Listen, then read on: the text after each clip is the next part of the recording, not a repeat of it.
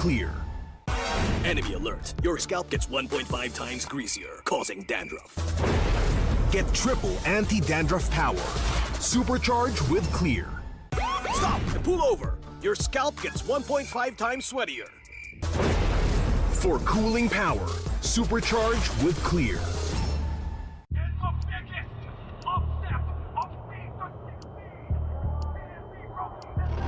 Paano ko kaya sila masusuportahan ngayon ng mas maayos? Kailangan ko ba magpalit ng strategies? Nagagampanan ko kaya ng maayos ang role ko? Will I be able to meet their expectations? We have to prove them all wrong.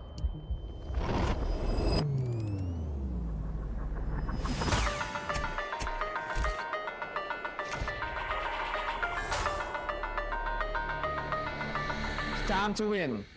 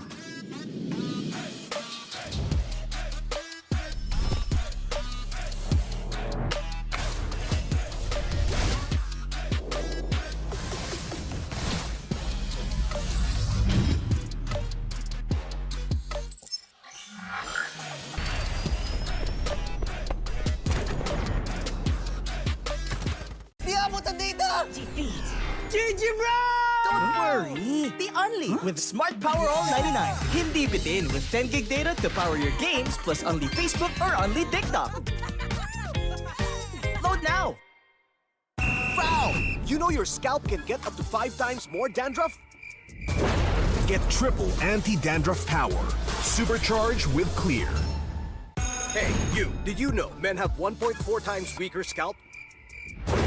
Get a shampoo that's 100% made for men. Supercharged with Clear. Enemy alert! Your scalp gets 1.5 times greasier, causing dandruff. Get triple anti-dandruff power. Supercharged with Clear. Stop and pull over! Your scalp gets 1.5 times sweatier. For cooling power. Supercharged with Clear.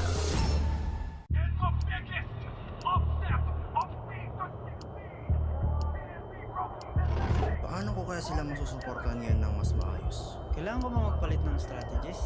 Nagagampanan ko kaya ng maayos ang role ko. Will I be able to meet their expectations?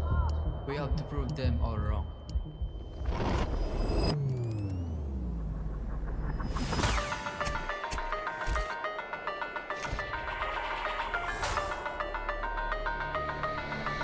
Time to win.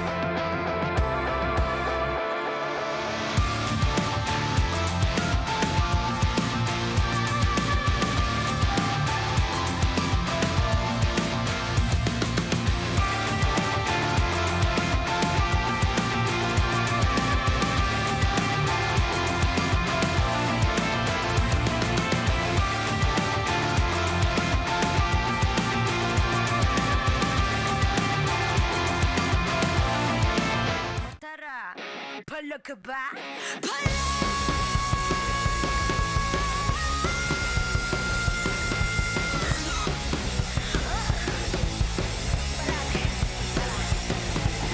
Handa sa laban, sanda ka sa aking kamay.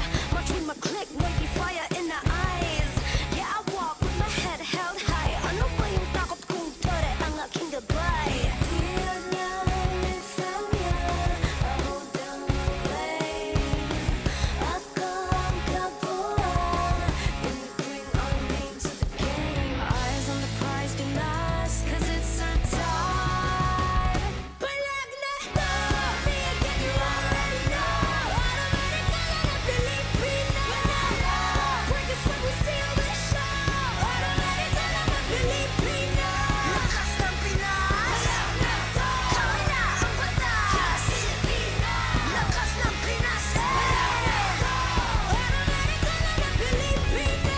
Taka, wait. Remind you kung anong na-obtain. Palaging first place, lakayo sa PH. I know Superman. I'm here 'cause I got God. My team is super fan. Eyes on the prize, Pinas, 'cause it's our time. Palag na to! Me again, you already know. Automatic ka lang na Filipino. Break us when we steal the show. Automatic ka lang na Filipino. Lakas ng Pinas. Palag na to! Kami na ang batas. Filipino. Lakas ng Pinas. Palag na to! Automatic ka lang na Filipino.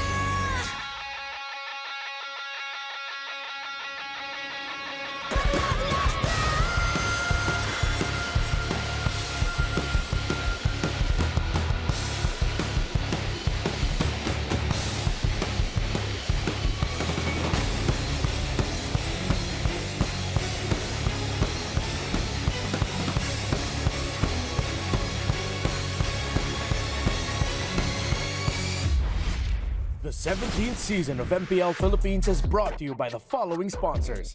Infinix, the official gaming phone partner, the power behind every madlang gamer. Smart, the simply reliable connectivity partner of the MPL. Our partner in esports, Clear Men. And our strategic partners, TT Racing, Theory, and SIP.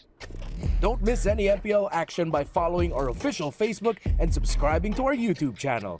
Follow MPL PH on TikTok for more content. Catch the MPL PH Season 17 playoffs live at the San Juan Arena. Grab your tickets now via the official MPL PH website, Palag Na To. MPL Philippines is monitored and supervised by the Games and Amusement Board.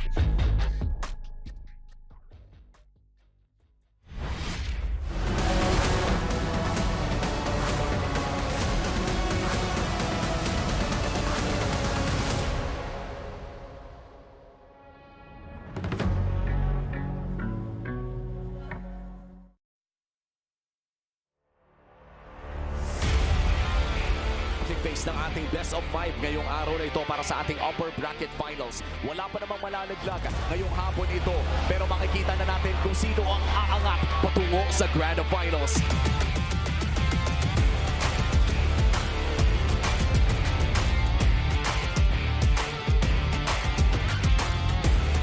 Ng ONIC at mukhang hindi nakakakayanin pa. Team Liquid Philippines will take game 1.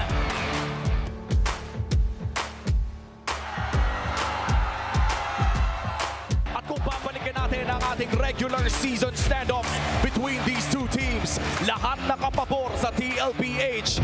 Medyo mahirap ang tatahakin ng ONIC Philippines.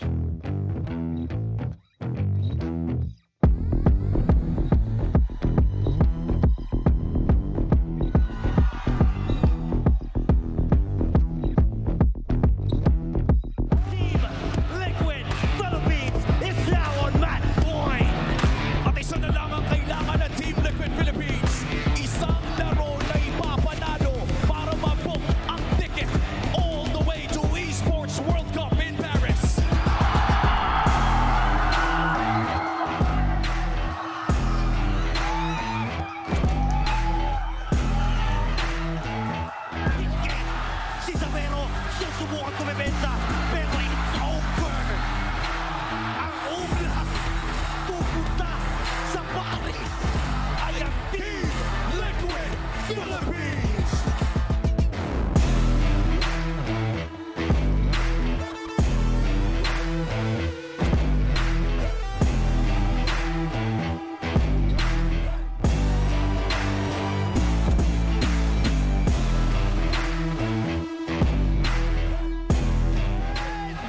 Bubuhos na talaga sila sa base. Pistikas na naman.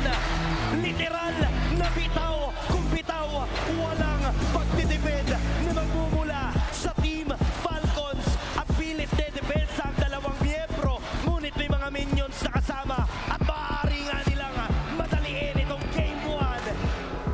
Ito ng bahagya pero si Nelly ang tumatrabaho. At siya daw pala ang naatasan na kumitil sa buhay ni Supermark. Nagiging enough. Team Falcons tuloy sa pagbitaw. Lahat na pwedeng ibigay ay kanilang ibinibigay. May mga minions pa naman silang kasama. Pilit dumedepensa ang barangay pero mukhang hindi magiging sapat. Pagkatapos hanapin ang kanilang mga sarili, sila pa rin pala ang mananaig.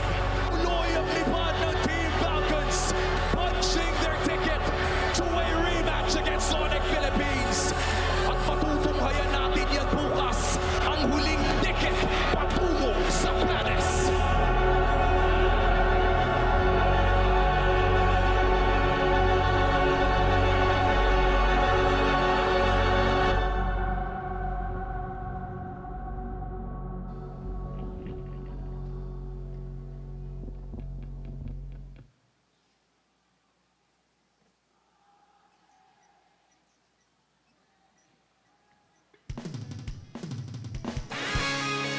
What's up, MPL?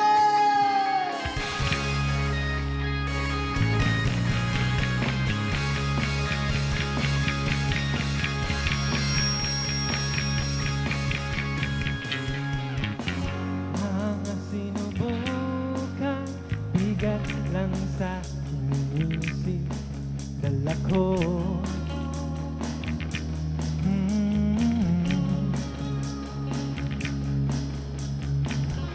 Kahit silaw sa araw, mas liwanag pa. Tuwing kumikinang sa iyong mga mata, sa aking alaala.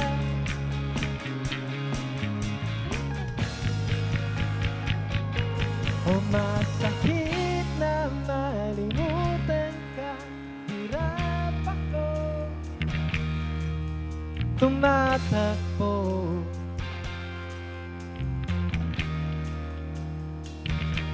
O at dala pa rin kita, o kahit saan man magpunta, hilo ako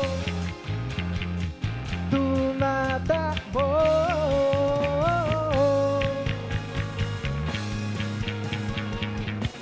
Mga sinubukan, paulit-ulit lang tumatakbo sa isip ko, walang nagbago. Kahit ikaw ay mahahanap pa rin kita, sa bituin kumikina sa iyong mga mata, sa aking alaala.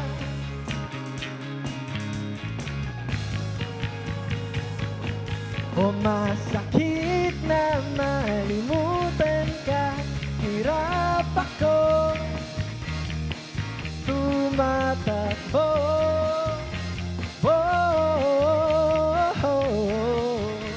O at dala pa rin kita, o kahit saan man magpunta, hilo ako tumatakbo.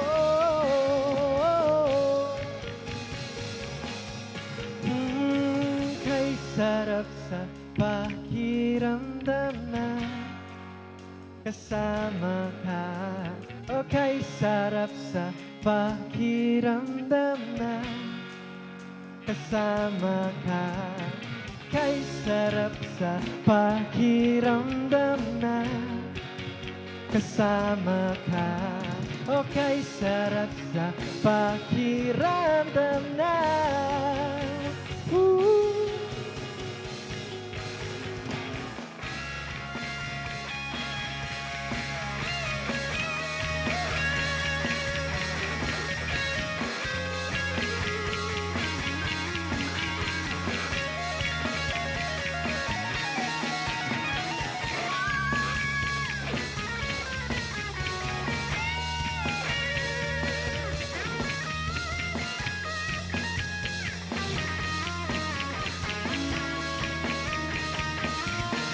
O masakit na malimutan ka, hirap ako tumatakbo.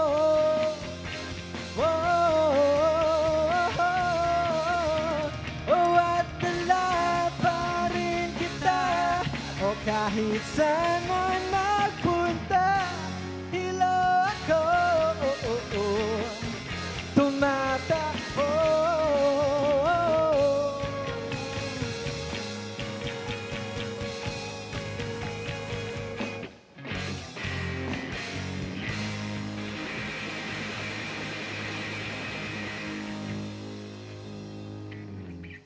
Thank you. What's up, MPL? Make some noise, everybody. Coming up palang off to Neverland, I just want to introduce the band real quick. Ako nga pala si Tim. This is Vince. To my left, bass, Mikey. Drums, Ian. Again, we are Off to Neverland.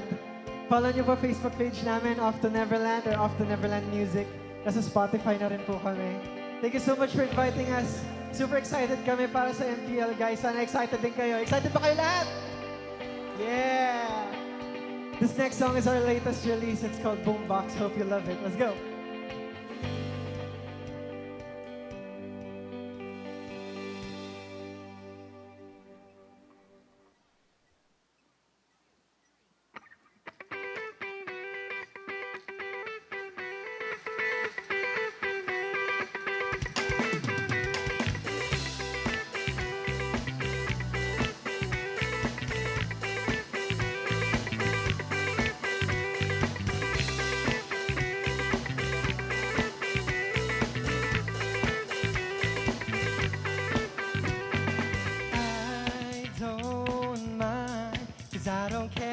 If you wanna dance, come over here. Now don't be scared, I'll lead the way. And if you wanna take me back by tomorrow noon, I'll be waiting here, 'cause waiting ain't a lot to do. I'll be waiting with my heart in my hand, with the boombox on my shoulders. Let's dance. Come on down. You can talk to me, you can open up your heart, we can see where we can be. Come on down, got the door for me, so you can see what's in my heart. Just tell me when and then I start. Yeah.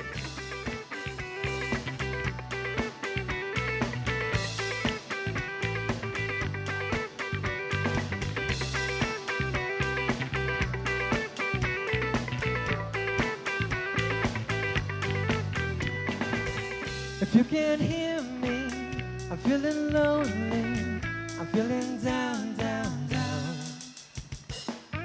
But I don't worry, 'cause when you're with me, I feel like I'm 2 feet off the ground.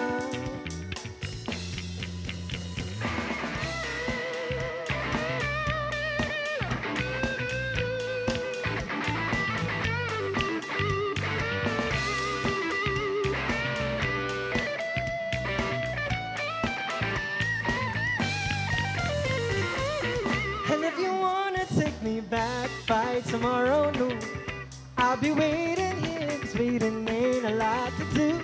I'll be waiting with my heart in my hand, with the boombox on my shoulders. Let's dance.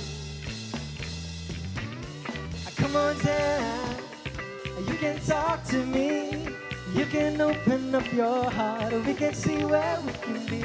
Come on down, got the door for me, so you can see what's in my heart.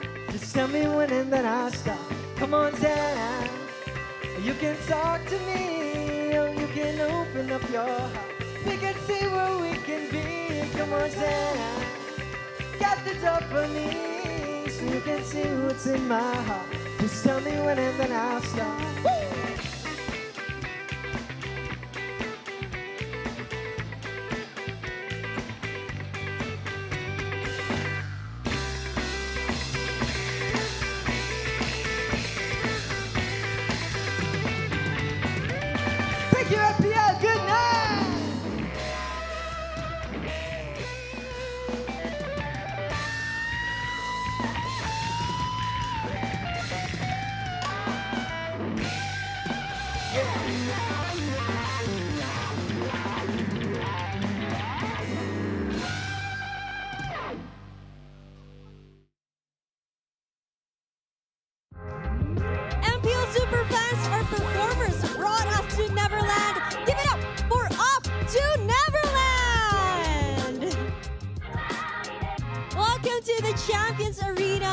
I got so hyped. I love the music that they played today. Hello!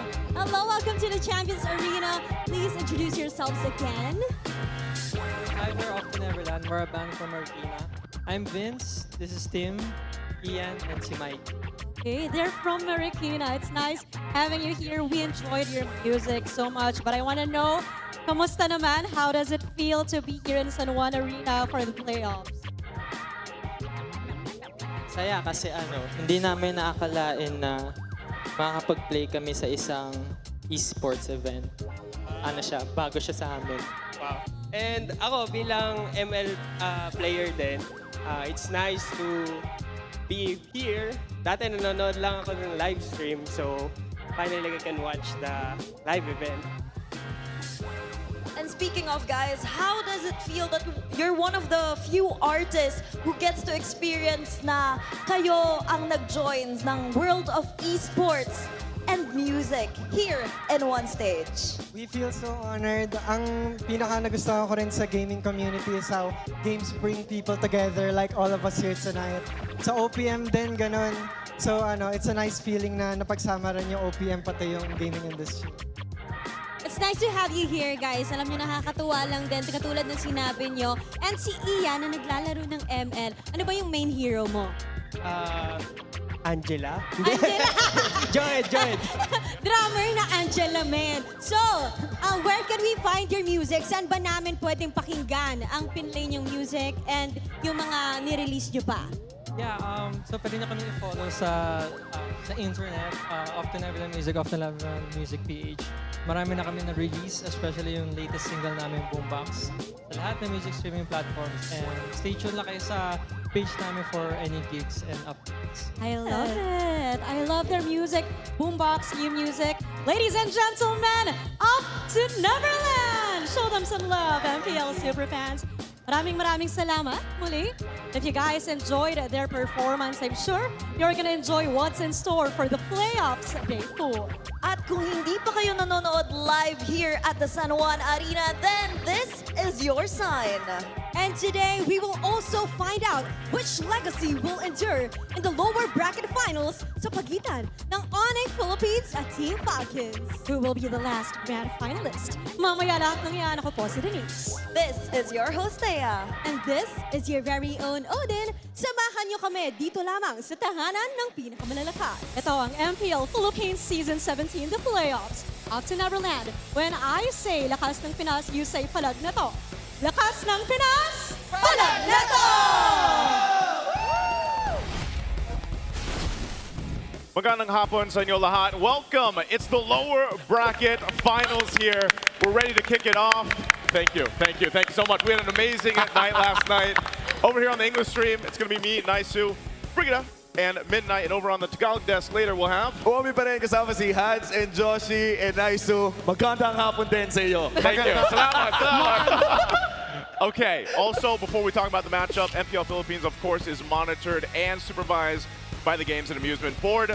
Thank you so much for that. Now, also, if you guys want to join us, as you heard, we've got a special discount for you guys going on right now. If you've been waiting to sign up for the MPL playoffs live, we've got massive discounts. You can secure your day 3 tickets, Brigida. Yep, for an absolute steal at only 150 pesos down from 300 pesos initially. And for the Epic Day 4 lower bracket finals, tickets are down to 350 from 500 pesos. Yep, big matchups, biggest savings. Score those seats right now by heading over to ph-mpl.com/tickets. Kita gets dito. Hey. You know what? I'm never going to live it down. I hear your voice from yesterday. We were sharing the desk yesterday. Yep. I know you guys felt the same over there. What a day yesterday was. I mean... It almost felt like a final day already yesterday. Man, it was an emotional roller coaster yesterday. Ang dami nating nakitang bukod sa malulupit na action, ang dami na nating nakitang nawala. Nagsisiiyakan ng mga tao kagabi, ang dami din naghihiyawan. But man, looking at the players right now, half of the people are gone dito sa ating graphic dito. Yeah, when you think about it, this is crazy. There's a 4-time hopeful, of course, one of the leaders, yung Team Liquid Philippines nakarating na dun sa Grand Finals. And I'm just wondering kung sino pa dun sa 2-time, 1-time, and 3-time hopeful sa mawawala after today. And for this series, Falcons versus ONIC Philippines. Isang tanong ang nangingibabaw eh. Sino ang pipigil sa rumaragasang Carl TZ na 6-time hopeful para dito sa MPL Philippines? Because this time, may isang tutungo ng Paris at may isang malalaglag. Yep, and we have a best of 7 to finally decide that this time around. So medyo pwedeng mahaba-haba yung gabi natin, or I think that's what we are all hoping to see at least for tonight. Yeah, ito yung magandang ito yung araw na magandang i-channel ang Inner Brigida curse. True. Na kung saan makakita tayo ng 7 games. Kasi ito lang yung series natin today bago tayo magtungo sa Grand Finals bukas na kung saan naghihintay ang final boss. Yeah, the final boss, Team Liquid Philippines. I think for a lot of people too, there was two kind of clips going around after last night, man. You know, of course, we had the great interviews after the match. We also had history, I felt like, made with seeing the 5-man Dark Wave, the Sansan duo making things happen. Carl TZ going from somehow a 0 and 4-0 and 5 Lancelot into getting a Maniac. I mean, there were so many good things to catch yesterday. That's what's waiting for one of these two teams, either Team Falcons or ONIC. Can they surpass the legacy? Both of them have already been champions of the world at one point. They've accomplished so much.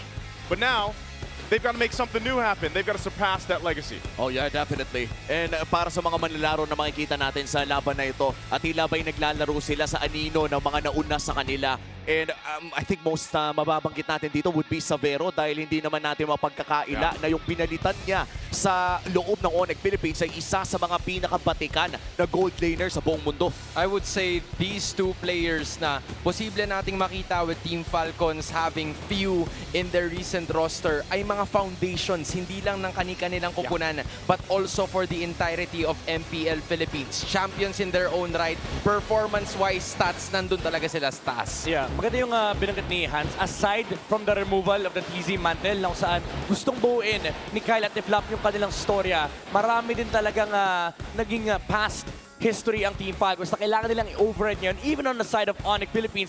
Pero ito, yung isang kailangan nilang override, man, yung pag-endure ng greatness. Yeah, I think it's great that we mentioned the word endure or override rather, because I feel like there's a bit more redemption in terms of the story that you see when it comes to Team Falcons. Because ONIC, definitely they have something to prove, but Falcons, it took them quite some time to get back to where they currently are. So I think this really matters to them. If they have this moment, they definitely want to prove themselves right here and now. I'm saying we got to go back to the word great for M8 maybe. You know, better than great and then greater than ever is what we had. And both these players right here have been trying to show us that throughout the season. Of course, the main talking point, I feel like, with ONIC Philippines coming into Season 17 was this import, right? Savero, what he's capable of doing on this kind of lineup, stepping into the shoes. And I think he's done it well. We look at the head-to-head stats here. And kung babalikan din natin yung naging performance ng dalawang gold laners na to, Super Marco and Savero, somehow they share the same game style. Kumbaga, magpa-farm muna, nandun yung mga pagiging carries nila, Moskov, Claude, and ang pinaka-unique para dito kay Savero would be the YSS na hanggang ngayon ay 100% win rate pa din. This is the penultimate version ng Golden Royale. Yeah. And I feel like one step closer sila doon sa mission na yun. It's again, overriding greatness. Kasi kung makikita natin doon sa final boss, sa grand final, si Carl TZ, yan yung lagi niyang ginagawa every season, overriding his prime. So I feel like for these two players, Savero and Super Marco, they have to go past the bulletproof. They have to go past being the gold standard. Yeah, and going back doon sa huling beses na nagkita ang mga to, actually yung mga iilang beses na nagkita sila dito para sa Season 17 ay nakalamang ang Falcons sa regular season. Pero pagdating naman dito sa playoffs, parang bang nagbago, nagkaroon talaga ng 180 twist dahil hindi lamang sila natalo sa upper bracket semifinals. Tandaan natin, it wasn't just a loss, it was a sweep. Yeah, it was devastating. Again, I was very vocal about this on the English stream yesterday that I was viewing that game. I was a viewer that day, and I was surprised just with a lot of people on the watch party too that, hey, they got swept, and then you see them come back in a better form yesterday to fight to this point to get to the lower bracket final now. So, you know, I'm wondering again, what has Team Falcons prepared for this? Because even yesterday's games alone, there's been a meta shift in terms of some of the priority for heroes being picked up. and the choices of even how the maps affect this. Yeah, but I think we're all really looking forward to this because I believe the last time we saw Falcons actually really make it this far in the playoffs and even go up against ONIC in the playoffs was way back season 14.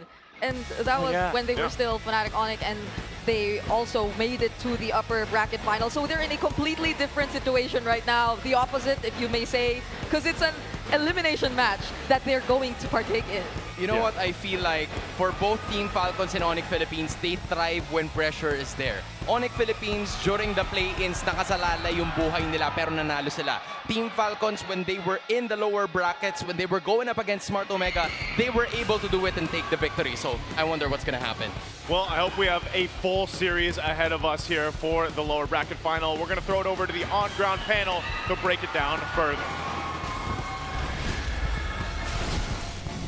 Thank you so much, casters. Welcome to the on-ground panel. Redmore and Wolf back here for this marquee matchup, the lower bracket finals, to fight for the last slot for the grand finals, and of course, MSC at EWC 26. I think we should just go ahead and straight to it. Sure. The tactics that they need to do, the Infinix cool tactics, our keys to victory. For sure. Kailangan nila tingnan yung Pakitoy and Atlas, and I feel like both teams will actually employ. We saw Ogwed as well as Brusco prioritize these heroes just recently, and the Pakito, I believe it will be contested for sure, either denied or picked. Now, let's focus on Falcons first.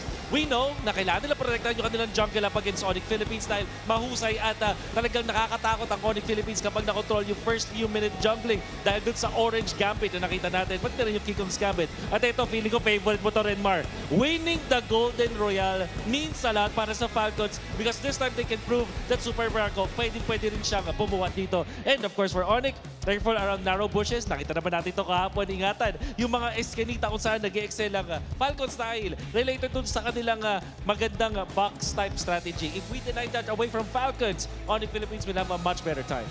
All right, so maybe to help sum it up a little bit, number one, take care of yourself in the river, most likely. Number two, for the picks, Pakito and Atlas, they do really well with messing up boxes for the two teams. You have to watch out for that. And I think, most importantly, for Falcons, you think they have to take better care of their long lanes, their far lanes away from the objectives? 100%. Because I think observable na may map macro na priority yung ONIC recently. Parang yun nakita ko sa kanila, yun yung evolution ng napanood nating games from the regular season now na nag-aaral sila sa playoffs. If there's one thing that you have to look out for in terms of a specific pick, is it really Pakito or Atlas? Or do you think that there's one we have to watch out for? Wow. Apart from the Pakito and Atlas, dahil 100% maabangan natin yan, tingin ko yung palitan ng Leomord at Suyo. Ah, yes, in the jungle, of course. Let's see what's gonna happen. You see here, behind us, the fans are coming in. So, I think it's time for us to feel the energy in San Juan Arena. Super Fam Magingay! All right, Falcons Nest, make some noise! One last ticket to Paris at for MSC at EWC. One last ticket to meet Team Liquid Philippines in the grand finals. Let's welcome our teams.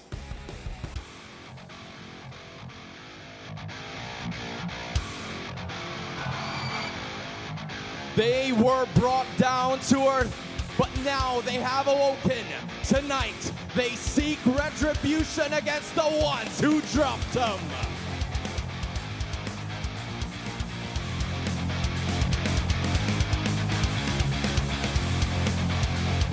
At the center of this redemption arc is an all-star Team 1 awardee, the Bulletproof. Flex so hard, everybody wanna fight me.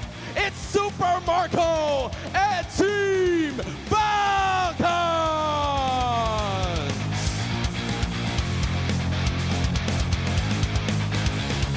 ONIC time, ONIC time, ONIC time, ONIC time, ONIC. One final obstacle stands between them and the ultimate rematch for the crown.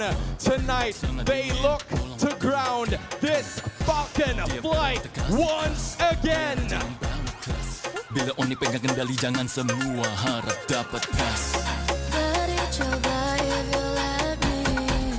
Under the spotlight, he shines twice as bright.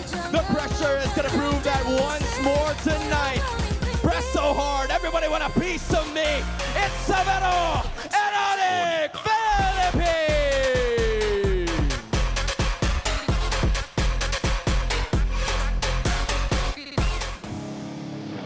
To ensure the integrity of the game, please welcome our marshals Nico, Chico, Joshua G, and Luis.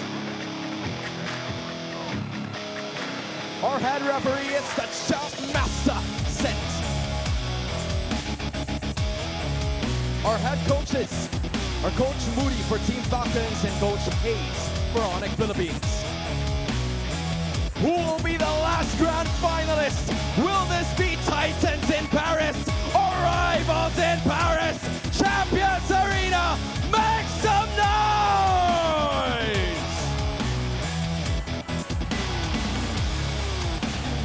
Magsisimula na ang laban patungo sa ating Grand Finals. I-welcome na natin ang Team Falcons Philippines na mainit mula sa pagkapanalo kahapon. Again, you've already mentioned it. Nagmula sila sa lower bracket semifinals. So if there's any hint of momentum na nakita natin mula sa kanila, it's a 3-1 victory against Smart Omega. A question is of the essence. Meron pa ba silang gasolina? At para naman sa ONIC Philippines, mula sa pagkatalo ng kahapon ay naghahanap sila ng rematch. Let's welcome the Super Family! Nagawa na nila to. Nung day 2 pa lang, pinabagsak na nila ang Team Falcons. It's now to repeat what they've done para ilaglag na ng tuluyan ang mga Falcon. And this is gonna be a big challenge para sa Team Falcons considering na hindi sila nakaisa the last time na nagkita ang dalawang ito sa upper bracket semifinals. And no more chances para sa gabing ito. Kung sino mang matatalo ay kailangan ng matigil ang kanilang journey patungo sa ating Grand Finals at naghihintay ang Team Liquid Philippines para sa mananalo ngayong gabi. Bago tayo dumako sa ating do or die match ngayong gabi ay balikan muna natin ang mga moments before this matchup sa Smart 5G Ping Test.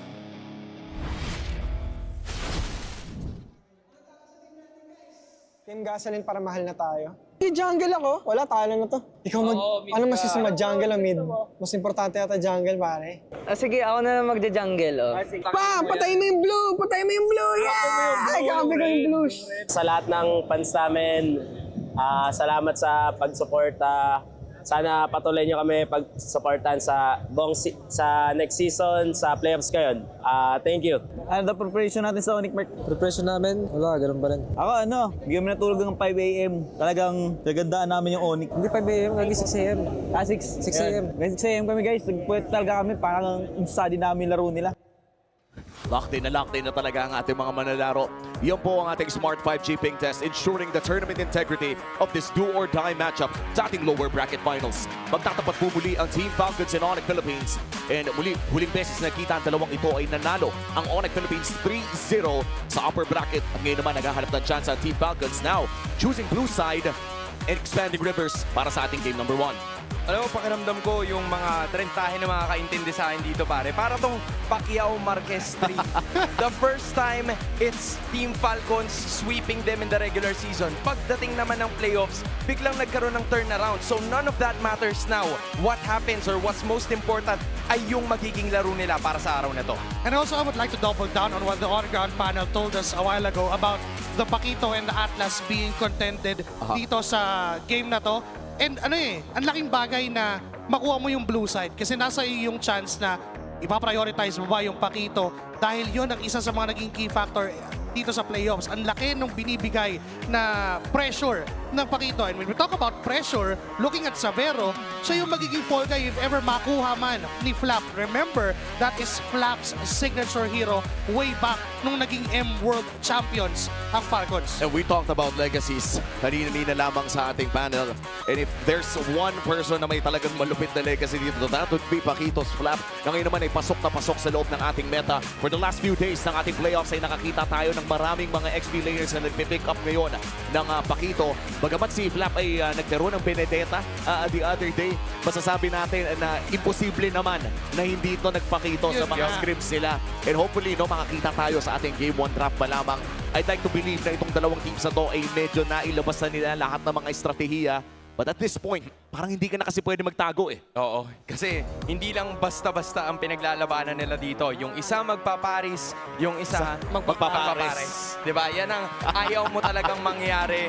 Especially if you are ONIC Philippines, you've had a significant advantage by staying at the upper brackets. Kahit na natalo ka sa Team Liquid Philippines, I'm sure that you were able to learn so much over time. And there was, I think, more than 24 hours bago nila kaharapin itong Team Falcon. So I wonder kung ano ang kanilang mga naging paghahanda para sa labang ito. Well, malalaman na natin yan dahil papasok na po tayo sa Game 1 drafting phase of this Best of 7 series dito sa lower bracket.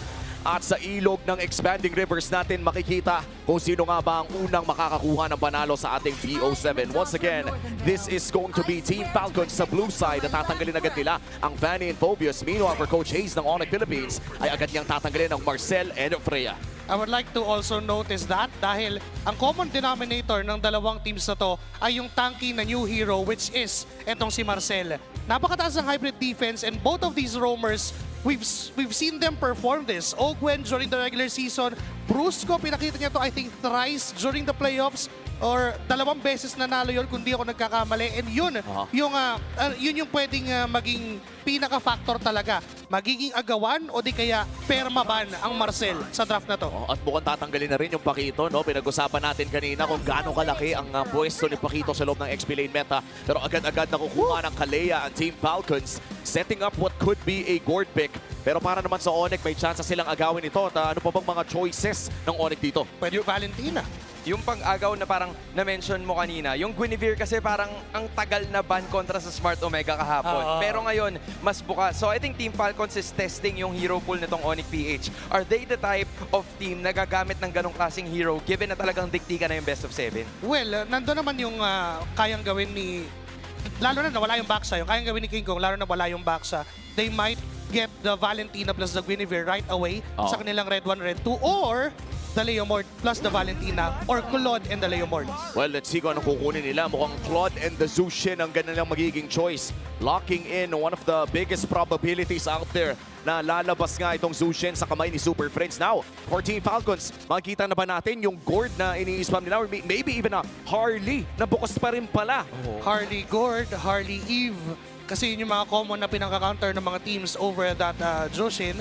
Pero mas nagme-make sense nga yung gourd pick para dito kay Hadji dahil nga doon sa makabagong combo na nakikita natin that Kalea Gourd. Ano na yun eh, parang pseudo ban na yun sa mga utilities na pwede pang gamitin ni King Kong kasi nandyan pa yung Fred rin na pwedeng lumabas on their Red 3.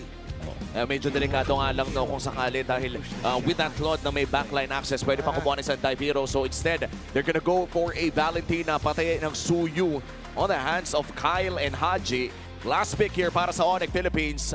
Red 3, ano kayang magandang kunin dito? Well, if you're looking at it, might as well secure a hero para sana dito kay King Kong. The Harley is still available. It's the leading in terms of percentage. Tsaka, I was building up on the Suyu na mahirap din namang ibigay dito sa ONIC PH because Suyu, pati na rin yung Claude, napakahirap pagsamahin yan, lalo na pagkalaban mo because you get a lot of damage, you get a lot of ways out, lalo na pagdating sa team fight. Tapos ang taas pa ng coverage, early game, mid game, late game, parang totally covered kapag Suyu, Claude yung hawak mo. But then, the Harley would be at best chance na kunin dito ng ONIC Philippines considering na, wow. Well, in fact, kumuha pa sila ng Gatot Gacha just to aid up for that frontline na pwede nilang puhunanan knowing na naka-Jushin din sila. So yung Harley would be, I think, a ban from Team Falcons because if hindi, makukuha yon ng ONIC.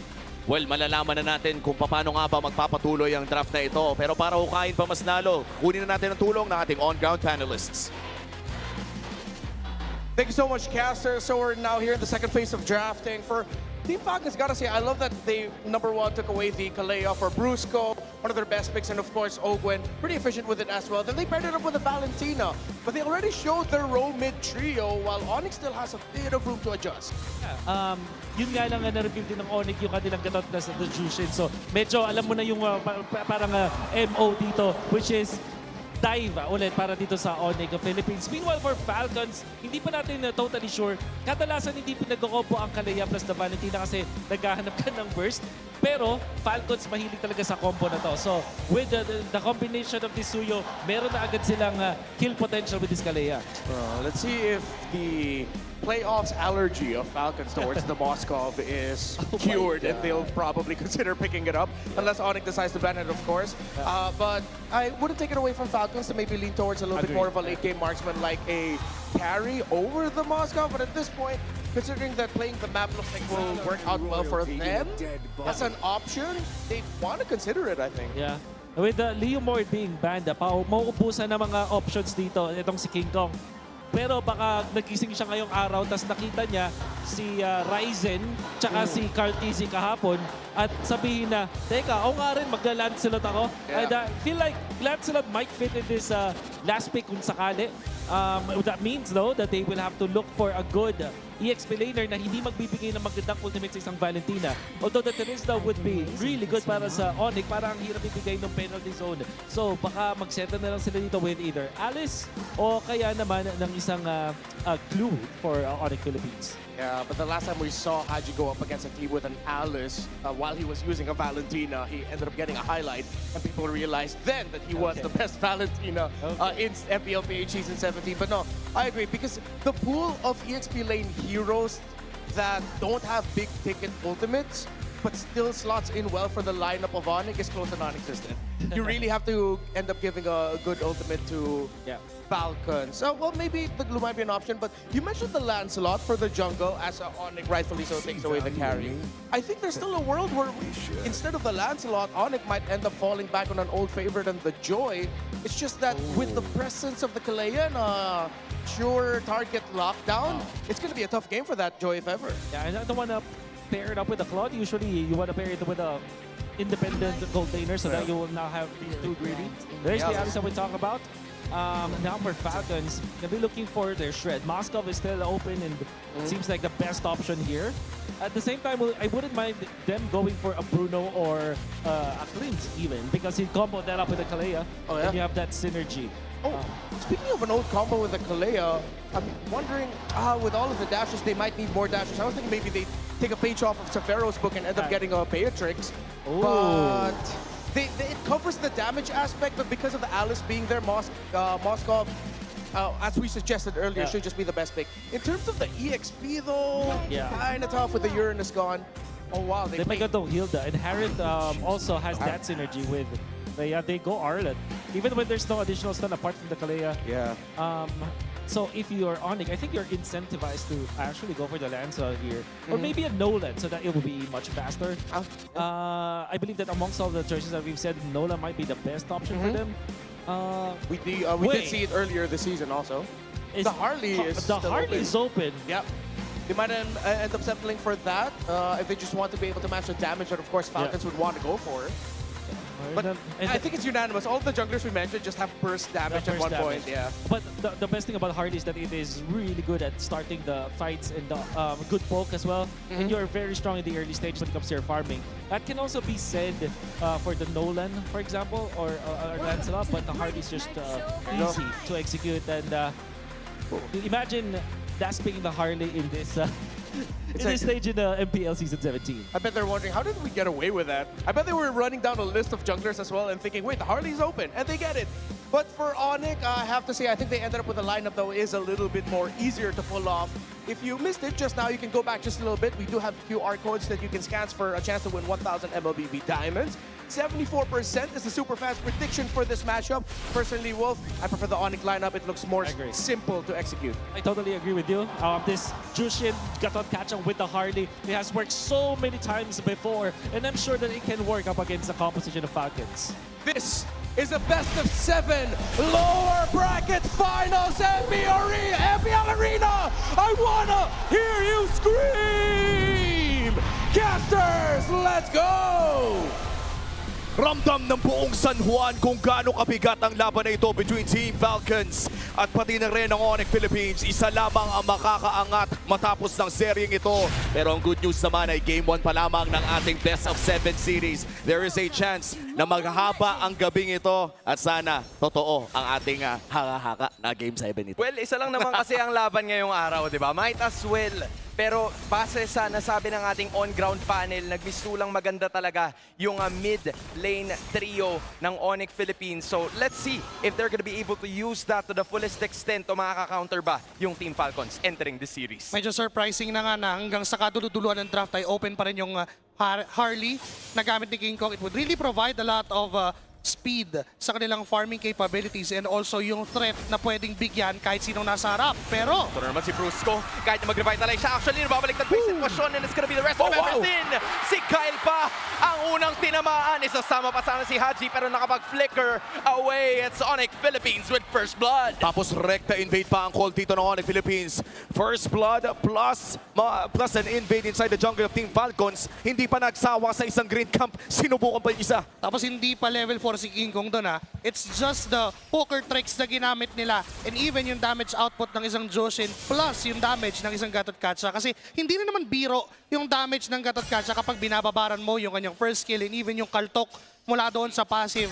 Yun din yung habol niya, yun din yung laban niya against the Search of Life na meron itong si Ogwen. Pokes coming in from Falcons. That idea is to be able to burst down itong ONIC Philippines. Pero dahil sa mid lane trio na meron ng Team Falcons, they have a bunch of CC. Pero wala yung damage in the early portions of this game. At maganda naman doon ay na-burn yung Purify dito ni Super Fritz before this first turtle started. Pero ONIC pa rin ang may hawak ng kalamangan. ONIC has their ultimates already up. Si Kyle ay level 3 pa lamang. Half HP on this turtle. Kirk ng zone. Andun na talaga siya. Kontra sa tatlo. Si Kyle magpapalipad na naman ng araw. Pero wow! Si Flap, Brusco, and King Kong na magsa-zone out lang para doon sa pagong. And it is going to be ONIC Philippines. Sa makakasecure na naman yan. Yung final slash ni execute pero si Flap ay makakancel ng konti. Siya ay mamamatay sa kamay ng ONIC PH at isama mo pa si Ogwen. Si Kyle naman ang hinahabol. Vertical palayo. Si Super Fritz ay atake na rin at si Brusco ay tutulong pa. They're gonna be here at the purple buff all day. It's ONIC Philippines with 1.3k at meron pa yata nangyayari. It's gonna be the others going at it again pero doon na matitigil with Haji copying the Crimson Beacon. Kinailangan talaga ng Team Falcons na protektahan ang kanilang purple buff dahil sobra na silang nalulugi ng early game pa lamang. Already 1.5k deficit compared dito sa ONIC Philippines na para bang gumana lahat ng kanilang mga skirmishes. What a crucial space escape mula kay King Kong, dodging that final slash that could have led to a death para doon sa jungler ng ONIC Philippines. And after that, everything else followed for ONIC Philippines. May kakayahan silang mag-run down, may kakayahan silang mag-chase. And for Team Falcons, they have to expend a lot of resources. Kailangan gamitin ni Kyle yung double vertical niya para lang makatakas doon. And even itong si Haji,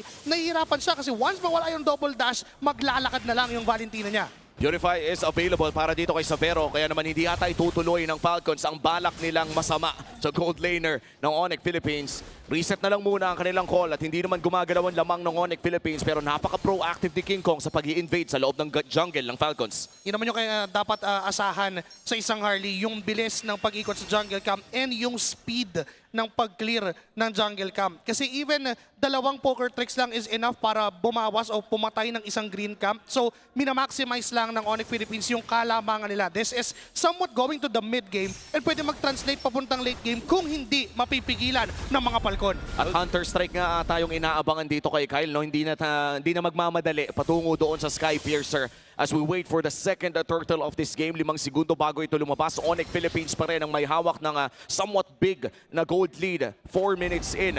Pakiramdam nyo ba kailangan mag-contest dito ng Falcon? So, ibibigay na lang ba muna? Men, gusto talaga nilang sumugod eh. Si Ogwen, si Haji nakapwesto nung una. Pero biglang na-realize nila na kumukuha pa ng purple itong si Kyle at malinis tratrabauin ng ONIC Philippines ang ikalawang pagong. Tila may pagkataka na naman nagagawin dahil si Ogwen na malatatagan ng Deadly Magic. He's still gonna be safe from that pero malinis ang kuha ng ONIC.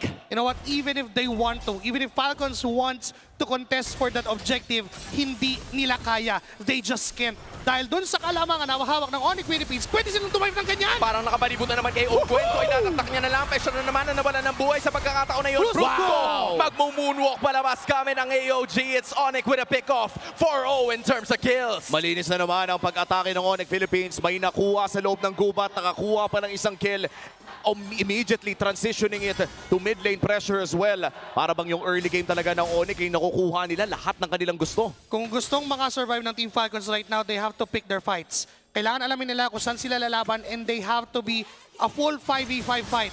hindi nila kakayanin ng 4v5 lang or even 4v4 dahil doon sa power spike na meron ang ONIC Philippines. Remember, we're used to seeing Suyus na meron na agad Sky Piercer ng 4 minutes, pero teka lang, si Ogwen! Yung Ogwen hindi nakalipad kaya maglalakad na lang palayo. Pero hinahabol siya ng tatlo. Doon mawawala ang roamer ng Team Falcons. Angat sa halos 3,000 ang kalamangan ng ONIC PH ngayon. Super Marco, mukhang isusurrender niya na lang ang tore sa bandang ibaba. It's ONIC raining on Falcons Parade. And this is what happens kapag paulit-ulit na hinuhuli ng ONIC Philippines yung roamer. They're gonna go for Brusco. Masyado pang mahunat, masyado pang lamang. Kalmado muna, may makukuha sa baba doon si Sabero. ONIC Philippines, dahil walang roamer ang Team Falcons sa paulit-ulit nilang pinipitas, ay makikita natin kinokontrol nila ang mapa ngayon. Pero for Team Falcons, that's 300 gold away para makasecure itong si Ogwen ng Radiant Armor niya, and that would give a lot of change entering the mid-game dahil masussustain niya kahit papano yung damage ng isang Harley, pero yung bawi naman ng Harley ni King Kong is yung Genius Wand na hawak niya. Nababawasan yung magic defense na meron. Kahit pa sabihin mo magka-Radiant Armor itong si Ogwen, kapag nagsabay yung damage ng Zosidad ng Harley, mahihirapan pa rin siyang i-sustain yun. That's true. At sisimulan na nga ng ONIC dito ang panghuling pagong. Agad na bibigyan si Ogwen. May vision man ang Team Falcons pero di napapalag pa rin. Doon naman yung Throne of Ruin together with the final slash as well. Palili pa rin itong si Flap, mag-flicker pa rin at si Kirk pa rin ay buhay. Sama 5v5 ang magiging sitwasyon and the third time's gonna be reset pero susugod na naman susunod itong si Marco. Ogwen at Haji rin pero walang makakapigil sa ONIC para kunin ng pagong. Ito na naman ang laban na hinihintay na yata ng Team Falcons pero still lumalaban pa rin at talagang kinukuha nila pa isa-isa with Falcons finally getting their first kill courtesy of Haji being the only one unscathed as ONIC still able to get all 3 turtles. Perfect objectives para dito sa ONIC Philippines at bukod pa dyan ay nakakuha pa sila ng tuloy-tuloy na pag-kill. And totoo doon yung ginawa ni Super Friendsman. Instant purify, parang hindi na final slash. And even on that clash, na dahil napanalo nga nila yung turtle plus that clash and even the turret down mid lane, lumobo yung alamangan ng ONIC Philippines to 4.8k na galing kanina sa patukay-tukay lang. That's one item. Kung tutuusin, kung susuma mo doon sa ginawa ng ONIC Philippines, para kang nakalamang ng isang buong item. That's a lightning transon na meron na agad etong si King Kong. Maximum ang kanyang cooldown reduction. Makaka-expect tayo ng a lot of faster rotations and even faster bursts dahil hindi pa rin siya kayang iwasan ngayon ng Team Falcons. Ang tanging magagawa ng Falcons, wag munang lumaban. And that's a whole 2,000 gold lead compared sa jungle ng Team Falcons na paulit-ulit din naman kasi ini-invade ng ONIC. And that's another turret na mapupunta sa kamay ng Super Family as we enter the 8-minute mark kung saan kontrolado na ng ONIC Philippines ang 80% ng mapa. Pero mukhang ang trade dito ng Team Falcons would be the bottom lane turret, a 2-for-1 trade in terms of turrets. And medyo luki ata ang Falcons doon. Tol, parang nanigurado na si Ogwen eh. Sabi niya, sige nga, pwestuhan ko na to para kahit papano ay makakuha tayo ng isang objective na maidadagdag natin sa ating listahan. Si Ogwen ay makakauwi. Pero parang nakapapalibutan na naman ang ONIC Philippines itong Team Falcons at si Super Marco ay magsasaman force para makalayo. Pero ito na naman si Sabero para makapag-dish out ng damage at hindi na makakawala pa itong si Bulletproof. Nakakuha sila ng isang tore pero kapalit noon ay ang buhay ni Marco. At dahil walang gold laner, ang side ng Team Falcons ay lalagyan na agad ng ONIC Philippines sa barikada ang Lord Na To. This is the first Lord of the game at hindi ata makakapag-contest ang Team Falcons. Took them too long to secure the turret down bottom lane. Kaya naman nakapwesto pa ang team ng ONIC Philippines para maipit sila. And mind you guys, when it comes to chase down, ang daming kits ng ONIC Philippines para habulin ang Team Falcons. May AOG, may Space Escape si King Kong, may BMI si Savero. Kahit anong hero pwede nilang habulin. Kahit anong hero from ONIC kayang umabot sa gusto nilang puntahan. At makikita natin sa ating Infinix in-game equipment, 9 minutes in ay bumili si Super Friends ng isang Sky Piercer, making sure na kahit pa sabihin natin potentially ay mapitas si Savero ay meron pa rin silang kill pressure coming in from the mid laner. At wala na atang matitira pa dito, makukuha pa rin ng Team Falcons sa atang kanilang purple. Hindi, mapupunta pa rin yon sa kamay ng ONIC Philippines as the Lord marches up top. Medyo hirap na talaga ang Team Falcons dito mga kapatid. When you think about it, This is already 6.7k. Tila napipilitan na Ayun na! Pwesto at yung AOD! Ang tatapos sa Santa Makmak na mga manlalaro ng Falcons. Si Kyle na lang ang kanilang itinira. Pero 5 ang buhay pa sa kupunan ng ONIC Philippines. Tutulak yung Torre. Si Kyle ay magdadash away. Pero ramdam mo na ang momentum ng Super Family. 10 segundo naman, mabilis lang at babalik na ang Team Falcons. Pero malaki ang tsansa na makakuha ang ONIC Philippines sa mga inhibitor turrets dito. Pagkamat may mga holy shields pa, pwede pang ipilit yung top lane with the Lord marching up top. Pakiramdam ko, sure ball na yung inhibitor turret na to. Tol, minamadali talaga nila. Hanggat wala pa yung 4, kahit pa paano makakuha tayo ng isa. Pero si Brusco ay napatalo ng konti ng final flash na rin. At mukhang siya ang magiging sakripisyo kapalit ng inhibitor. ONIC will take it dahil nakakuha na sila ng 9,000 kalamangan. Maliit na bariyang binayaran ng ONIC Philippines sa laki ng nakuha nila. Throne of Ruins sa harap, AOG sa likod. Wala nang no choice yung Team Falcons. Kung saan sila pupunta, wala nang kaliwa, kanan, harap, likod. Lahat ay covered ng ONIC Philippines and now they're up by 9k. That's 3 items in total and they have full control of the map. And I love how you mentioned full control dahil kung tinignan natin yung gold timeline ng larong ito ay hindi talaga nahawakan ng Team Falcons ang gold lead kahit isang beses. Simula minute number 2 all the way to 11 minutes as of now ay hawak ng ONIC Philippines ang gold lead at palaki lamang ito ng palaki with 9,000 deficit. Kontra dito sa Team Falcons ay makikita natin na magse-set up na ang ONIC Philippines sa pag-invade. In 40 seconds from now, lalabas na naman yung Lord. Kaya bang lumaban ng Team Falcons sa upcoming Lord? To be honest, hindi. Not if mahuli nila etong si King Kong. That's the only way that they can win that Lord fight if and only if ma-pick off ni Ogwen si King Kong at ma-burst na mabilis ng team ng Falcons. And right now, kailangan nilang pumosisyon ng sobrang aga kasi kung hindi nila gagawin yun, mauuna na sa pwesto. Just like what's happening. Nandyan na agad etong si Brusco and Super Prince. At sila pa yata yung mapipick offan si Ogwen. Medyo pinapatagal pa yung laban. He's still able to stay alive. Princess! But then Prince says no. Crimson Beacon. Wow! Naman yung Throne of Ruin mula kay Kirk. It's going haywire para dito sa kupunan ng ONIC Philippines. Yung Saman first na naman para makapag-dish out and damage. Si Super Marco. Pero si Savero ang mukhang tatapos ng lahat. ONIC just doesn't want to show that they have what it takes. Gusto nilang dominahin ang Team Falcons. And in 12 minutes, tinapos ang game number 1. Mainit na simula para sa ONIC Philippines. Dominant, aggressive, invasive. Lahat na pwedeng isan-isan pa. Napakasakit ng ginawa ng ONIC. Pinag-uusapan pa lang natin, the only way that Team Falcons will win that Lord fight is if and only if mahuhuli si King Kong. And yung instrumento ng Team Falcons would be open. But anong ginawa ng ONIC Philippines? Hinuli nila yung dapat manghuhuli. That is why they got this game 1. Napakagandang observation, Joshi. Hindi nakagawa ng plays dito ang side ng Team Falcons dahil nalaman nga talaga ng ONIC Philippines na umaasa sila na makapag-pick up si Ogwen at paulit-ulit nilang hinanap ang roamer ng Team Falcons dito. Kaya naman nahirapan talaga tumepensa at umupensa na rin ang side ng Team Falcons. And looking at our highlights, this was mostly ONIC Philippines dahil hindi nga nahawakan ng Team Falcons ang lamang dito sa ating game number 1. Tol, this is just a really amazing performance mula kay Super Prince. Yung mid lane pick-off nila kay Kyle yung naglagay sa kanila sa napakagandang pwesto. And the captain is the MVP of that game, the suspect of that kill. Napakalaking bagay ng ginagawa ni Super Prince. Kung kailangan ng Team Falcons ng oras para mag-initiate, siya yung nagiging gap, siya yung nagiging showstopper from ONIC Philippines. Hindi niya hinahayaan na makalampas kay Brusco, which is yung initial contact, yung first contact na meron ang ONIC Philippines. Walang nakakalampas doon due to this man because of Super Prince. Kahit pa sabihin natin late na yung kanyang Skypiercer pickup, that's his 2.5 item dahil meron siya ditong elegant gem.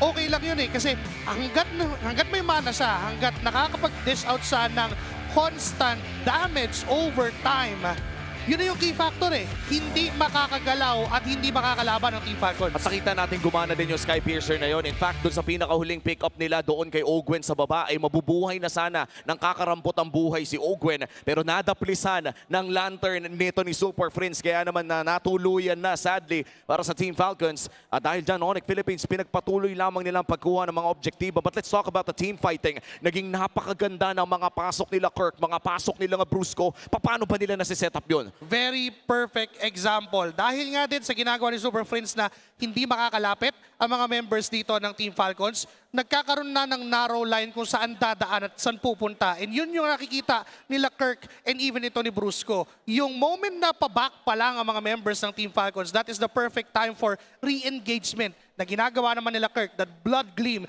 that AOG, and even yung layer ng Blazing Duet na pasok ni Savero, perfecto para sa ONIC Philippines. You know, I'd also like to add yung naging draft decision dito ng Team Falcons na kung saan pumili sila ng Kalea at ng Valentina. It doesn't have a lot of burst at yung makakatulong sana sa kanila na suyo nitong si Kyle ay siya pang nabigyan noong simula. Yep. So, the more eliminations that ONIC Philippines got dun sa early portions ng ating laro, the lesser yung mga targets na kakailangan nila para makasecure ng panalo in this game number 1. Dahil kung sisilipin natin, si Ogwen ang dapat na mag-make ng play, pero si Ogwen din yung kailangan humarap at ONIC does have enough damage to take him down. Ngayon ko lang din na-realize to, parang ang dami palang responsibilidad ni Ogwen na sa larong ito. Tipong, as you said, haharap ka, ikaw pa hanap, ikaw pa vision. And to be fair, hindi rin kasi natin pwede ma-expect yun galing kay Flap considering that this is an Arlot. Hindi naman siya yung pangharap na hero.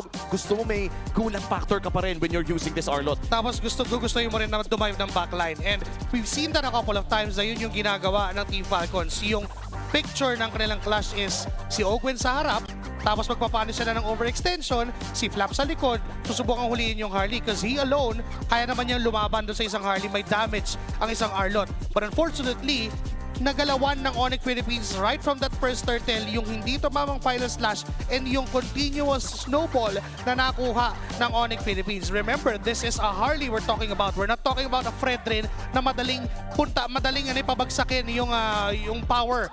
And this is a Harley na kapag nakakuha ng dalawang items, it's almost impossible na mahanap mo o madali mo. Remember, yung Genius 1 and yung Lightning Transfer nagbibigay ng cooldown reduction. So that is why mas naging okay for King Kong na, sige, gagalawan ko ng gagalawan. Kayo nang bahala dyan. Papasok ako kung kailangan. And that's what happened from ONIC Philippines. And you're right, nakuha niya ang kanyang second item na Lightning Truncheon by minute 7. Yes. Kung saan hirap na rin.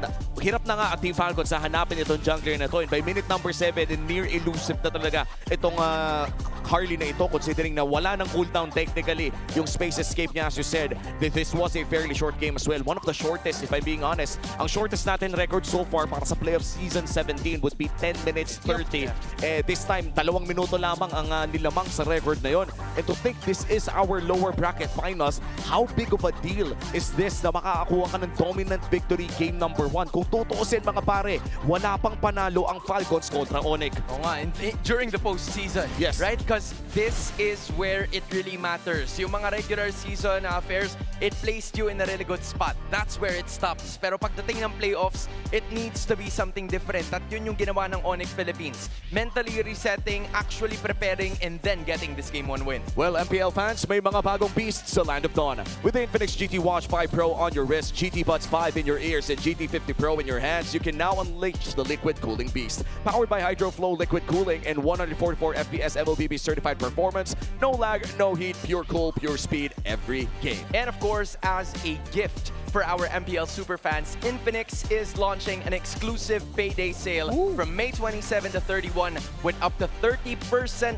off discount. Scan the QR code now and grab these sulit deals. And for those MPL fans here at San Juan Arena, enjoy the exclusive GT50 Pro pre-order with 11,999 worth of freebies and discounts, including an Infinix MPL jacket.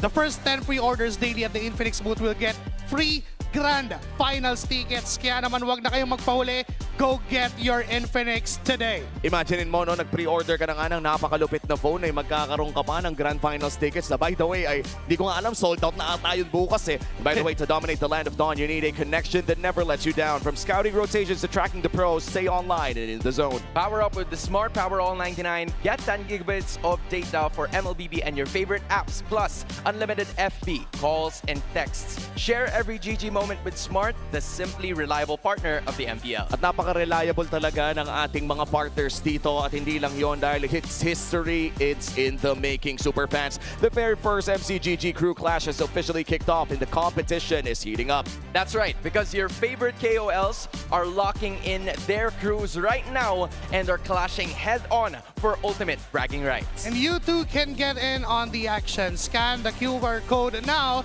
to support your favorite KOLs and get a chance to score massive rewards. Let's go! O yun na, may mga Pilipino tayo dyan. Nandyan sila Flap, nandyan din si Albert. Ay, joke lang, Indonesian pala si Albert. May pusong Pinoy siguro. May pusong Pinoy, may pusong Pinoy. Hindi yun. Honorary. Shoutout sa'yo, Albert. Naalala ka namin. Ayan. And by the way, di lamang yan ang ating mga katuwaan dito dahil you can now bring your gay face on for your smart power pose. Gayahin lamang ang pose si Super Prince dyan. May konting ngiti, may dalawang daliri. I-fast forward lamang ng konti. Ayan o, ang daming mga Super Prince ha. O, chinitong Super Prince. Ayan o. Morenong Super Prince. Morenong Super Prince. Moreno. Chinitong Super Prince. Ibabalik pa natin? Morenong Super Prince. Ayan na. Ayun na. Alam mo ba't siya nakuha? Bakit? Nakatagilid yung kanya eh. Nakatagilid kasi Yung isa kasi pa-vertical eh. Bawal mali. Alam mo din kung bakit? Bakit? Moreno din kasi Super Prince. Moreno din. Ayan. Tubong tanza yan. Tubong tanza. Ayan. At syempre, nakikita natin na masaya na ang ating mga MPL Superfans. Pasayahin pa natin. Mas lalo. Dahil alam natin na hindi lang naman ang marami tayong pinapamigay dito. Superfans, alam nyo ba na ang mga lalaki ay 5 times more prone to dandruff? Don't let flakes ruin your focus. Power up with Clear Men. Its triple cooling power gives you 100% dandruff-free hair for that ultimate fresh feeling. Supercharged with Clear. Grabe, no? Required talagang humawi ng buhok. Wow! One last bago bumalik. One last. Hawi mo. Iwawi mo. Ay, wala. Hindi na kailangan kasi parang ayos na daw eh. Ano na eh? 2 months na eh. Complete na Kimpi na eh. Okay na yun eh. Kimpi ba na tawag doon? Oo, Kimpi yata yun. Ano yung tinatawag nilang middle part? Yung gano'n ba? Baka yun. Sikat daw kasi ngayon yung middle part. Middle part? Alam ko lang best part eh. Ay. Shoutout sa mga nagpunta sa concert. Shoutout sa mga nagpunta sa concert, by the way. Shoutout sa mga ka-best part natin dyan. Ano kayang pakiramdam na maging best part ng isang tao? Oo nga. Hindi ko alam eh. Isa sa anim sa atin dito, alam yan. Pero hindi ko alam kung sino. Kayo nang bahala. Parang, kung nanood lang kayo ng mga interview kahapon, medyo naintindihan mo na siguro. Naintindihan mo na. Pero speaking of interviews, mamaya-maya lamang ay may kakausapin tayo mga malupit. Pero sa ngayon ay syempre, lulutuin na natin yan. Nakapwesto na daw sa stage, mga idol. Puntahan na natin ang ating mga host dahil meron tayong malupit na bisita. Ibang-ibang energy dito sa Champions Arena. Pero bago tayo bumalik sa kaba ng games na yon, we're here with a guest, Denise. At kilala siya as Jensen Guino. He is from EMI Records Philippines. Jensen, welcome to the Champions Arena. Kanina sabi mo mahihain ka. Kamusta? Napakaraming tao dito ngayon. Hello po sa mga nanonood ngayon. Ayan. Kamusta naman? Kasi balita ko, ikaw ay isang ML player at MPL fan. Sakto lang naman. Sakto lang. Opo. Pero meron siyang binabanggit kanina na sinusuportahan. Sino ba yung sinusuportahan mo dun? Ayan, actually, yung mga friends ko na tumugtog kanina, yung Off to Neverland. And of course, naka-green ako ngayon, so ayan, Falcons. Ooh, Falcons. At sino naman sa Falcons, specific player, ang favorite mo? Si Super Marco. Kasi rin ako marksman user. Marksman, and specifically, anong hero yung lagi mong ginagamit? Clint. Clint. Favorite ko yung Clint. And I heard, Jensen, that this is your first time watching here live. Opo. Madalas kasi sa online lang, sa YouTube lang po na. So ano naman, kamusta ang experience na nararamdaman mo yung kaba? Ayan, masaya. Tsaka maingay. Di ba? Totoo, di ba? Super fans, maingay kayo. Di ba? Maingay nga talaga sila. Pero ito, since sinusuportahan mo ay Falcon, and they are, ONIC is up by 1. Anong message mo sa Green Falcons? Ayun na, game 1 pa lang naman, so marami pang mangyayari. Diba? Yan, good luck sa both players. And you know, Jensen, since you're a singer-songwriter, susulitin na naman yung pagbisita mo here sa Champions Arena. Baka naman pwede kaming makahingi ng sample na song? Ay, sige. So, anin ko na lang, kantahin ko na lang yung unreleased song ko. Pero soon, marirelease din siya. Title nun, Sweetheart. So, ito yung chorus niya. Sweetheart, lagi kang uwian, lagi kang tatabihan sa tuwing sasapit ang gabing kay lamig. Palakpakan naman natin, Jensen Guino, ladies and gentlemen. Ang lamig ng boses. No, but it's true. Hindi ka na. Magaling talaga, magaling. Just like your friends kanina, no? All from UMG, if I'm not mistaken.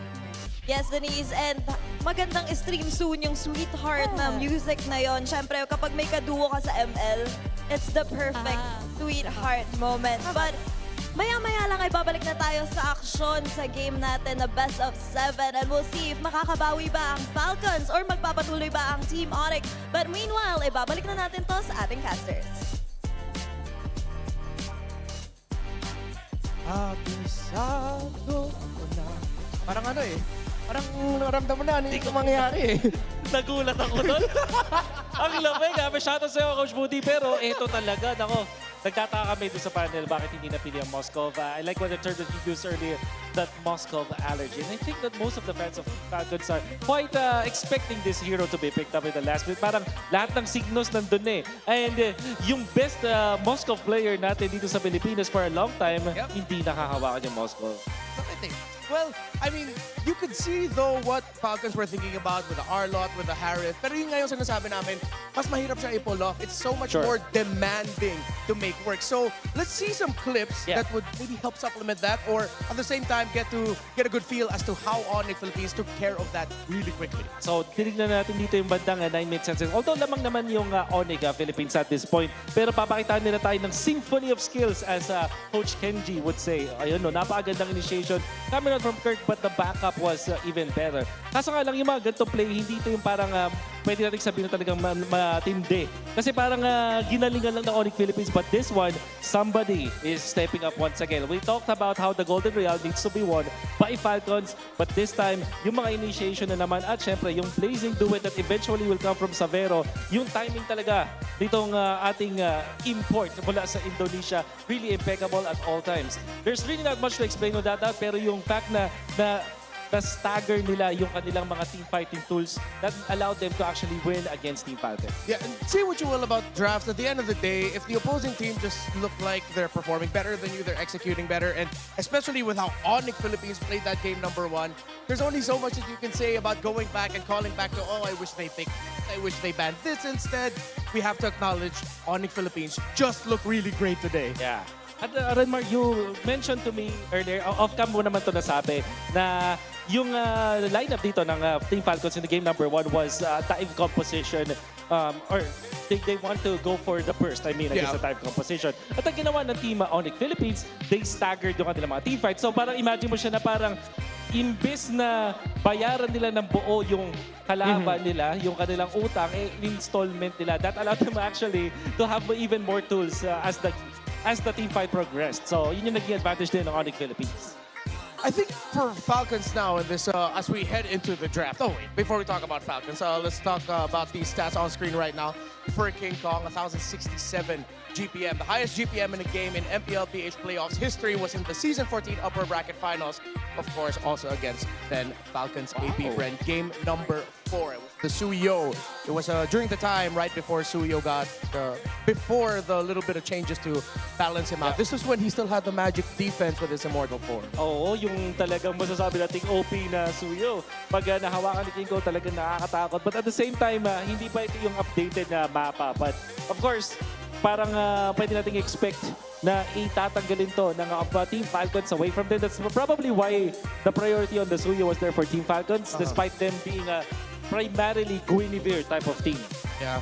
We have seen, though, earlier in the season as well, some great performances from Kyle on this Suyo. So it just makes a lot of sense. The Harley got through, though, in the end. And, well, Super Friends, of course, the MVP from game number 1, just had a terrific game. Welcome back to the draft. This time we're, as we mentioned, going to Broken Walls, game number 2. I wouldn't be surprised if ONIC Philippines do end up in the blue side here. Yep, there they are. Okay, so blue side. Ang mga priorities is going to be the Marcel still. Don't want to give it to team of Falcons. I wonder if Falcons are concerned about the Pakito once again, if they will plan it out. Yeah. Baka mag-sugal sila in a way na ibigay muna nila, i-open nila yung Pakito kasi meron ding naman chance na hindi ito priority ng Team ONIC. Yeah.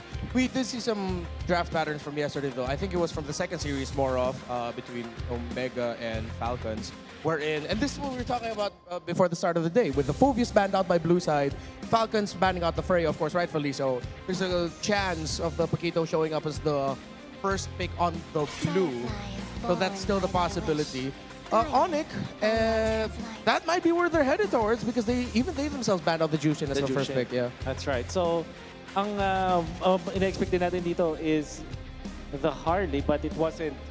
It was even last pick to the previous game. So baka pwede nating makita dito sa dating game na ulit deprioritized yung hero na yon.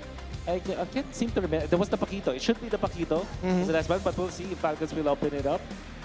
So far, it's the Fanny. If I've seen that correctly, yes, it is the Fanny. Yeah. Okay, so last ban. Expecting natin is Paquito, but many things can happen. It's the playoffs. It's a best of 7 nga pala. So may chance na mag-open pa yung mga teams natin. Yeah, that's true. With the longer series, you have a chance to usually open things that you don't usually open. So yeah, they'd rather ban on the box show. Rightfully so. I think it's a well-warranted respect ban towards King Kong and ONIC Philippines as a whole team to take it out. And as expected, that's we were talking about it. There's the Paquito. Falcons though, let's see if they'll go for a faster roam. They'll get the Claude most likely. Yep, and maybe the Kalea as well. Yep, Claude Kalea. So still no Moscow for Falcons, pero tingin ko yung mga first pick na Claude, understandable. I think I can, you can pass. All right. So Falcons, ONIC, without the back shot, they can move back dun sa kanilang mga priorities earlier, pero wala kasing Jushin ngayon na available, so they might just go for a Gord or a Valentina. And what if i-prioritize din nila yung Atlas na ngayon ay pinangsasagot sa Kalea? So what if this is like Gord Atlas or Eve Atlas as the secondary picks wala sa ONIC? I'm a little bit more towards the Gord here. And yes, the first time we saw Atlas this season was it was used by TNC. I think if I'm not mistaken, that was their match against Aurora in week 4, week 5. That was their response towards the Kalea. The Kalea has a hard time. But ONIC, they're giving themselves some time. Roman mid later. They want to see what Haji will end up with first. Now they pick up the Harith and the Lemon. Oh wait, no, yeah, I get why it's tough for them to pick up the Harith. The Atlas already is because the Valentina is still open. Tama. Which is now going to be picked up by Falcons. There we go, yeah. So it's still the combo, Kalea and the Valentina, but this time it's going to be the Claude. Pero mukhang mababan na sa kanila yung Suyo. I highly doubt that ONIC Philippines will let that through. And that's Atlas na sila ang magbabaan. That's by Team Falcons, I mean. Yeah. That's kind of interesting to me. I thought that because now that they have the Valentina, they don't have to worry much about the Atlas. So. Okay. Siguro kasi nire-respeto nila yung idea na Brusco pa rin to. Yeah. And it is difficult to get mid-control and mid-priority if you're a Valentina going up against an Atlas. I understand. Right. And I guess sa mga ganitong moments, ang ibaban is the Guinevere, probably from ONIC. Maybe the Suyo eventually. Yeah. Atlas and probably Hylos para sa Falcons na ban? Yeah. That opens up most likely, I think they're going to end up with the Khalid. Usually teams who want to pick up the Khalid in the second phase, they want to take out the Guinevere. So that could be also one of their options. If they just want to play fast, go for speed, it won't pack or revitalize. But with them most likely taking away either the Hylos or Gacha, one of those. Yeah, there. That's the Gacha. Sa ngayon, ng ONIC, will they consider the Suyo ban or just the Fredrin this time? Understanding na parang may option kasi ang Falcons na kumuha ng utility kapag damage type yung XP ng kalaban. So that could be a consideration for ONIC. Yeah, plus you get the passive from the Fred a bit more. Such a good ban by ONIC. Alright. So what do you pick now? You still have the Suyo if you're Falcons. Yeah. At the same time, parang yun ba yung gusto mo talaga priority ngayon? They can go for the Flap Hero. So that is, it's still the Suyo.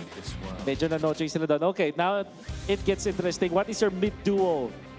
Kaja is available, pinagsasagot sa isang kali. I think yung Gord still is warranted here. I think yun na yung pick nila. Yeah, I think it also depends really on the mid. Like, if they end up getting an Eve, then they pair it up with a high loss. If it's not an Eve, then it's a Gord, then not the high loss. Then not the high loss, yeah. Yeah, it'll be something else. So, tingin ko, this is Gord Cho. Gord Cho. Oh, yeah. Yeah, it is chowable. Yep. Since wala na, nagbigay ka rin naman ng isang ultimate. The Leomord is already open, the Fantasy is already picked up. Parang understood mo na makakuha ng good ulti itong si Valentina. Why that go Gorge or glue and Gord? Okay. Oh. Ooh, Hylos Valier. Hylos Valier. Very well. Crazy. Yeah. Tough pokes might be somewhat tough for the Valentina and the Kalea. Yeah. Well, it depends a lot on Haji and how he handles the exchange against the Valier. Now, we're left with the options dito para kay Flap. There is the Benedetta, Esmeralda, least of my friends. But it is good versus the Paquito, tas may shields din yung Harit. So siguro yun. However, I don't like the odds for Esmeralda up against the Valier and traditional itong Hylos. So, alam ko hindi mo pa itatanong sa akin dito, pero mukhang pipiliin ko na yung ONIC Philippines, Renmar. I really like the idea of this Hylos plus the Valier as their last pick. Yeah, I think I'm leaning a little bit more towards the ONIC Philippines for this one as well, but I want to see how this Esmeralda with a sprint is gonna do. It's a toss coin. A coin toss for me up in the air. For sure. So ang benefit ng isang Valier is of course HP-based damage, panggulo dun sa Kalea, and of course yung supplementary damage mula sa malayo para tulungan ng isang Paquito. Alright, casters, you ready? Let's go! Rinig na rinig sa San Juan Arena ang energy mula sa parehas na koponan. At matapos manalo ng ONIC Philippines kanina in a dominant game number 1 ay naghahanap ng bawi ang Team Falcons. Tignan natin kung saan mapupunta ang game number 2 sa pagpasok natin sa Land of Dawn. You know, curiously, I'm wondering what is the idea behind the Kalea and the Valentina again. Medyo tinakil na to ng ating on-ground panel kanina, but you just don't have the burst enough para makapag-dish ng damage in the early portions of this game. Kaya kung mapapansin mo, compared to the first minute of game number 1, medyo nagti-TH or tower hug na lang yung mid lane duo ng Team Falcons. Medyo talagang lugi din talaga sila dun sa poke na kayang gawin ng ONIC Philippines, considering this is a Valier na high loss. Super Friends though, medyo low on HP. But to answer your question, I think yung maximum value nung Kalea and the Valentina would not be because of the combo. Here we go again. It's gonna be Ogwen na malalatagan na naman ng damage, pero si Super Prince naman ay makakat to 33% of his HP. Still safe for both teams. Hindi masyado nagre-risk ang parehas sa koponan ngayon in game number 2 para nag-aantayan sila ng kanilang mga power spike. And in terms of sustained combat, Joshi, sino pa ang makakalamang dito? Parang parehas kasing pangmatagalan yung lineup eh. Para sustain, pero nandun tayo sa thought ng level 4 dependencies. For ONIC Philippines, ang level 4 nila, may Zaman Force, may Glorious Pathway, may Insta Purica mula dun sa Valier, and yung Phantom Steed mula dun sa Leomord. But for the side of Falcons, ang level 4 dependency nila would be yung kopya ng ultimate, could be the Glorious Pathway na kokopya ni Haji, and also yung buhat mula kay Ogwen, plus yung damage ng Falling Star Moon mula dun sa Esmeralda. We get the idea. The Esmeralda is para doon sa Paquito, doon sa lane dominance, and even doon sa Harit if ever man na magkaroon na ng 5v5 team fight. Pero ang magiging problema ni Flap dito would be that Valier and that Hylos. Once mabuo yung mga counter items, mahihirapan siyang promonta. At ito ang unang pagong ng ating laro kung saan Team Falcons ang mauunang pumwesto bagamat nandiyan si King Kong at Brusco para mag-contest. Wala pa nakokopya ng ultimate. Itong si Haji, si King Kong ay lalabas sa tulong ng kanyang Phantom Steed at matutulak niya si Ogwen, pero makakatakas pa naman ng bahagya. It's gonna be King Kong na maghahabol pa rin para sa roamer na ito. Hindi niya papauwin, and that's gonna be the first blood para sa ONIC Philippines. Si Brusco naman ang hinahabol ngayon ng Team Falcons. Phantom Steed pabalik. At si Haji naman, si Flap pala ang makakuha ng kill sa tulong ng Falling Star Moon. Nabaliktad ang sitwasyon. Team Falcons naman ngayon para sa unang pagong. At nakuha man yung first blood si Super Friends! Piso! Isang piso na lang, hindi pa nabigay. Team Falcons pa rin ang nakakalamang nakuha nila ang unang pagong. That's what we've been talking about this Esmeralda pick. Damage is there. Kunat nandyan. Pero merong certain time, darating sa punto na hindi na siya makunat sa side ng ONIC Philippines. Pero ngayon, na makunat pa siya at masakit yung damage niya, kailangan ma-maximize yun ng Team Falcons. Because again, walang pure synergy ang meron ng Valentina at ang Kalea. Ang value mo dito would be their individuality. Ogwen with the Kalea, pwede siyang bumuhat at mag-isolate ng isang member from ONIC Philippines, and mainly that's gonna be King Kong. And para naman sa Valentina, yung kopya ng Glorious Pathway para mabalanse yung mismong itsura ng composition na meron sila. Because right now, nasa pick-off-centric type of lineup sila. Pero pag kinopya niya yung Glorious Pathway, nagiging team-fight-centric yung status ng Team Falcons. Wow. And ibig sabihin lang no, pwedeng palang mag-switch ang Team Falcons dito kung anong kailangan nila para sa tamang panahon. At matagal-tagal pa naman bago ang susunod na pagong. Nagsusuntukan lamang si Super Marco at Savero dito. Pero nakakalamang si Savero on this Harith against a late game Claude. So far, hindi pa naman ganun kalaki ang kalamangan ng Team Falcons kontra ONIC Philippines. This is still anybody's ball game. Pero ano ba yung power spike na inaabangan ng ONIC Philippines dito? For ONIC Philippines, kailangan nila ng Warax Endless Battle mula kay King Kong. Probably at around 7 minutes. Yun yung time na mas sila yung magpo-force sa mga team fight against Team Falcons. And also, yung Dominance Ice na pwedeng kunin or yung Glowing One na pwedeng kunin ni Super Friends and ni Brusco. Yun yung pinakailangan nila up against Flap dahil sa early game talagang mangingibabaw yung kakunatan and again, damage output ng Esmeralda considering napapunta si Flap sa isang Enchanted Talisman. And looking at the Infinix in-game equipment, teka lang Savero, mabibigyan ng bagya. Nasilip natin na patungo pa lamang ng DHS dito si Super Marco. Meanwhile, si Savero ay medyo madami-dami na talagang hawak na cooldown reduction.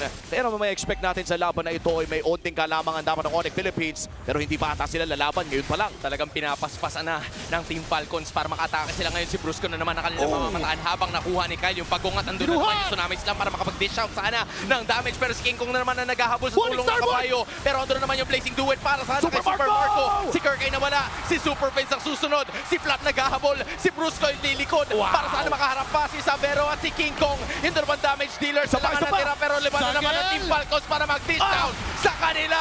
Si King Kong na lang ang natira. At hindi man lang nag-ibang sitwasyon. Team Falcons naman ang lamang sa ngayon. Their biggest win in this game number 2. A clean 5-0 wipeout at may pagong pa. Yun ang pinaka magandang nangyari for Team Falcons. The moment Flap goes in, remember, nakasprint tong Esmeralda na to. So chase is not a problem for Team Falcons Philippines. And also sustainability-wise, lahat sila may means to survive. And wala pang damage output ng ONIC Philippines considering nga na yung mid duo nila ay nakavalir. This is a damage over time. And kung usapang sustainability, lalamang pa rin ng Falcons. Surge of life, there is heals coming in mula dito kay Ogwen. At sa totoo lang, Josh, tinanong kita kanina kung ano ba ang iniintay ng ONIC Philippines dito. Ano ba yung kailangan nila para makalaban dito sa Team Falcons? And pinagkumpara pa natin si Super Marco and Savero looking at the items pa DHS pa lamang siya noon. Pero nagawa pa rin ng Team Falcons manalo sa isang malaking team fight. Now going back to that question, makakapalag pa ba ang ONIC sa susunod na pagong? For the next turtle, maaari. Pero kailangan makapwesto ng matindi itong si Super Friends. Siya pa lang ang meron ditong anti-regen. Buo na yung kanyang Genius One, yung Glowing One rather. So siya ang magiging key factor. If and only if matalonan siya ng Team Falcons, mawawala lahat ng yun! Speaking of talon, nandun yung Falling Star Moon pero wala nang mangyayari pagkatapos nun dahil magbaback away si Brusco and the rest of ONIC Philippines. 3.9k ang kanilang hinahawakan papunta sa susunod na pagong. And this is the final turtle of the game kung saan ang huling dalawang pagong ay napunta sa kamay ng Team Falcons at sisimulan na rin nila ito ngayon. Pakiramdam ko ang ONIC Philippines ay nag-call na hindi sila papalag. Kaya naman pwede nang ilista all 3 turtles para sa Team Falcons dito sa game number 2. Deja vu but the complete opposite. All 3 para sa Team Falcon. Sila ngayon na may hawak ng 4.4k gold lead. So the idea for ONIC is to just probably trade. Pero hanggang kailan nila gagawin to? Kailangan pa nila makabuo ng items. Kailangan pa ng oras para kay Savero. Hindi to tulad ng Claude na kapag minadali mo agad yung pag-scale at inikutan mo ay makukuha mo agad yung value dahil mas malaki nga naman talaga ang AOE ng isang Claude compared to Aharit. Pero ang ONIC Philippines, kailangan pa nilang i-survive itong mid game. Hindi muna dapat sila lumaban. They're not the one to force a team fight. They must just counter-engage dahil yun yung nature ng lineup nila.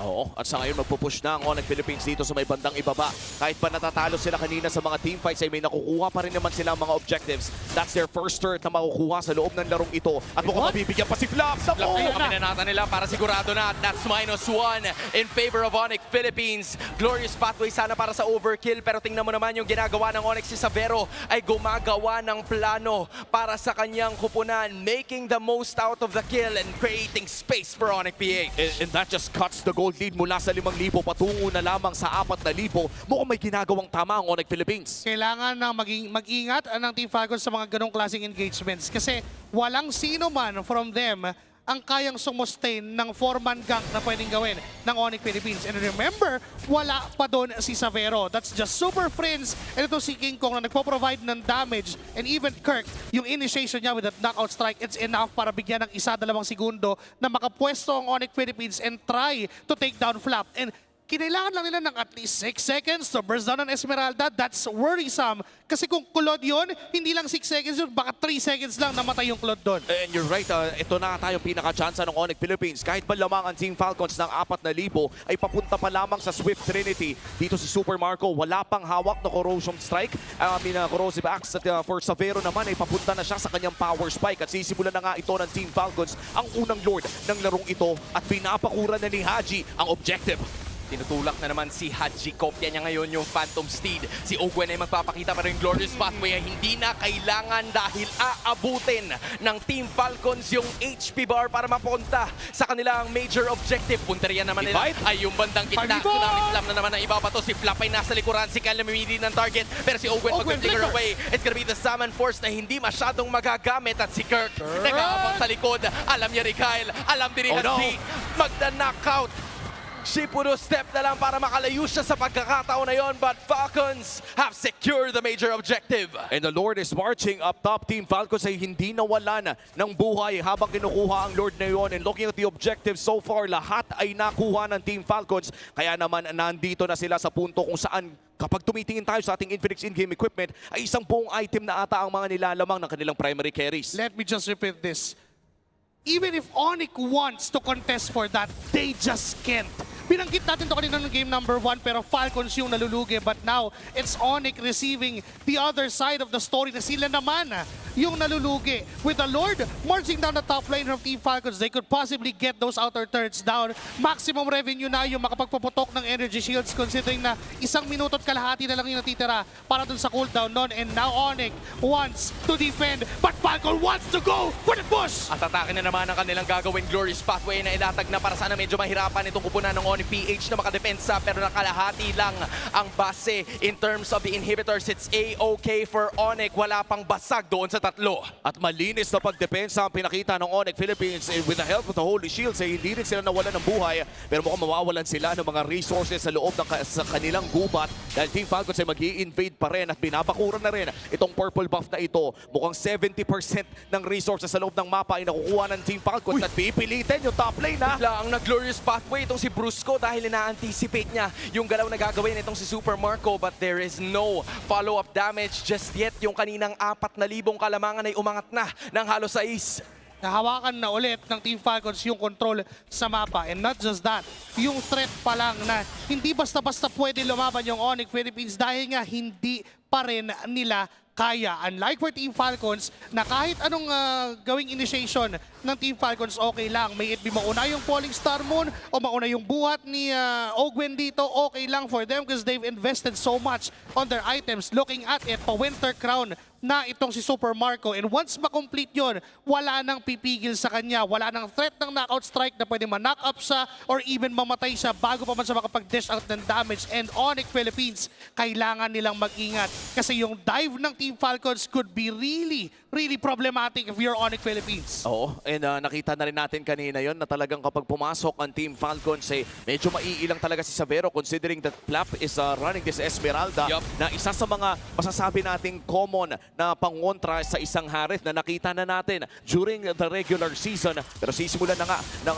Team Falcons dito ang pangalawang Lord ng larong ito. Last Lord ay nakuha nila walang contest at mukhang wala ding contest na magaganap kaya sila mismo maghahanap ng dugo. Tingnan mo gaano kabilis yun, men. Si Owen pero nakita niya ay walang iba yung kundi yung roamer na kanilang kupunan. Falling Star mo para hindi na makapag-deal ng damage. Itong ONIC PH pero buhay pa rin si Brusco sa tulong ng Expressway. Falcons, malinis na nakuha yun pero si Kirk hindi pa pala kasama doon. So they will be able to get an objective. Pero mukhang aabutan na siya. Tinitignan siya ni Kyle, ni Flap. Handa ba ang lahat? Kasama na rin si Owen at ibabalibag na siya ng paunti-unti pero hindi na pala kailangan dahil siya'y mawawala sa kamay ng apat na miyembro ng Falcons. 6,000 ang lamang. Wow, parang sinadya ata ng ONIC Philippines na manatili na lang si Kirk doon para mabigyan din ng espasyo ang iba pang mga miyembro ng Super Family na ma-clear out ang potential threats on other waves. And now for Team Falcons na may katiting na buhay na natitira sa Lord. Anong game plan nila dito? Kailangan nilang samahan yung Lord. Kailangan nilang mapakrush yung Lord doon sa inhibitor turret.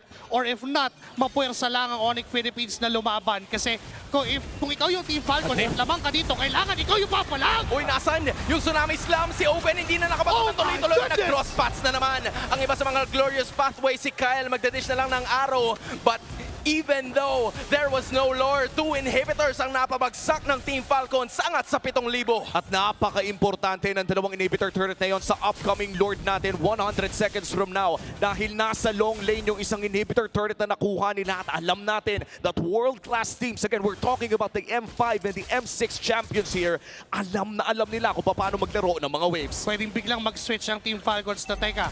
Hindi natin kailangan pumuwersa dito ng mga bagay-bagay. Lamang tayo. And even yung long lane, wala tayong problema dyan.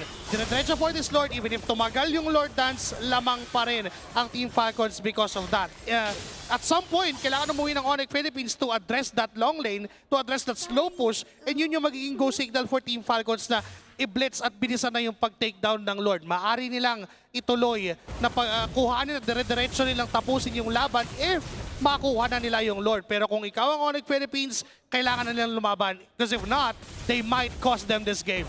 We are yet to see a winning team fight mula dito sa ONIC Philippines. Kahit pa sabihin natin that Savero right now is close to building his 6th item. Alam nating napakasakit na ng Harith by that point. Kaya na nga mang one-shot niyan kung sakaling magitnaan ka talaga ng Synchrovision. But for now, for ONIC Philippines, mukhang maingat talaga silang naglalaro. In 35 seconds ay lalabas na rin ang pangatlong Lord ng larong ito kung saan, as you said, Joshi, no, parang kailangan na nilang lumaban. Ang tanong, lalaban ba sa base o lalaban doon sa upcoming Lord? I think wala silang way para makalabas dito. Dahil sa dalawang inhibitor turns na nawala sa ONIC Philippines, always showed off yung minions ng Team Falcons sa base nila. If lalabas sila, maaaring magkaroon pa ng way ang Team Falcons to get a split push or to even get a segue doon sa mga lanes na nakashow nga yung minions nila. Now 7 seconds in. Wala na silang oras para humabol pa dito dahil covered na ng Team Falcons lahat ng entry points ng ONIC Philippines. Tingnan mo, kailangan pa talaga nilang mag-clear ng buo dahil alam nila na siguradong sa kanila na mapupunta ang Lord. So si Brusco medyo napalalim ng konti. Sabi Owen, sige, ito na ang ating magiging target pero hindi niya pa ginagamit yung Tsunami Slam. Ngayon pa lang yan. Si Kirk ay tutulong sana. Si King Kong na rin napanakap niya pero walang mangyayari sa pagkakataon na yun. So this is gonna be a -1.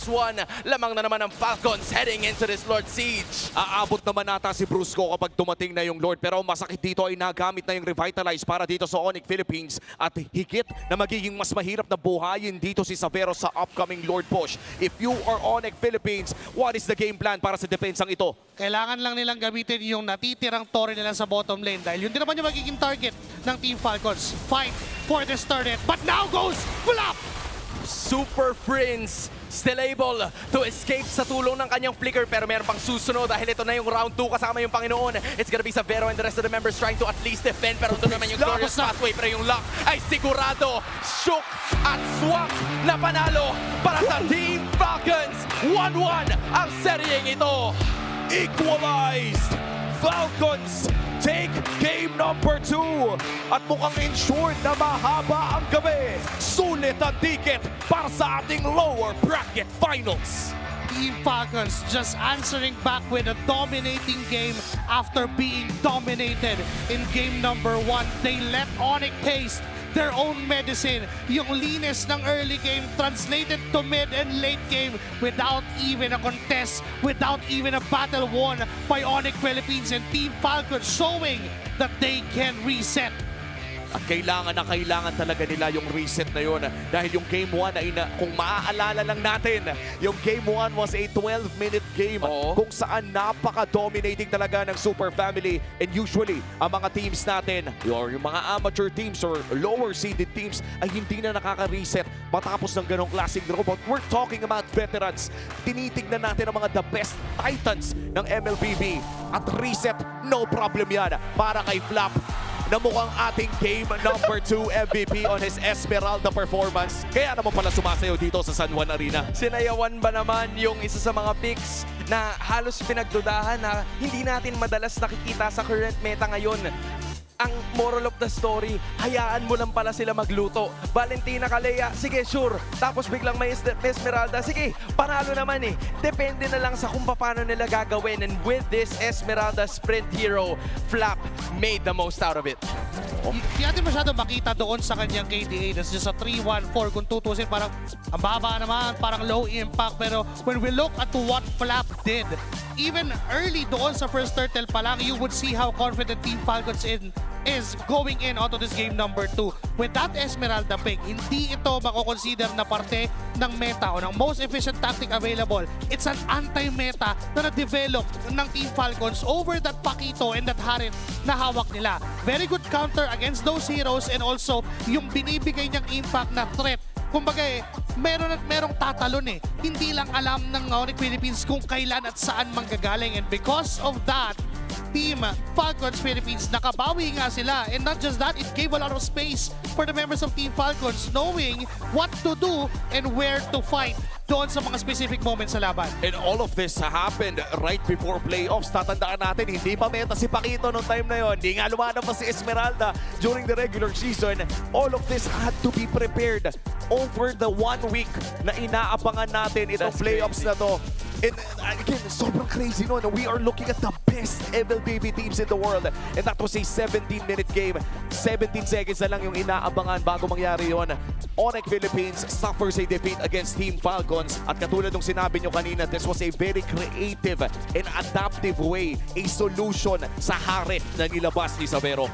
Dude, this was just, you know, a let him cook moment para kay Coach Moody at sa buong Team Falcons. Maraming salamat dahil bukod doon sa thought process na ano tawag doon, ang orthodox na approach nitong Team Falcons. Kasi again, you have a bunch more heroes open. It's just that they had a plan in mind at hindi sila titigil hanggang sa ma-execute doon. Kasi kapag gumana, it's gonna be a problem in the banning stage sa mga susunod na laro. Kasi kung babalikan natin yung draft na yon, open yung Guinevere, pero they still wanted to take that red 3 and red 3 pick na Valentina. Kahit pa sabihin mong, ang ganda sana ng combo, Calea Gwyn. We've seen that a lot from the past matches we've seen, pro or not. Pero hindi pinakailaman yun ng Team Falcons. We have our own way. And again, it's the individuality of those two heroes. Calea for that setup na, o sige, kung nalaban mo ng turtle, buhatin, retrika Kyle. And that Valentina provides a lot of switches. The gears. Si Haji yung pinaka nagiging decision maker ng side ng Team Falcons. Ano bang gagamitin natin? Pa-phantom steed ba tayo? Chase down ba tayo? Team fight ba tayo? Pick off lang tayo? All because of that Valentina pick coming in from Haji. And I think it also forced out unorthodox picks mula dito sa ONIC Philippines. Bringing out the Valir, kung saan alam naman natin na si Super Fritz ay isa rin sa mga batikan na Valir users talaga ng ating liga. But right now, I feel like the slows and the other stunts na nakikita natin was mostly unreliable against Team Falcons dito, kung saan nagawa pa rin nila. Gusto nilang magawa sa game number 2. Kaya naman meron na tayong even ball game para sa serie na ito. And once again, this is a best of 7 series. at tatagal na nga ata ang ating gabi mga papi. Maganda simula. Yan lang ang masasabi ko. Napakaganda ng simula. Both teams have already showcased dominance in a specific game. ONIC Philippines in game number 1, it felt like they were always trading really good. Pagdating naman ng Team Falcons, dinaan nila dun sa macro. They passed it through the team fights and it's just a balance. Now we're down to a best of 5. Ensureball na mahaba ang ating gabi mga kapatid. Ako, masaya ako dahil lower bracket finals to. Dito na natin malalaman ngayong gabi kung sino ang sunod na grand finalist and of course kung sino din yung susunod na mapupunta sa Esports World Cup live in Paris. And this is a big honor for everyone watching right now. Pero parang teka lang, may nag-ring eh. Hello? Anong meron dyan? Yes, hello? Yes, Denise. Nasabi sa akin na may sorpresa daw sa screen. At kailangan din natin isama yung mga super fans kung ano nga bang makikita nating surprise. Okay. Let's take a look at our screen.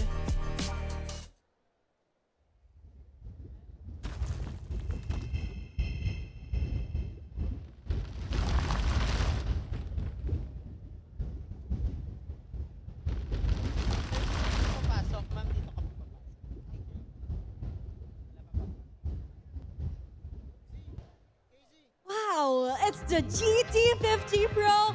The beast is coming from Infinix. You know what, Denise? I'm so excited for this. And with that, we would like to call our representatives from Infinix, Mr. Sherwin Madarang and Miss Iya Pacheco, to join us here in the Champions Arena. Welcome. Hello. Hello, Sherwin. Hello, Iya. It's nice having you here. How's your experience in the Champions Arena? We can really feel the heat. Parang kailangan ng something na pampalamig. Ayun, parang dala nyo na nga yung pampalamig, eh, no? And I want to ask Miss Iya, we already know that Infinix has been a strong force in the gaming industry. And like what we have shown on the screen, what makes Infinix the true game changer? Not just for the pro scene, but for the casual gamers as well, specifically the GT50 Pro. Yes. Ever since we introduced the GT series, we've seen incredible support from our gamers and pro players that are here today. And that's what drives us to keep on innovating. And at Infinix, we ensure that every upgrade that we do really fits the gaming lifestyle of our users. Kaya naman we're very excited to officially launch and unleash the liquid cooling beast that is the GT50 Pro on June 10 here in the Philippines. And the biggest update and also the biggest feature of the phone is that it has an HydroFlow liquid cooling technology. Kaya naman it keeps the phone cool while you play, so you experience no lags, no overheating, and no frame drops. I'm so excited. Kaya pala lagi nating binabanggit that it has a liquid cooling effect. Perfect for esports players. Now, Miss Iya, you've talked about innovation, you've talked about expansion. Can we expect the Infinix GT series to expand further? And how good is that for the players? Yes, actually, the GT50 Pro is just the beginning because, yes, we are expanding our GT series to include wearables like the one you see here, the GT Watch 5 Pro. And if you pair it with the GT50 Pro, it acts like a secondary display so you can monitor your notifications and even your heart rate. It also has a long-lasting battery, so this is the perfect combo talaga for gamers. I'm sold. So advanced and it fits your lifestyle as well. Makikita mo yung mga kailangan mo talagang makita like the heart rate monitoring, yung din nakita natin with our players. And Sir Sherwin, we want to know, how can our buyers get this Infinix GT50 Pro and the rest of the GT series? No, we really can't wait to unleash the liquid cooling beast. The new GT50 Pro will be launched this June 10, but we have an early exclusive deals for those who can't wait anymore. For online, you just have to visit the Infinix TikTok shop and get up to 30% off discounts during the MPL playoffs exclusive payday sale.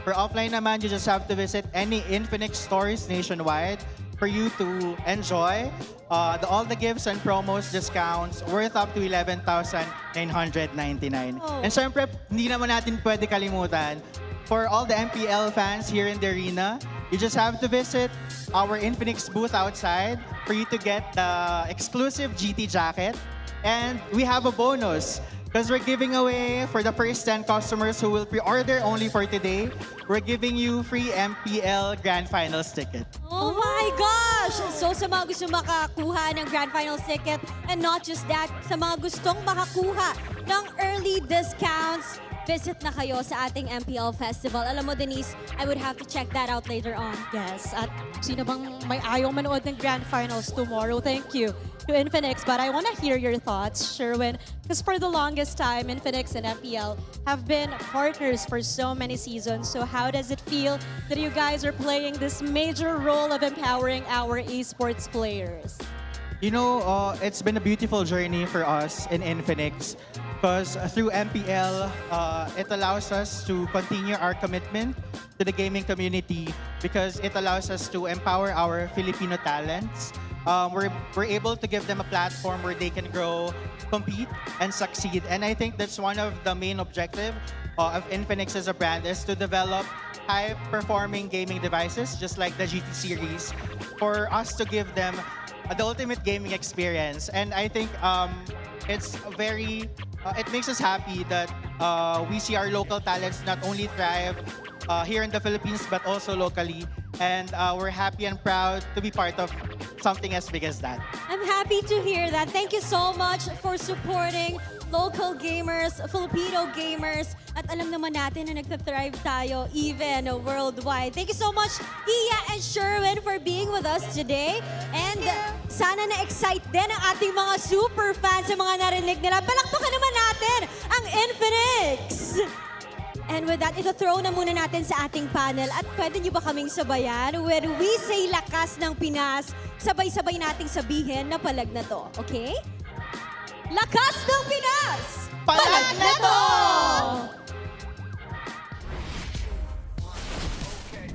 Thank you, Odin and Denise, and of course to Infinix with the launch of the GT50 Pro. Really excited to get my hands on that, and wait, you might see a few of us starting to show that off too. So, Falcons got to show off a comeback in that previous game, and it was the two picks that we highlighted. Of course, we had our doubts towards the Esmeralda, but Flap made it work. And with the presence of the Valier, Haji and the Valentina got to mark him. Tingin ko yun nga yung Valentina yung naging game changer dito sa laban na to. And you would remember that game as a game na pinanaran ni Haji, lalo dun sa mga mid-game choices niya kung ano yung kape niya. But it also started dun sa first turtle pa lang. So I'm gonna show you this clip that is a precedent of what will happen. Kasi itong ONIC Philippines, parang nagkaroon sila ng awkward situation where gusto nilang kumukunin yung kill dito kay Ogwen, pero makapag-sustain si Ogwen for a little bit, nakausog siya ng konti doon. Tapos ito si King Kong, mapapansin nyo na magdadalawang isip siya kung i-go ko ba to o hindi. He has the retribution, pero parang hindi pa enough yung mga skills niya. So parang kailangan niyang i-commit to kanyang battle spell, which is retribution. Tapos, that will mean that Falcons will eventually get their hands on the turtle for free dahil na-retry na nga. Tapos, Brusco was low. You could give the ultimate naman na kinopen ni Haji na naging sulit na nga. Eventually, Flap will get the kill, but this is the start of the snowball na makita natin mula sa Falcons. So, it all started with that awkward spot na nilagay ng Falcons itong si Kinko that eventually snowballed because Haji was able to just control and pilot this Valentina like a boss. And this is why Valentina for Haji has been his best pick, and Haji is statistically the best Valentina so far in MPL Philippines 17, at least for majority of the stats in the regular season. And you can expect that if there are heroes such as Lapu-Lapu or the Leomord, the Valentina loves cosplaying as those two. Now, my question is ONIC willing to give that? Because so far it seems like Falcons definitely, I think Claude for Severo, they should just not give that anymore. Meanwhile, the Valentina for Haji, I think they shouldn't give it. But before we talk about the draft, I think we can do something here. Oh, there's people around us. Hi, everyone! Cool. All right, so we're going to do a little trip around the arena. I've always wanted to do this. I was always a big fan of... wait, this is part of my dreams. Hey everybody, my name is Renmore. Welcome to my crib. Well, I don't actually live here, but you know, this is our home. This is the Champions Arena. All the way up until the end, you see our fans. We're actually here on the Falcon side. Wolf, you can go ahead, sir. You go ahead. All right. So, hello. Guys, this is your moment. Time to show off. Show off. Say hi to the crowd right now. Everybody, as we pass by with the camera, wave and make some noise. Clip this. Here gonna want to put this in your VTR for your wedding when you get married. You want to show this to your Pinapaupo grandkids. tayo saglit. Okay, so ano? Okay, so Falcons fan ba tayo, kuya? Yes. Ano ang, sino ang favorite na player mo sa Falcons? Kyle. Woo! Ano ang one word na to describe Kyle? Magaling. Magaling. Okay, Alright. Very simple, very simple. Alright, thank you, One kuya. word pero dalawang beses pinitaw. One word pa rin yun. Tama naman. Okay. So, yeah, here in the Champions Arena, here at the San Juan Arena, it's just a great experience, of course, with the fans. They're always so energetic about this and with the super fam side. Okay. How's everyone doing? Mga merong sobrang excited dito, kuya. Sonics. Why are you showing off your Instagram, bro? Follow him. Give him a follow. Wait, did I see a newborn baby? Who showed a picture of a newborn? Are you new parents? Oh, that's cute. Congratulations. Oh, your niece. Okay, oh, congratulations to the family. Hey, make some noise for their family. The super fam just got even bigger. Alright. Should we still uy, can you translate this for us, Mr. Redmark? Medyo familiar naman tayo dun sa Semangat. Oh, Semangat Saveros. Tell them fight, Savero. From Indonesia. Oh, you're from Indonesia. Okay. You came from Indonesia, alright. Okay, so. Indonesia jersey. Oh, okay. So are you supporting Savero? Indonesian. Okay. Semangat. Alright. See, apa kabar? Baik? Baik. Okay. Good. All right. So, of course, wait, I'm getting tired, man. I didn't expect to go around. I didn't get that much sleep, but don't worry. Right now, you're seeing the players on the screen, but we're still going around the arena as we go around. Super fam, make some noise! But I'm pretty sure the Falcons won't let up. Falcons Nest, make some noise! We loud here in MPL PH. Shoutouts to our Indonesian fans who actually flew here to the Philippines just to support their Indonesian representative. Of course, Savero is here. So, terima kasih for coming here. Terima kasih, that is Kare salamat. Oh, yeah. Thank you. Forgetting to thank you in French. Merci. Merci? Merci. Merci. Tama ba? Yeah, right? I think so. Dude, I'm gaslighting myself and thinking, is it bonjour? Wait, no, that's hello. That's hello. All right, we're in the draft, and okay. I sort of missed what maps we're in. That was a bit of a hike. Medyo hindi ko in-expect na mag-workout ngayong araw na to. Yeah, it's all right. Ganun pala yun. I'm Shoutout kina Hans at Bri. Akala ko hindi siya nakakapagod. Sa una, nakakahingal pala. Yeah, it is. All right, folks, watch the countdown. 3, 2, 1.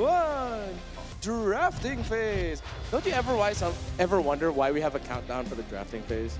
Oh, no. Well, I guess because of the hype or why? That's true. Yeah. Well, we are hyped because this time, baka makakita na tayo ng hinahanap at inaasam-asam natin Moscow. But I think the same set of bands. Blue side naman yun ng Falcons. The hero that they prioritized before was the Kalea, actually. So, there is a big chance na ito yung unahin ng Falcons. Parang dinay nila away from ONIC. Yeah. And there might be a chance here where we'll see Falcons rectify maybe their pick on the Suyo. Maybe this time they'll go for the Gwyn, the Galea Quick combo we've been talking about. Atin na nga yung Kalea. So this is what? Jushin and Claude for ONIC. I think it has to be. Just lock it. Just lock it in. Yeah, you don't even need to like tease whether or not you're gonna pick the Claude. Siguro ang pwedeng alternative for that is Harley, priority for ONIC. But I doubt it. Tingin ko yung Claude yung safest. Kasi parang tinake away mo na siya sa Falcons. Tapos pwede pa matago yung jungle options mo because there's so many jungle options left. There's still the Suyo, Leomord, as well as the Harley. So, can I also say? Okay, so yeah. So this should be Gwyn. Yeah, instead of the Suyo or Harley, just pick up the Gwyn already. Gwyn Harry? Suyo Valentina. Okay, they just want to see if they can attempt what happened in game number. But maybe this time, I'll get my wish. Okay. We'll get our wish. And we get to see a Moscow. All right. But I think if ever they have to change something, because earlier, right, they banned Leomord tsaka Fredrin. Kung gusto nila mag-Moscow, pwede naman nila iwan na lang yung Fredrin eh. Iwan na lang yung Fredrin. Ban mo yung Leo or just ban Leo Harley. Leo Harley, I agree with that.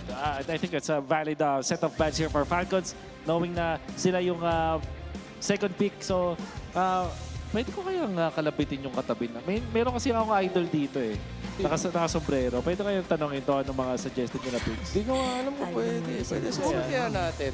Parang pwede. Konting sorpresa lang. Pwede ba? Pwede kaya tang lapitan tong idol ko na to. Pwede ba? Boss. Kamusta, boss? Welcome to the greatest match show of all Okay lang, boss. Ano ba i-describe sa atin sino yung kinakausap natin ngayon? Actually, feeling ko, pa-introduce na lang po. Ano po ulit pangalan nyo para sa fans? Introduce yourself po.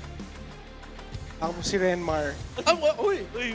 Parang may something. I'm kidding around. Please make some noise for Coach Yeb! Okay, so Coach Yeb, meron ka bang dito, bibigyan mo namin tips, ano yung tingin mo nga hero na mapipick dito? Saan ba? Sa ONIC? Kahit saan po. Harit ulit to. Harit, okay. Thank you so much, Coach Yeb. Thank you, Coach Yeb. Very good. Actually, I like that input. Instead of the Moskov na gusto natin, Harit daw ang in-expect. So ano ang benefit ng Harit, Renmar? It's a good combination with the Kalea. Because pag Moskov kasi, pag late game ka pa makakuha ng pantunaw mo na combination with the Kalea. But with Harit, in the early stage pa lang, yung Synchro Vision is already enough for the damage output. So maybe if ever they're gonna adjust something, it's the Arlot pick from earlier. Yes. Again, we did get to see, but it's just kanina, yung Falcons, hindi nila napatawid yung gusto nila na mangyari na mas maaga. Okay, this I like. They still open up the Laymord and the potential Fredrin, but it's most likely gonna be a Laymord here. Kasi fourth pick ito ng ONIC kanina. So, yeah, I like that ban. Yeah, and looking back, maybe this might make the Arlot and Harith work better than it did in Game 1. I agree. Especially for the early. So, does that mean nakukunin ng ONIC yung Arlot for the denial? Or will they go for a glue this time? I think I would suggest the glue because with the Valentina there, if they go anything with Arlot, Lapo, those big ultimates, the early game of Falcons looks better, diba? Parang ganun parang binigay mo na rin lang di yung Arlot kasi they will still copy Yeah, exactly. Except you're just giving it to Haji and then they'll have Arlot plus whatever pick Flap ends up with. Yeah. So we're thinking about the Leomord. Expected. It is the expected pickup. So it will indeed be the Leomord, Arlot, and the Harith. Ang expect natin. I think we'll double down sa Harith this time, although parang miniwish ko yung Moskov. But yeah, the Harith just makes total sense. With the Suyo, tapos may Kalea. Isn't this sorrowful? Because you see the Leomord. Or is it tough because it's still a blind pick, you don't see the EXP? You know what? Parang mas gusto ko na pick yun over the Arlot. Right, yeah. Sora, just close with the Sora Harith. Yeah. And there's no chance kasi wala nang focus, wala nang Valentina. Yeah. The worst that can happen is kuha ng Hilda itong ONIC. Yeah. So that will be a deadly pick. And Sora plus the Kalea, parang sobrang taas ng damage output and the crowd control to get out from those two heroes. A lot of crowd control available for you. What's it gonna be? It's Okay. the Rizla. Ayun And na. they finally get the Moskov! There's no chance for a Luyi. And ONIC, maybe ang best option dito is something like a Benedetta para meron kang pang split push. The Pakito being banned means na parang wala ka ng ibang hero na pwedeng counter yung split push coming out from the Moskov. But instead, it will be the Yuzhong.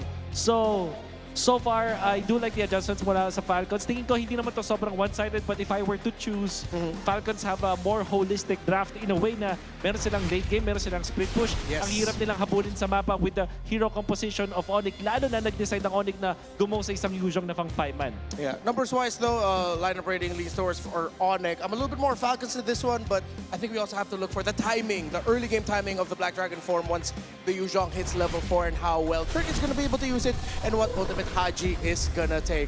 All right, it's loading up, San Juan Arena. I wanna hear you scream! Welcome back, our casters!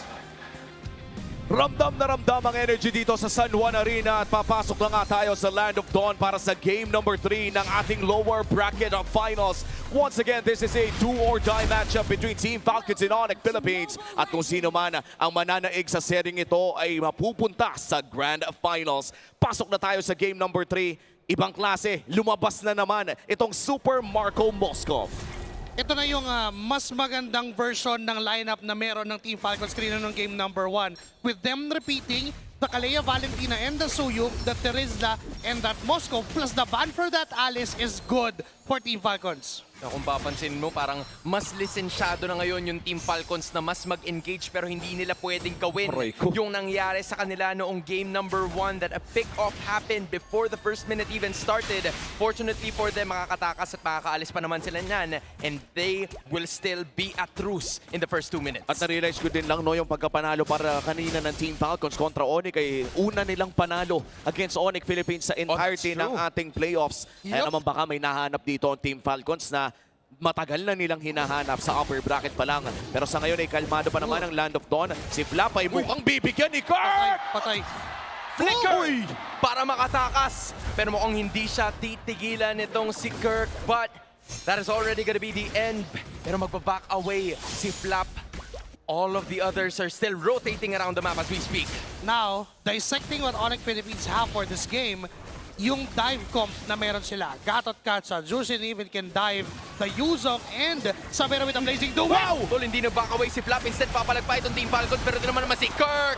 Si Kyle na naman ang kanilang namataan. Si Flap na naman ang this time ang kanilang pupunteriyahin. Pero makakawala siya doon. But that is a major pick-off. First blood para sa ONIC. At ang unang pagong ay paparating ni Ren. This will be something na ONIC Philippines sa makakalamang dahil sa pick-off na nangyari doon sa may bottom lane. 500 gold lead at mukhang mahihirapan mag-contest dito ang Team Falcons at agad nabibigyan ito ng ONIC Philippines. Sagad ang linis na naman na nagsimula na naman ang lahat sa pick-off kay Kyle. Nagamit na naman ang Suyu. Taas na naman ang lamang ng ONIC kahit ilang daan pa yan. Even before that turtle pan, nagsimula na agad yung turtle fight with that 1v1 ni Flap against dito kay Kirk na nakalamang si Kirk doon sa pagkuha niya ng flicker and even yung pagdomina niya doon sa Terizla, doon pa lang nagsimula ng mag-ramp up yung lead ng ONIC Philippines up to that turtle. And the job of Team Falcons right now is to stop the momentum of ONIC Philippines. Hindi naman to katulad ng Harley na binabanggit natin kanina during game number 1 na kapag nakakuha ng 2 items ay imposible mo nang mahuli. This is still a Leo mode na doable pa naman with the layer of crowd control na meron Team Falcons. And napakaganda nung naging unbreakable doon ni Brusco, no? Dalawa ang kanyang nahuli at rumekta pa ng knock-up na nanggagaling dito kay Kirk. And this is something that ONIC Philippines is very much equipped to do so. Yung early game aggression na nakita din natin nung game 1 nung sila ang nanaig kontra dito sa Team Falcons. Matagal-tagal pa naman bago yung susunod na malaking objective. Pero grabe, all 3 lanes ay... Teka lang, Super Marco! Tol, siyang mapupunta at nahahanap sa ngayon. Binalibag, inangat at pinatay ng 3 mga miyembro ng ONIC. At ang laki ng mawawala doon dahil pati yung siege minion ay... Teka lang mukhang si Super Fritz ata yung gusto ng Team Falcons. Gugustuhin sana nila makabawi pero buhay pa rin ang prinsipe ng ONIC Philippines. Si Kyle ay mapupunta sa kabilang banda. Double kill yan para sa pressure. It's ONIC thriving in the pressure in Game 3. Ito yung dive na binabanggit natin. Even under the turret, ONIC Philippines, mayroon silang kakayahan na gawin yon paulit-ulit. And hindi lang yon, yung counter-engage ng Team Falcons naging manipis dahil wala na yung isang main damage dealer nila which is Super Marco. The way na pinilit nila yung laban na yon against ONIC Philippines, it is clearly a win for ONIC dahil sila kumpleto pa and even yung blazing duet ni Savero doon pa lang niya nagamit. Oo, at sa pangalawang pagong na ito ay ONIC Philippines pa rin ang may hawak ng kalamangan.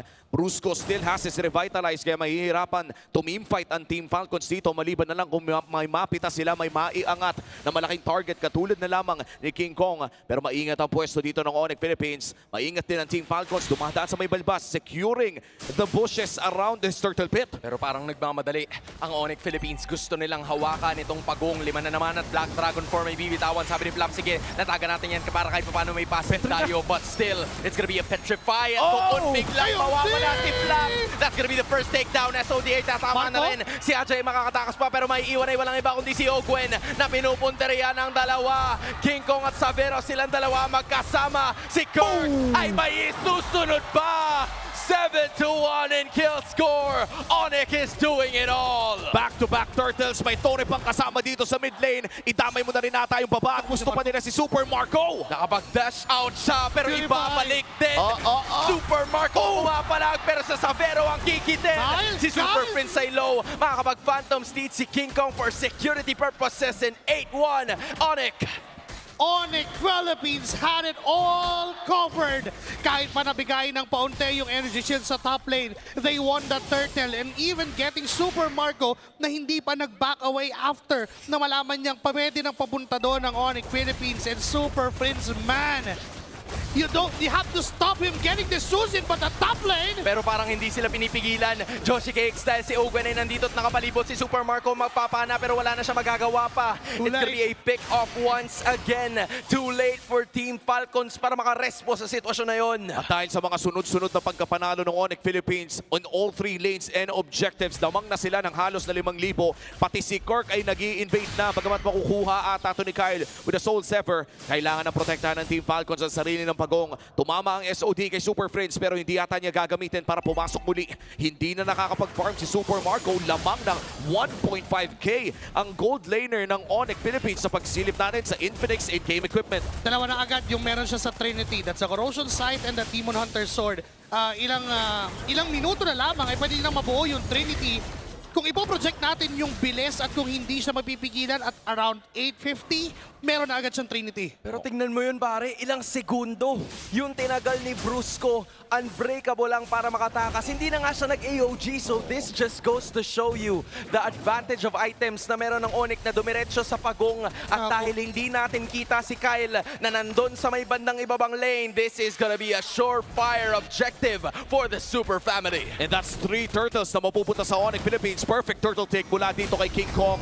Lahat ng early game objectives ay napasa kamay sa Super Family at rekta invade ang kanilang call. Kailangan tumipensa ng Team Falcon sa purple. We're gonna have to commit to this dahil napapaligiran na ito. Ogwen na naman ay nakalahati ang buhay. Si Flap ay talagang binabalat-bala lang nito si Sabero at sino mamataan nila. May binatot naman si Ogwen pero mag-flicker siya para makatakas. Si Flap ay ganun din ang gagawin. Si Kyle, si Marco ang nakapalibot pero si Kirk nandun sa may bandang gitna. Wala na naman ang isa. Si Flap na naman ang wala at si ONIC Philippines. Sila ngayon naman gusto bumasag. Tuloy-tuloy ang kanilang pagsisig dito sa mid lane pero may nahuli si Kirk. Si Kirk ang kanilang mamamataan. It's gonna be a takedown as well para kahit paano makabawi ang Team Falcons but ONIC has already dealt some damage. Parang pinilit nila ng konti yung mid lane na yon na kaya naman nagbayad ng ONIC Philippines. 7k na punta sa 6k kahit papano ay nakabawi ang Team Falcons. Malaki pa rin naman ang kalamangan ng ONIC Philippines but then it's great signs for Team Falcons na kaya din naman nila mag-punish ng overextension. ONIC Philippines must be wary of that dahil yung mga buhat ni Ogwen na ganon might be yung pwedeng puhunanan din ng Team Falcons kasi pwede naman niyang hindi gamitin yung pang-initiate, pwede pang counter-engage. And si Kirk at itong si Brusco yung kailangan mag-ingat kasi kapag sila yung frontline na hindi na binibiro ng Team Falcons, darating sa punto na even sila hindi na masusustain yung damage output ng isang Moskov. Now for this orange buff, invade na naman ng ONIC. Hindi na ganun kakate, pero babalik na naman using the Tsunami Slam. It's gonna be Brusco living all throughout it all. Tapos ito yung counter-attack na gagawin ng ONIC Philippines. Si Flap na naman ang susunod placing do it mula kay Sabero. Magbabakaway si Kyle, makakatakas pa si Haji. Habang nandun si Super Marco sa taas, ONIC nandito tamabahay sa ibaba. Taking 3 heroes down.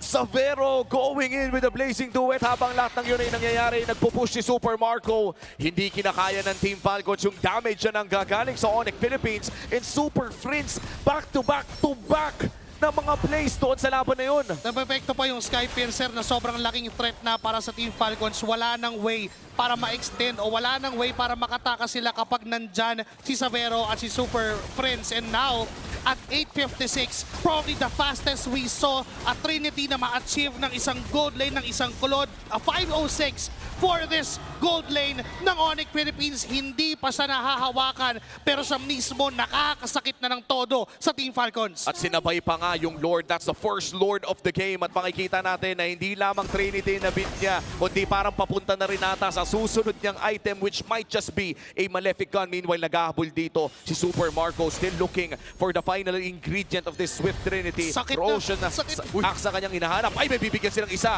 Pero nakapag-purify itong si Sabero. Although that battle spell is already used, tila masakit pa rin yung damage na kanyang ibinibigay. Nagmamarcha na yung Lord sa bandang ibaba pero tila hindi na ito hihintayin ng ONIC Philippines. Gusto na nilang pabagsakin yung ibaba pero madedepensa pa rin ito ng Team Falcons. Nandun na naman si Flap nag-flicker para makatakas. Ginamit na naman yung Philippine Zone. Pero yung AOG ay lalatag kay Ogwen. Bagsak na naman ang isa. It's gonna be a 4v5 situation na may kasamang Lord na marapang 8 na nababawas sa kanya. Atake na naman ng Falcons. Depensa pa rin sila. Ginagawa nila ang lahat pero hindi nila mapigilan ang ONIC Philippines. Natapusin ang laban na to. Basag ang order. 2-1 ONIC in an 11K gold lead para sa Super Family. After losing game number 2 ay pinakita ng ONIC Philippines na kaya nilang magdomina muli. 2-1 ang ating score. This is a cleaner version of their game number 1. And again, even if the Falcons wanted to fight, they just can't.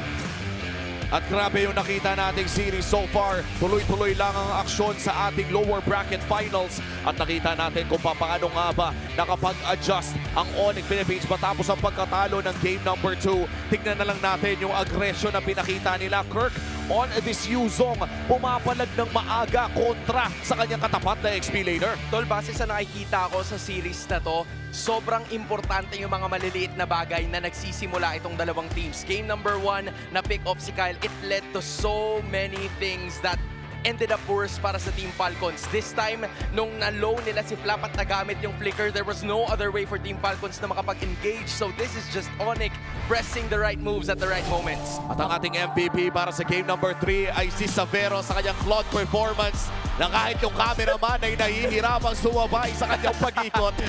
Savero, pahabulin mo naman. Pahabulin mo naman. Pahabulin mo naman. Pero ikaw ang maghabol. Kasi hinabol niya ng todo yung Team Falcons members. 509.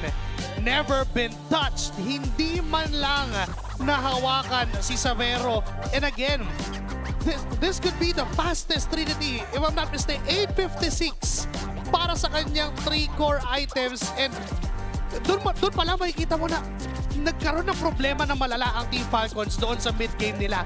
The fact na hindi nila naabot yung Claude, the fact na walang rotation that could lead Falcons getting this Claude from Savero. A lot of space has been given all because of the 4-man rotation na ginagawa ng ONIC Philippines. They just capitalize on what's in front of them. And yun yung pinakamahalaga. Because even that Yuzong and even itong si King Kong and si Super Prince, alam nila kailangan nilang i-address na hawak ni Marco yung Moscow, hindi pwedeng matalo si Savero dun sa lane. And Super Marco just struggled in this game. Nakita natin, katulad nung sinabi mo, na talagang pinapasok sa loob ng torre itong gold laner ng Team Falcons. At dahil dyan, naging malaki ang gold deficit ng parehas na gold laners. And umabot na nga sa punto kung napakabilis ng Swift Trinity na nakuha dito ng ONIC Philippines, ay sumobra naman ang bagal para sa Team Falcons dahil nga ilang beses dinadaanan kapag mag-isang nagpa-farm dito ang gold laner ng Team Falcons. Ito ba yung susi ng ONIC Philippines on potentially securing match point next game? That is the question that I feel like has always been working para sa ONIC Philippines. Pansin natin during the draft, it's the first 3 heroes na tila nagiging parehas in the last 3 games that we saw. So it really depended doon sa adjustments nila pagdating sa second phase ng ating draft. ONIC picked up the Leomord and then afterwards gave a hero that would be very well utilized nitong si Kirk using the Yuzong. At kita mo naman yung aggression na pinakita nila pagdating ng Black Dragon form, pulasan kagad yung Team Falcons. AOG just to finish up the pieces. And this leads us to the adjustments na kailangan gawin dito ng Team Falcons. Nakita natin na paulit-ulit dinaanan si Super Marco. Is this more of a hero arrangement for next game o adjustment ba ng rotations ang kailangan nating makita? All of it actually. Kasi for Team Falcons, kailangan nilang i-address yung wala nga kasing pure synergy. Yung Kalay at Valentina. May bubuhatin ka, pero anong gagawin ng Valentina? Kokopya lang, wala siyang burst. Yes, sabi natin, isa ang Valentina sa may pinakamataas sa base damage ng mga mages right now sa meta. Pero it would take at around 2 seconds para makapang-burst ang isang Valentina. Pero kung Farsa yung hawak ni Haji o even Kimi yung hawak ni Haji, may layer yung crowd control eh. May layer na kayang gawin yung Team Falcons and they can work as a 2-man unit. But now, it seems like for Team Falcons, they have to work as a 4 to 5-man unit para maging efficient yung lineup na meron sila. Oo, and nakita natin na parang dahil nga wala sila masyadong magawa on this Kalea. And let's be very direct, 2 games na silang naglalaro ng Kalea, 2 games na rin hindi kumana ito para sa napaka-importanting serye na ito. Lower bracket finals po, do or die. Ang mananalo dito ay rerekta ng Grand Finals, magkakastat sa Esports World Cup. Hindi pwede na hindi matuto mula sa mga ganitong klaseng laro for Team Falcons. At this point, do we drop the Kalea? You know, it's about the ordering, I feel like. Kalea is still a very strong hero in this current meta.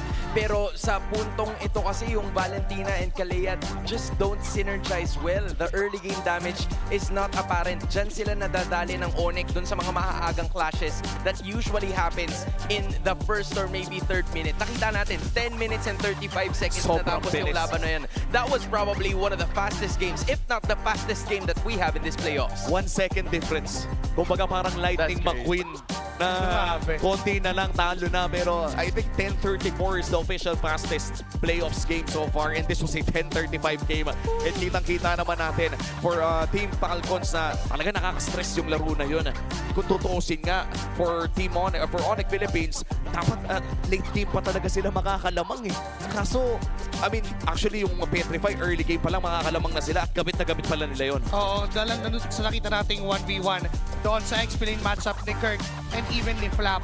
Alam din kasi ni Kirk na yes, kapag hindi tumama yung decaying damage o yung first skill nung Terisla sa kanya and probably the full combo of that second skill, ay may hirapan ng lumaban itong si Kirk. Pero nakuha pa ni Kirk yung advantage doon. Well, bago tayo tumako sa susunod nating laro ay magpahinga muna tayo. Sip Purified Water is giving you a taste of water that's filtered through volcanic rocks for a crisp, clean taste that quenches like no other. Alisuhaw, sip na tayo. Ang sarap talaga nito mga pare cakes. Kaya teka lang ha, bago ako uminom, nakita nyo ba yung Max 5D on stage? That's clever engineering keeping these teams locked in. No distractions, just pure performance. Brought to you by TT Racing Philippines. We have your back. Yan, maaari ka nang uminom. Sige na. Kami nang bahala sa'yo. Okay? Kasi sa puntong to, pakiramdam ko, babalik ka na naman. Oo. Dahil tinatawag na natin ang ating mga super fans. Stay updated on all things MPL PH and connect with the most passionate community in esports. Join the MPL Philippines official Facebook group, the Superfan channel, and the MOBB official Discord. You can also get your all-access pass to exclusive content, the latest news, and community discussions. Lead the conversation and have a chance to be featured as our Superfan of the Month. Maging parte ng MPL PH family. Scan the QR code on your screen now and join the conversation. See you there. Kita-kits. At baka magkita-kita pa tayo sa mga segments natin dahil kadalasan kumukuha tayo ng screenshot ng mga comments yung magaganda. Minsan yung hindi ka nais-nais, tinatanggal namin. Kaya naman maging okay naman tayo, no? When you're sharing your opinion, hindi nyo kailangan gumamit ng mga sobrang malalakas sa mga words. Ang gusto nyo ay ma-plug, hindi ma-flag. Galing nun na. Gusto ko yan. Nanakawin ko yan next time na... Ang gusto ko ay ma-plug at hindi ma-flag. So bago tayo ma-flag, ay i-plug na muna natin to sa ating on-ground panel. Evas, maraming salamat, Womi, and of course the casters as well on the English broadcast. Redborn Wolf still here.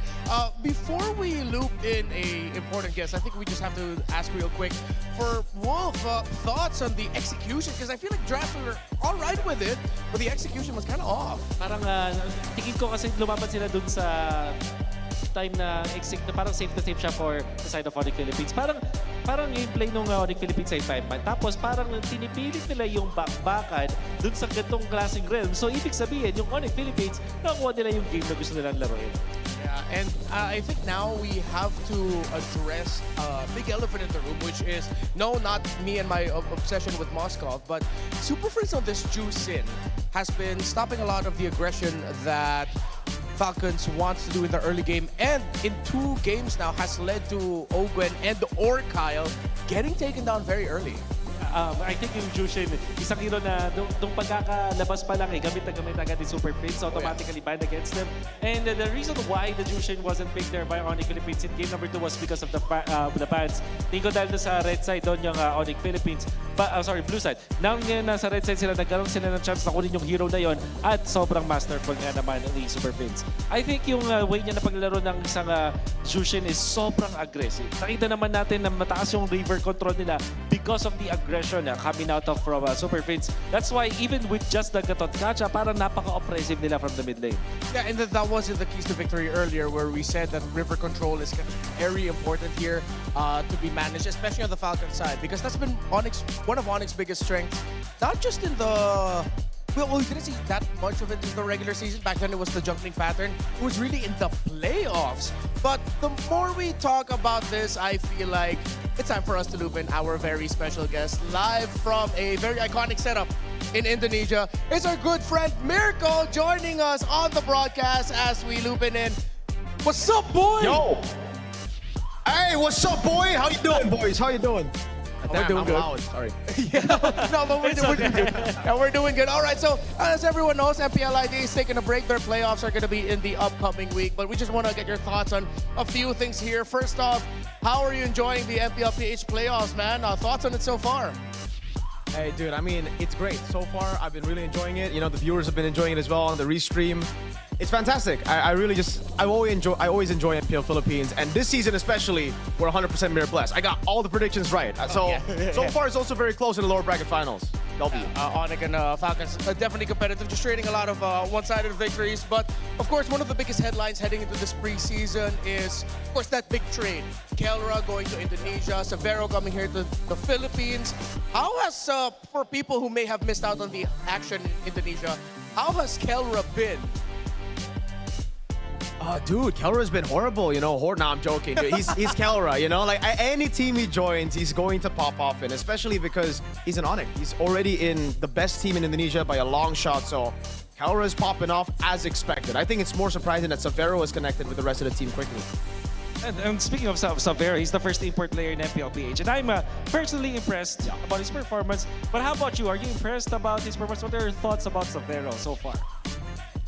Oh, dude, I'm very impressed. I wanted to make a joke, but no, seriously, this guy is special. Like, he's very, very good. Even in Season 15, when he debuted, we were hyping him up so much. We were talking about his potential. But unfortunately, in Season 16, right, ONIC ID decided to go for a ready gold laner. A gold laner who was already matured, who was already complete, and that's why they got Skylar. But yeah, I think Severo, even from Season 15, all of us were saying, the analysts, the coaches, that he can have a higher peak than even Skylar. And he's always been the richest when it comes to the gold lane. So how do you feel about being the richest caster, Mirko? Don't answer that question.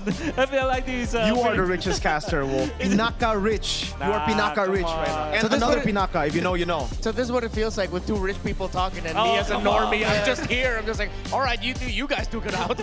Oh yeah, kidding aside, Mirko. MPL ID has been. I guess interesting is the word that I would use. It's just making it very chaotic. But what are your thoughts about the regular season of MPL ID? Dude, it's been amazing. And honestly, I think this is the best regular season we've ever had in ID. Everything was so close except for number 1 and number 9. Unfortunately, those were decided very early. ONIC are clearly the best team.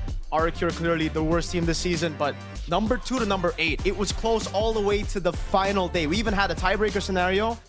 The fight continued all the way to day number 3 of week number 9. Navi versus Geek Fam to make it a playoff. So regular season ID is amazing. I just hope that the playoffs gives us similar vibes. I hope it's not just ONIC trashing on all the other teams, as usual. All right, since you already touched on the playoffs, and we know ONIC being ONIC in Indonesia, who's the one team that we should watch out for in the MPL ID playoffs? Renmar. What is this question, man? What is this question? You have the green robots right there. You know, they're choking all the time. We have the red robots in Indo, bro. Bigatron, my goats. Hey. The goats? Let me tell you about Bigatron. Let me tell you about Bigatron, all right? They're pretty bad. I'm not gonna lie. You know, they're pretty bad. At least you're honest. Hey, they're only bad against lower teams, okay? If they're going up against teams that you expect they would smash, they will lose.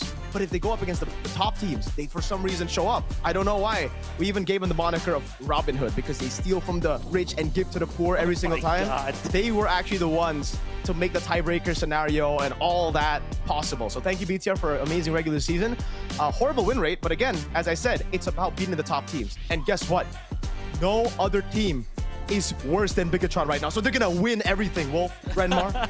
Seems like it's gonna be a really tense time for the fans of Bigatron by Vitality. But hey, it's time for us to wrap this up just in a bit because the draft's about to start. So this is a two-part question, real quick, for the lower bracket finals.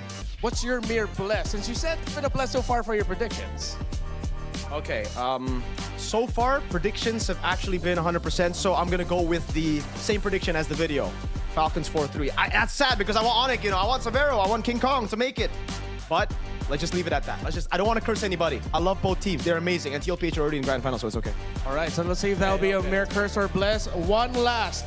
Personally, who do you want to see move forward? Predictions aside, analysis aside, who do you want to see move forward and face off against Liquid and get that ticket to MSC and EWC? ONIC Philippines. I think I want to see that. After yesterday, like, dude, what the heck? Come on, yeah. I mean, the Sonics are amazing. That's one. And then to see them in the grand finals. Plus, Game 4. Was that not the best game of playoffs so far? And it was ONIC TL, so we got to get a rematch. Right. Well, thank you so much, Miracle. I know you have to get back to the watch party, but it's always great to have you here in MPL Philippines. Thank you. Say bye while waving and give us a big smile. See you, GOAT. There you go. My GOAT's Bigatron. They're gonna win everything. That's my GOAT, Mirko! Okay, thank you so much, Mirko. At syempre, ipapunta na tayo sa ika-4 na laro ng ating series na to. And he did say that it will be ONIC Philippines that he wants to see. And I don't doubt that because I think he's a Severo. He's from Indonesia. Severo's from Indonesia. True. It's easy to really correlate that.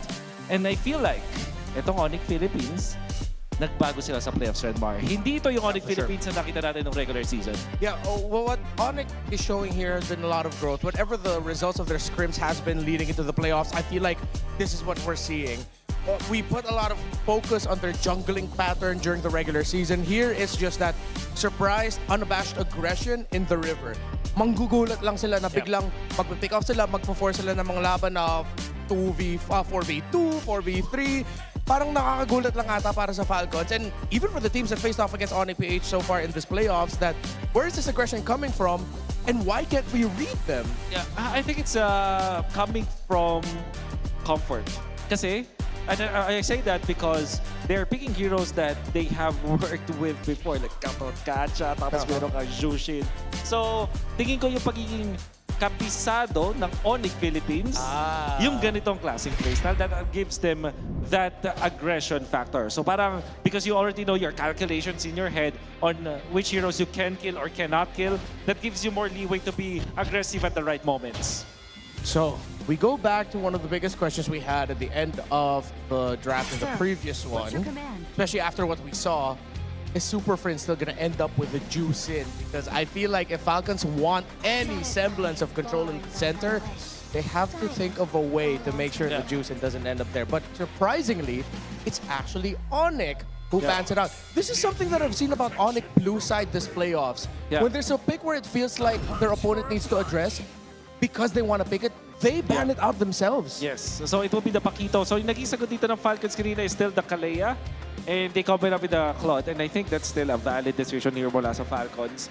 Ang tingin ko magiging sagot doon ng ONIC magiging babago na. They will not go for what they did in the game number 2, which is the Hylos and the Valier. So baka bumalik sila doon sa gatot na sa aggressive mid laner. Like Gord, for example.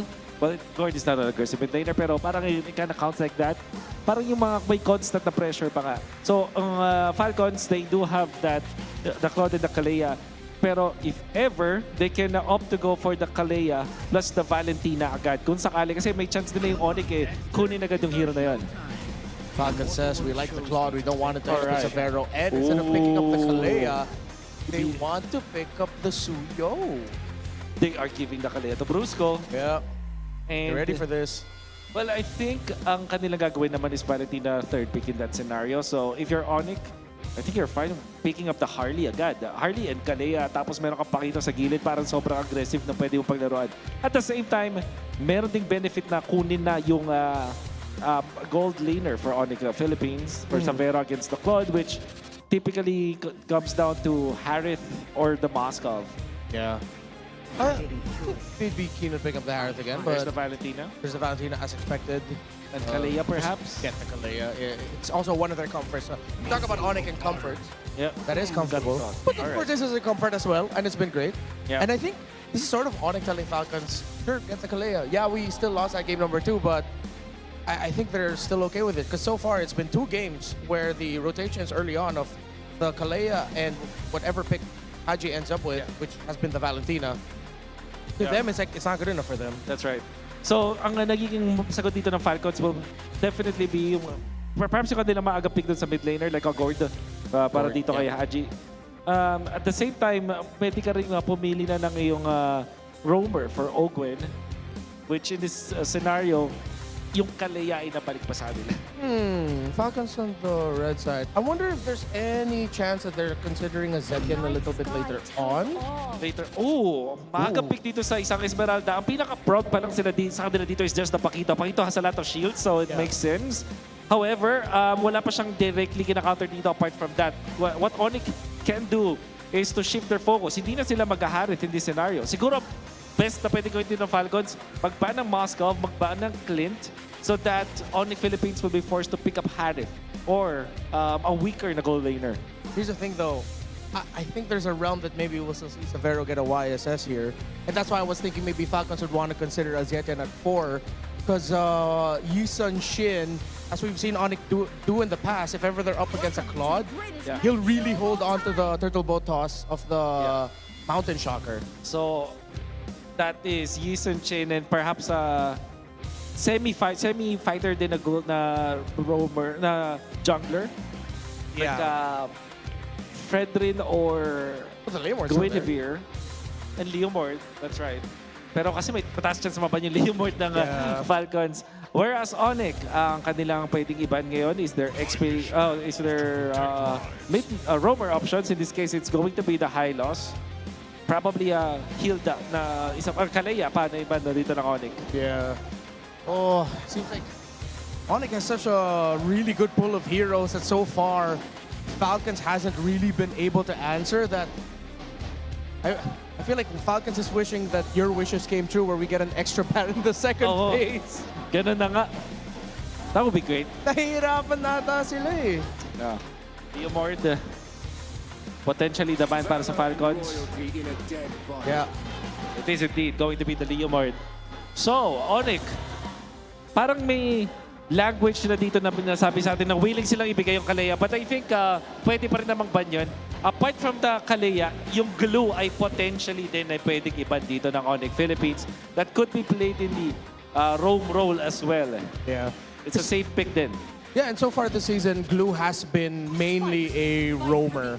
Not really an EXP laner anymore. But hey, you also mentioned the Hilda as one of the bans. Okay. ONIC. Falcons at red 4, either they show their mid or they show their roam. Yeah. May option sila na kumuha ng isang Kimi para safe, but the Gord seems like a valid option din dito para kay Haji.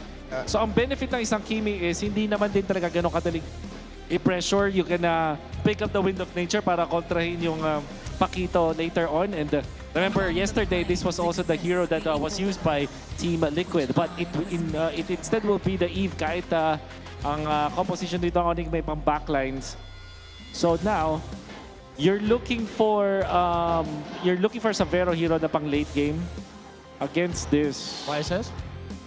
If they do go for the YSS na so far 100% win rate pa rin. Undefeated. Yep, undefeated. Ang combo nun is isang parang Leomord-ish kind of jungler. So Nolan siguro or a Guinevere. Okay, let's see what ONIC's gonna end up with. Lots of potential options. As you also mentioned the Clint earlier, and I think that's what Falcons is looking at. Oh, the Lance! Okay, taking a page from Ryzen and Carl Teasy's book. So Lance had it? And the Lance Moskov. All right. If you are Falcons, you're gonna be looking for good catch. Maybe this time Kaja, or what if sila'y mag-Beleric dito sa composition ng ONIC? With all the dive, with the Valentina on the other side, but the Valentina will most likely get the ultimate of the Eve. You need a solid, tanky front. You don't really need to go that fast, but it just can't be the Esmeralda frontlining. Tanky na frontline. Dapat tanky, oo. Ang kailangan natin dito ng Team Falcons. May option ng Atlas din naman para sa kanila. Atlas Eve, napakalakas na kombinasyon pa rin. Hindi binante ng ONIC Philippines dito. Yeah, that might have to change the idea though for Falcons with the Valentina having a chance to get the links. Oh, I did not think they'd actually consider this on the back of my head, but I have slightly negative feelings about this. I share the same sentiments. Tingin ko kasi yung Cupra, hindi ito yung hero na kinakatakutan ng mga Lancelot users from before. Granted, meron ka ng bouncing ball for the dashes. I guess Ipakito hates playing up against this hero as well as the Moscow, but Lancelot hindi ganun kalaking factor para sa kanya. Hindi din gano'ng kalakas ang Cupra sa metagame natin yun. So, as much as I want to say na maganda yung mga ganitong klaseng picks for Falcons, parang mas papabor ako sa ONIC Philippines. All right, we're heading on to the next game. Casters, welcome back. San Juan Arena, make some noise! Tuloy ang aksyon sa ating lower bracket finals. Matapos manalo ng ONIC Philippines in game number 3, naghahanap na sila ng match point dito sa game number 4. Makakabawi kaya ang Team Falcons? Malalaman na natin yan sa pagpasok natin sa Land of Dawn. Well, I don't know what took so long, pero finally nagkaroon na tayo ng adjustments in terms of the draft. And for Team Falcons, it's them picking up something that is quite unusual, pero yung Esme hindi nga natin nakita. Baka sakaling yung Kufra pa. Ito na yung time na ipapakitaan tayo ng something new ng Team Falcons. And I mean, I like it. I like the Kufra pick. Knowing na yung puhunan ng ONIC Philippines dito would be those dashing heroes. Pakito, Valentina, Lancelot, and even Moscow. So technically, yung good catch na binabanggit ng on-ground panel natin, this might be the start of something new from Team Falcons. Oo. And for this Kufra pick, hindi man ito yung parang absolute nightmare na katulad nung dati. It is still a nightmare to go up against, especially kapag magaling mag-bouncing ball dito si Ogwen. Hindi pwede yung basta-basta o bara-barang binabato yung key ability na yon as he goes in for Brusco. A 2v2 pero parang sakitan lang ata to, Hans. Tingnan mo, pagkatapos nung kanyang talon, kalahati kaagad yung kanyang HP. So tama ka, Womi. This is the targeting na dapat ay aasahan natin mula kay Ogwen. It needs to be surefire. Dapat sure kill kung sakali natatalon siya in the first 3 minutes. And zero purifies in this game, by the way. Halos lahat ay naka-flicker at yung isa ay naka-revitalize lamang. Kaya pwede natin na-expect na kapag nahuli ka talaga ng crowd control, ay huling-huli ka talaga. And they have the means to burst you. I mean, this is an Esmeralda. Again, we saw that from game number 2. And even this Eve, look at that jump from Ogwen. Pero may talon na ginawa na naman itong si Ogwen. At sana naman manalatagan at ito ang magdadash through itong si King Kong. Tapik sa dibdib, double kill. Kasama na yung first blood. At ayun naman talaga, no, the revitalized difference coming in from Brusco na depensahan at rekta pagong ang kanilang call. Hindi pa namatay si Brusco doon. And in fact, nakuha pa ng ONIC Philippines and nabigay pa kay King Kong yung 2 kills. And this is quite worrisome, but for me, ONIC Philippines, mukhang ibibigay pa nila yung turtle. Sinasagad talaga nila to. Kasi kumukuha pa si King Kong ng purple objective. So Falcons were able to equalize yung ating goal differences. Just 300 ang kanilang pagitan. And I think that is mostly on this lane dominance na nakikita natin kay Flap. Hindi ata makagalaw yung Pakito kanina, kaya binigay ng ONIC. Oo, naging sagot na bigla. But then Ogwen used that flicker para makatakas doon. So ito yung binabanggit din pa nila Wolf na on-ground panel with Renmar na hindi na ganun ka-threat yung Kufra. Pwede nang i-bypass nung Lancelot. Pwede nang saktan right away. Oo, tsaka parang nirespeto din kasi ata ni Ogwen yung potential outplay na pwedeng gawin dito ng Super Prince with his own version of the Tyrant's Revenge. And right now for Team Falcons, na-equalize naman nila ang laro na ito matapos ang mga iilang rotations. Kaya naman kahit lamang ang ONIC Philippines in terms of kills ay dahil sa objective na nakuha nila kanina ay pwede na nating i-confirm na nakabawi ang Team Falcons. We're still sitting on an equal fighting chance when it comes to the objective.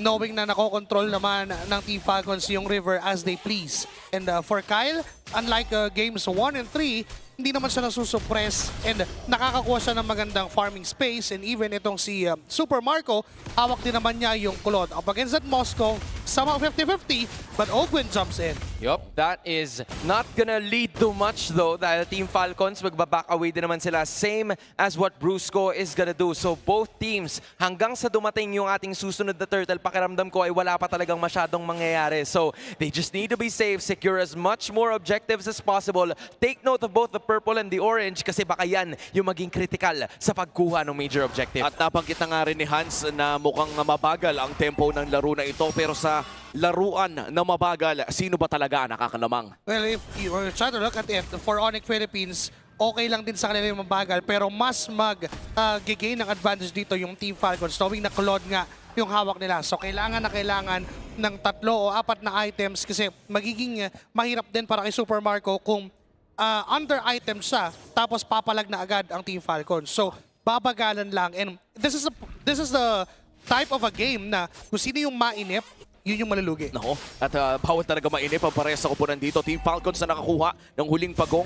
Itong pangalawang pagong ng sila rin ang magsisimula, pero maganda ang pwesto ng ONIC Philippines para lumaban para dito. Parehas, maganda ang kanilang pwestuhan. Brusco nangangalahati kaagad ang buhay, magiging reset na naman. Tapos nagta-target nila si Kirk pero makakatakas naman siya sa pagkakataon na yun. Ogwen looks to target the river push pero wala siya mahahanap. Si Brusco caught to 20% of his HP. Tapos ito na naman si Ogwen looking for something. Falling Star Moon. Binitawan na ni Flap. Magtuturn yata sila, but that's gonna be the case. Still kaya na makakuha ng pagong. AOG para makatakas si Brusco at malinis na laro ang pinapakita ng Team Falcons kahit wala silang nakitil na buhay. At makakaabot pa nga ata sa wave yung Claude doon sa may bandang itaas. Team Falcons, malinis ang kanilang objective taking. Alam din kasi ni King Kong na hindi siya pwedeng basta-basta humawak ng turtle. The moment na mag-stay siya doon at around 2 seconds, there is a threat of the Tyrant's Revenge and Rage combo mula dito kay Ogwen. That is why Team Falcons na nakakuha ng advantage out of it. Kasi the mere presence, just the mere presence of Ogwen, nagbibigay ng maraming isipin para sa ONIC Philippines. Even itong si Super Friends, pwede siyang bigyan. Again, there are no purifies available from ONIC Philippines. That is why Team Falcons is just using that to their advantage. I'm loving the trigger discipline coming dito kay Ogwen. No? Hindi pa natin siya nakikita na mag-Tyrant's Rage. Kanina pa siya nagba-bouncing ball lang at tinethreaten ang ONIC Philippines sa kapag nagdikit-dikit kayo ay pwede siyang mag-ultimate. Pero hindi pa rin natin yun nakikita. In fact, mas madami pa tayong nakitang revitalize kaysa ultimate na nanggagaling dito sa Team Falcons. And so far, katulad ng pinag-usapan natin kanina, Joshua and Hans, mabagal ang takbo ng laro na ito. Ikutan lamang, naghahanap ng advantage and making sure na yung susunod nilang move ay tama para sa kanilang komposisyon. But let it reel back na ang sinabi mo kanina na lamang ang Claude sa ganitong klaseng sitwasyon. Ito yung mas gusto niya, yung hindi sila nag-engage, bagko sila yung counter lang! At sila ang may ipit sa pagkakataon na to. Si Brusco nag-unbreakable na naman ng tamak. Alam niya ay walang iba si Flap pero buhay pa rin siya. Si Ogwen na mawawala. Sumunod lang pala si Flap. Sinama na naman si Savero at nagsimula na naman ang ONIC Philippines na maghasik ng lagim. Biglang bumilis ang laro at mukhang ONIC Philippines pa makakakuha dito ng mid lane turret. Pagkamit pakiclear ito ng Falcon, Super Marco entering the vicinity of the mid lane at magdidisperse na ata ang ONIC Philippines pero may paparating na pagong doon sa may ibaba.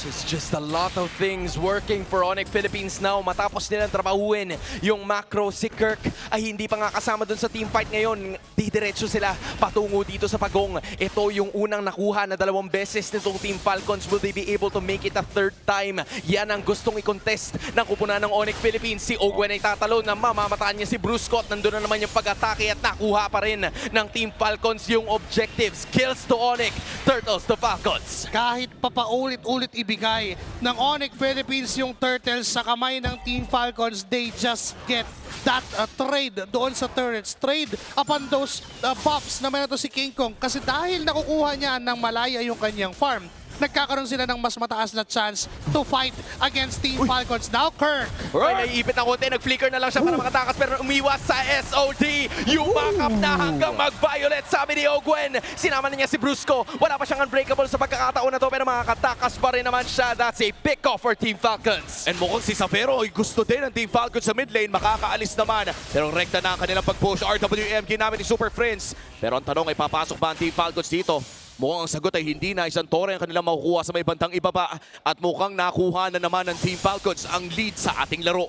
Babalik tayo sa binanggit natin kanina kung sinong mainip, kung sinong mas maunang mag-engage. Sila yung malulugi because both of these teams have their own versions of trying to counter AOG just to defend. Wala sa nakita, tinalunan pa ni Ogwen at ni Flap. It's an overkill para sa Team Falcons. Sumugod na rin si Kyle. Placing duet muna kay Marco.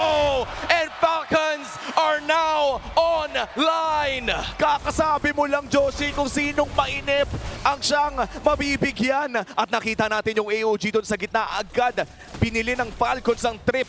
At mukhang si Kyle naman ata ang isusunod ng ONIC. Pero kailangan niya makatakas kasi doon na naman yung third rose. Pero hindi tatama yun dahil nasalba na naman siya ng Tyrant Race at ng Falling Star Moon. It's still a-okay para sa ating mga dalawang teams. But still, it's Falcons holding on to a 1.5k gold lead. Yung first lord ng laro ay paparating na rin. In terms of objective control ay lamang talaga ang Team Falcons with the last 3 turtles. Silipin natin ang ating Infinix in-game equipment. Ano ba ang nagiging difference maker para sa Falcons? For Team Falcons, yung kalamangan na meron ang XP lane nila, which is itong si Flap. Although at around 600 lang naman yon, and even itong si Super Marco, hindi naman ganun nalalayo yung items ni Savero. But still, it's the entirety of the composition. Yung pagiging team fight centric nila and the way they're using those team fight resources para mag-counter engage. Again, di pwedeng mauna pag ganito. At hindi nga nauna yung SOD kasi nandun na naman ang pagkuha ng Team Falcons at nawala si King Kong ng parang bigla sa kamay ng bulletproof na Super Marco. Sumasapak-sapak si Kirk. Ngayon siya ay nananakbo. Hinahanap siya ni Ogwen at ni Flap mo. Pero titigilan na nila yon kasi alam nila na si Savero ay nag-push na. Pero nasa kanila ang Lord at 20,000 kalamangan na hawak ngayon ng Team Falcons at mukhang mag-engage pa nila. Ogwen's gonna be able to put a stop to it. Make that a 2.2k for Team Falcons. At hindi pa tapos ang pagpupush dito ng Team Falcons dahil may mid lane din sila na Lord ang nagmamarcha. Pwedeng patagalin ito ng Team Falcons with all flickers available upon the impact of the Lord. Doon sa mid lane ay pwede tayo makakita na biglain ito ng Team Falcons. Makukuha na nila ng walang problema itong Torres sa gitna at mukhang maluluto pa nila yung wave doon sa baba. Dinadahan-dahan nila sa ngayon and I think this is about to continue again. RWM ay kinopya ni Prince. Wala na naman yung mga energy shields. Kyle is also doing the same thing. Kalaban ang dalawang junglers kontra sa isa't isa. It's gonna be a Thorn Rose that's more than enough para maklear yung waves. 2 energy shields are a-okay and Falcons is gonna be backing away. Hindi ata makakakuha ng inhibitor 30 itong Falcons maliban na lang round 2. Kung pilitin nila dito sa round 2. Good RWM pero agad na ay papasok sila. Papasok talaga at andun na naman yung AOG. Tinamaan na naman si Kyle pero nagdidish pa rin ang damage itong si Prince and that's gonna be enough para maprotektahan ang mid lane inhibitor. Binabanggit lang natin kanina na okay lang sana yon for ONIC Philippines na nakakakuha pa rin naman sila nung sabihin na natin yung worst part of that trade. Pero ang katanungan kasi hanggang kailan sila magsisettle for less. Kasi Team Falcons right now, the moment na sobrang linis ng galaw nila to a point na hindi na nagkakaroon ng overextensions and in fact, tama yung timing ng lahat ng bagay! Andun na naman pero nakamentest itong si Ogwen. Nabasag na naman ang inhibitor pero nagdidish ng damage ang ONIC. Nag-trigger away na placing duet. Sinamahan pa ni Marco. Pero nakaligtas pa siya sa pagkakataon na yun. SOD ay susunod. Pero papasok pa si Savero. And ang sagot ay oo! It's Savero against the rest of everybody. At siya ang mawawala. Si Brusco naman ang namataan at si Kyle ang mawawasiwas lamang. AOG ay hindi tatama. Wow. It's gonna be Kyle. Evading each and every one of them. Kirk sumasapak-sapak lang. Ogwen naghihintay na tamang pagkakataon at ito ang tamang tsansa para sa Team Falcons na umalagwa sa laban na to. King Kong sinusubukan niya hulihin pero may puncture. Thorn Rose. Makakatakas si King Kong. 4 na segundo kay Super Prince. 5 para kay Savero. Kailangan niya dumepensa dito. Pero kung hindi naman ay kukol ng Team Falcons na sumugod pa dahil 20 segundos na lang ay lalabas na ang susunod na Lord. Again, hanggang kailan na magsisettle sila for less? Hanggang kailan na paisa-isa lang yung nakukuhang trade after the numerous advantages na nakuha ng Team Falcons? Nakapag-snowball na, nakakuha na ng perfect items, naka-win chant na rin itong si Super Marco. In a span of a minute, they can get this Lord. In a span of a minute, they can blitz this Lord. And in a span of 3 minutes, they can end this game. At kailangan nila makuha yung Lord kung gusto nilang gawin yon. Savero on the long lane. Si Brusco ay binibigyan. Piniplis na nila yung Lord. At mukhang magbaback away na ang ONIC.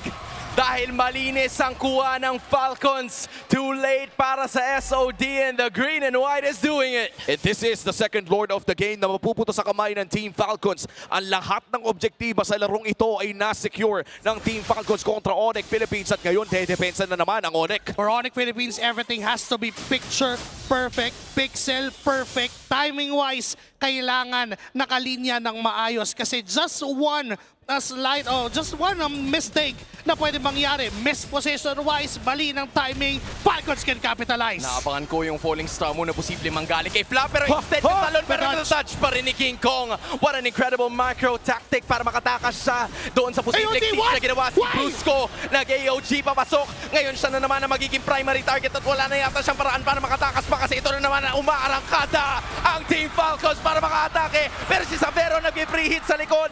Immortality pa para kay Ogwen, pero ito susunod na round 2. Super Marco target si Kurt. Flicker papasok at atras para sa BMI. Now si Savero's gonna be doing the same thing. And Marco popping off his immortality. Savero goes down. It's a 3-for-1 and Falcons have taken it all. Kung may round 2 kanina, ito yung round 3 na hinahanap nila. Team Falcons looking to equalize this game right here, right now. 4v2 situation. Naglapagan na ng talon. Kalahati na lang ang base. At nawala ang Sigma Jungler. Pagandahin natin ang storya. 2-2 in the lower bracket finals. Balikan lamang ng sapak dito sa lower bracket finals. Sulit ang ticket mga pare ko'y. Gagabihin tayo dito sa San Juan.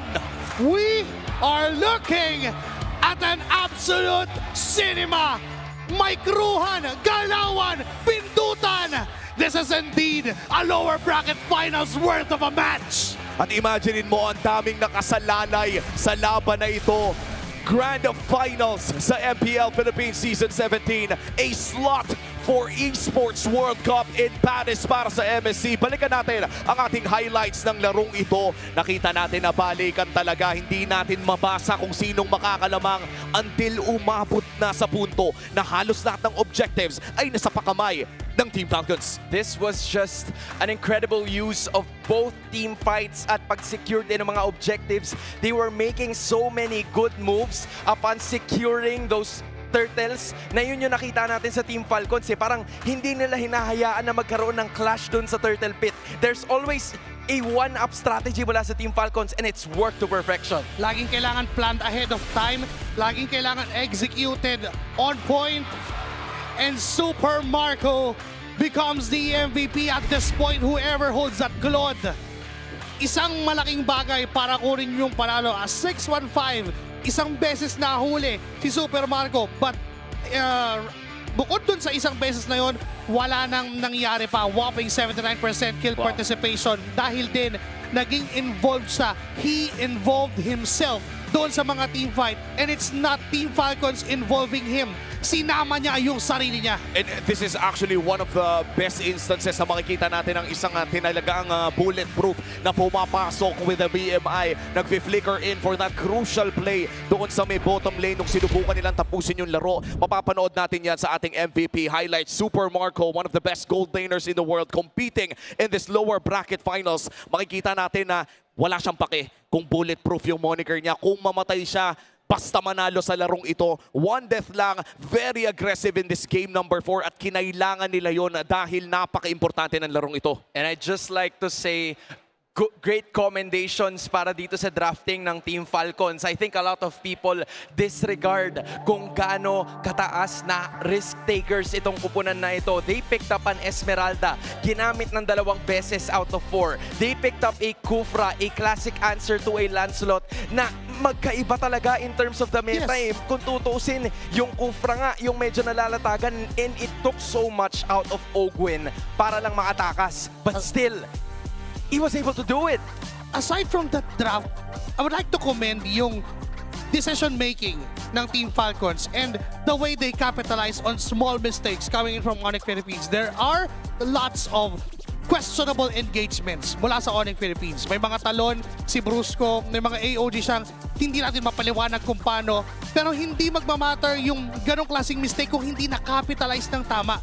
ng Team Falcons. It is because of how they wanted to execute this team fight. We've been saying all along na kung sino yung maiinip, siya yung matatalo, and pinanghawakan lang nila yun hanggang sa dulo. And we saw the patience coming in from Team Falcons. Honestly, hindi ko nga naramdaman na 14 minutes lang yung laro na yun. That felt long para sa seryeng ito.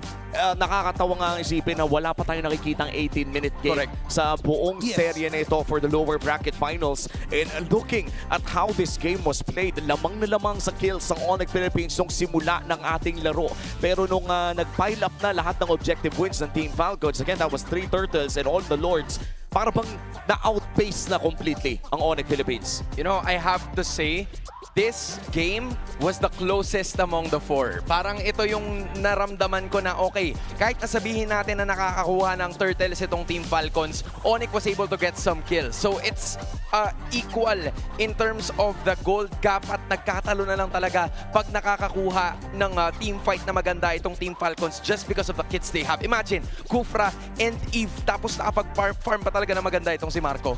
So kung titignan mo yung sabi nating status nung lineup na meron Team Falcons, for Haji, ang gusto niya, nako-contain niya yung mga members ng ONIC Philippines. But them, meron silang ways on how to survive. Marami silang dashes. Pero ang naging compensation ng Team Falcons doon would be that Kufra from Ogwen na ang gusto niyang mangyari, dito lang din kayo. Siya yung boundary doon sa containment na gustong gawin ni Haji. And looking at this item progressions, mas maaga pa nga nakuha ni King Kong yung kanyang core item, which is itong War Axe, dahil kinakailangan niya talagang mag-survive at mag-sustain. In comparison with Kyle, na mas matagal niya nakuha yung War Axe niya dahil sa pagkachapsoy ng item choices niya. Kasi nga naman, wala naman siyang kailangan i-prioritize. Ang kailangan niya, makapag-farm at makapag-survive, yung kumbaga consistent na pagpa-farm lang. I think it's interesting to take note as well na nung nakuha ni Savero yung Trinity niya by minute 11 ay 3 seconds bago maganap yun ay nakuha na rin yung Wind of Nature dito ni Super Marco, kaya parang agad na negate yung power spike na nanggaling dito kay Savero. Bagamat nakakita tayo ng kamuntikan ng highlights mula dito kay Savero, almost is never enough. Hindi umabot doon sa punto na kaya niya nang i-take down si Super Marco, and that meant that Team Falcons took the lead in this game number 4. Now we have an even series and we are talking about a best of 7 lower bracket finals, which means na kung sino ang makakakuha ng susunod nating draw, which is game number 5, ang siyang magkakaroon ng match point. Ibang klase itong serye na to. Sabi siguro na ibang bansa, ganito pala maglaban yung mga world champion. Yes, this is how regular it is dito sa Pilipinas. Sobrang titindi ng mga teams, sobrang gagaling, and I have to say, both of them, through experience, are willing to take risks. I think that's what I admire the most, especially from Team Falcons, not only with the draft, pero kung sisilipin mo din yung ONIC Philippines, it felt like pulido yung kanilang galaw in terms of the micro. So both of these teams having some different strengths, but all of it clash really well when up against each other. Tingnan mo naman yung nag-aantay sa dalawang junglers na to na naglalaro ngayong gabi. It's Carl TZ, the greatest of all time, na inaabangan na lang kung si Kyle ba ang kanyang makikita sa Grand Finals o si King Kong ang kanyang makikita. Yung pala yung sana yung babanggitin ko even before this graphic appears sa ating mga screen, na kahit pa sabihin natin sobrang ganda ng series na to, to be honest, Falcons and ONIC.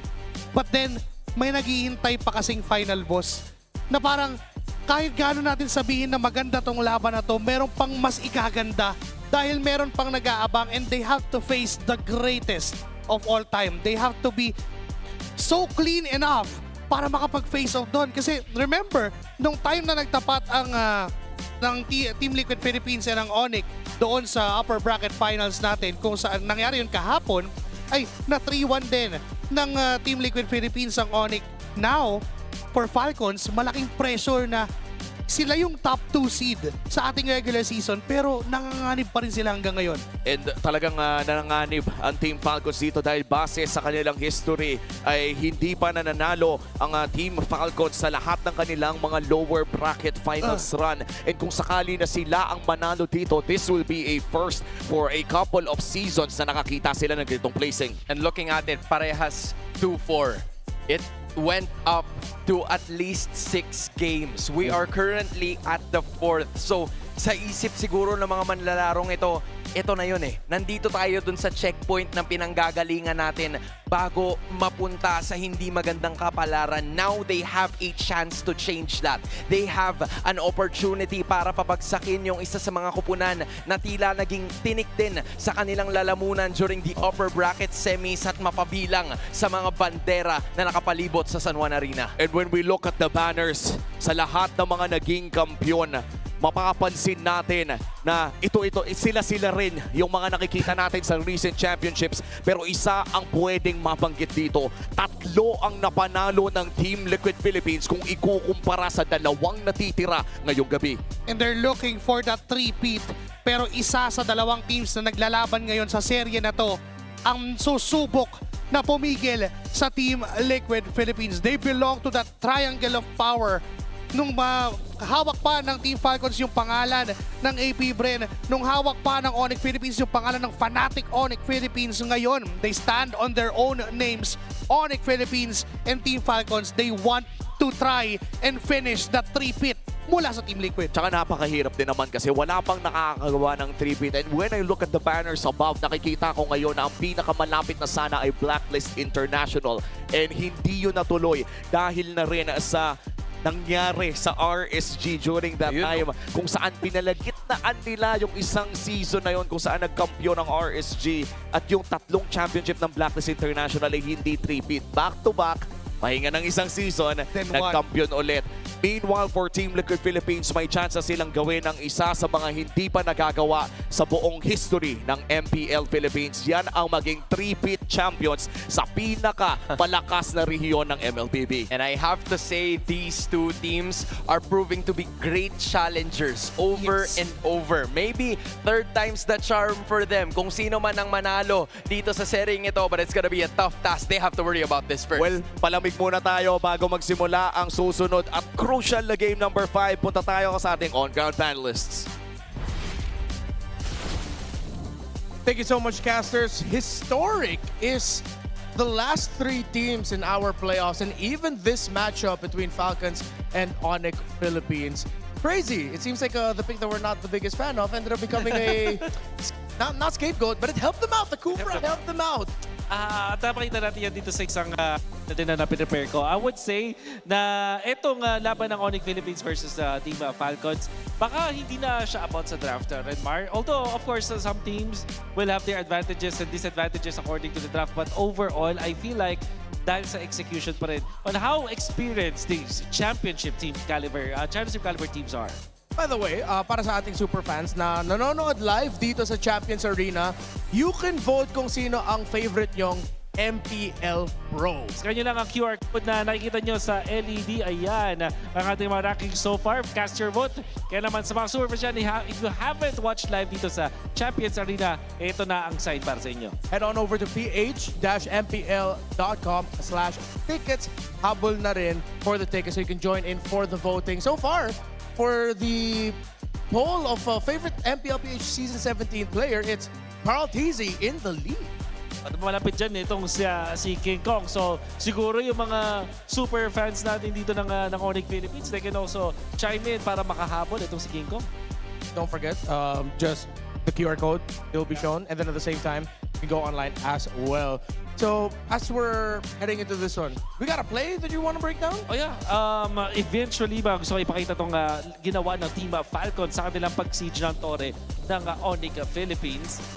Unfortunately, ang pinakasikat dito, so far, si Flap, ayan, tsaka si Super Marco. Umaangat ko kay Flap at masasabi ko na sa game number 3, Flap was amazing. I think there were so many times na nasulit ko itong Esmeralda, 3rd pick.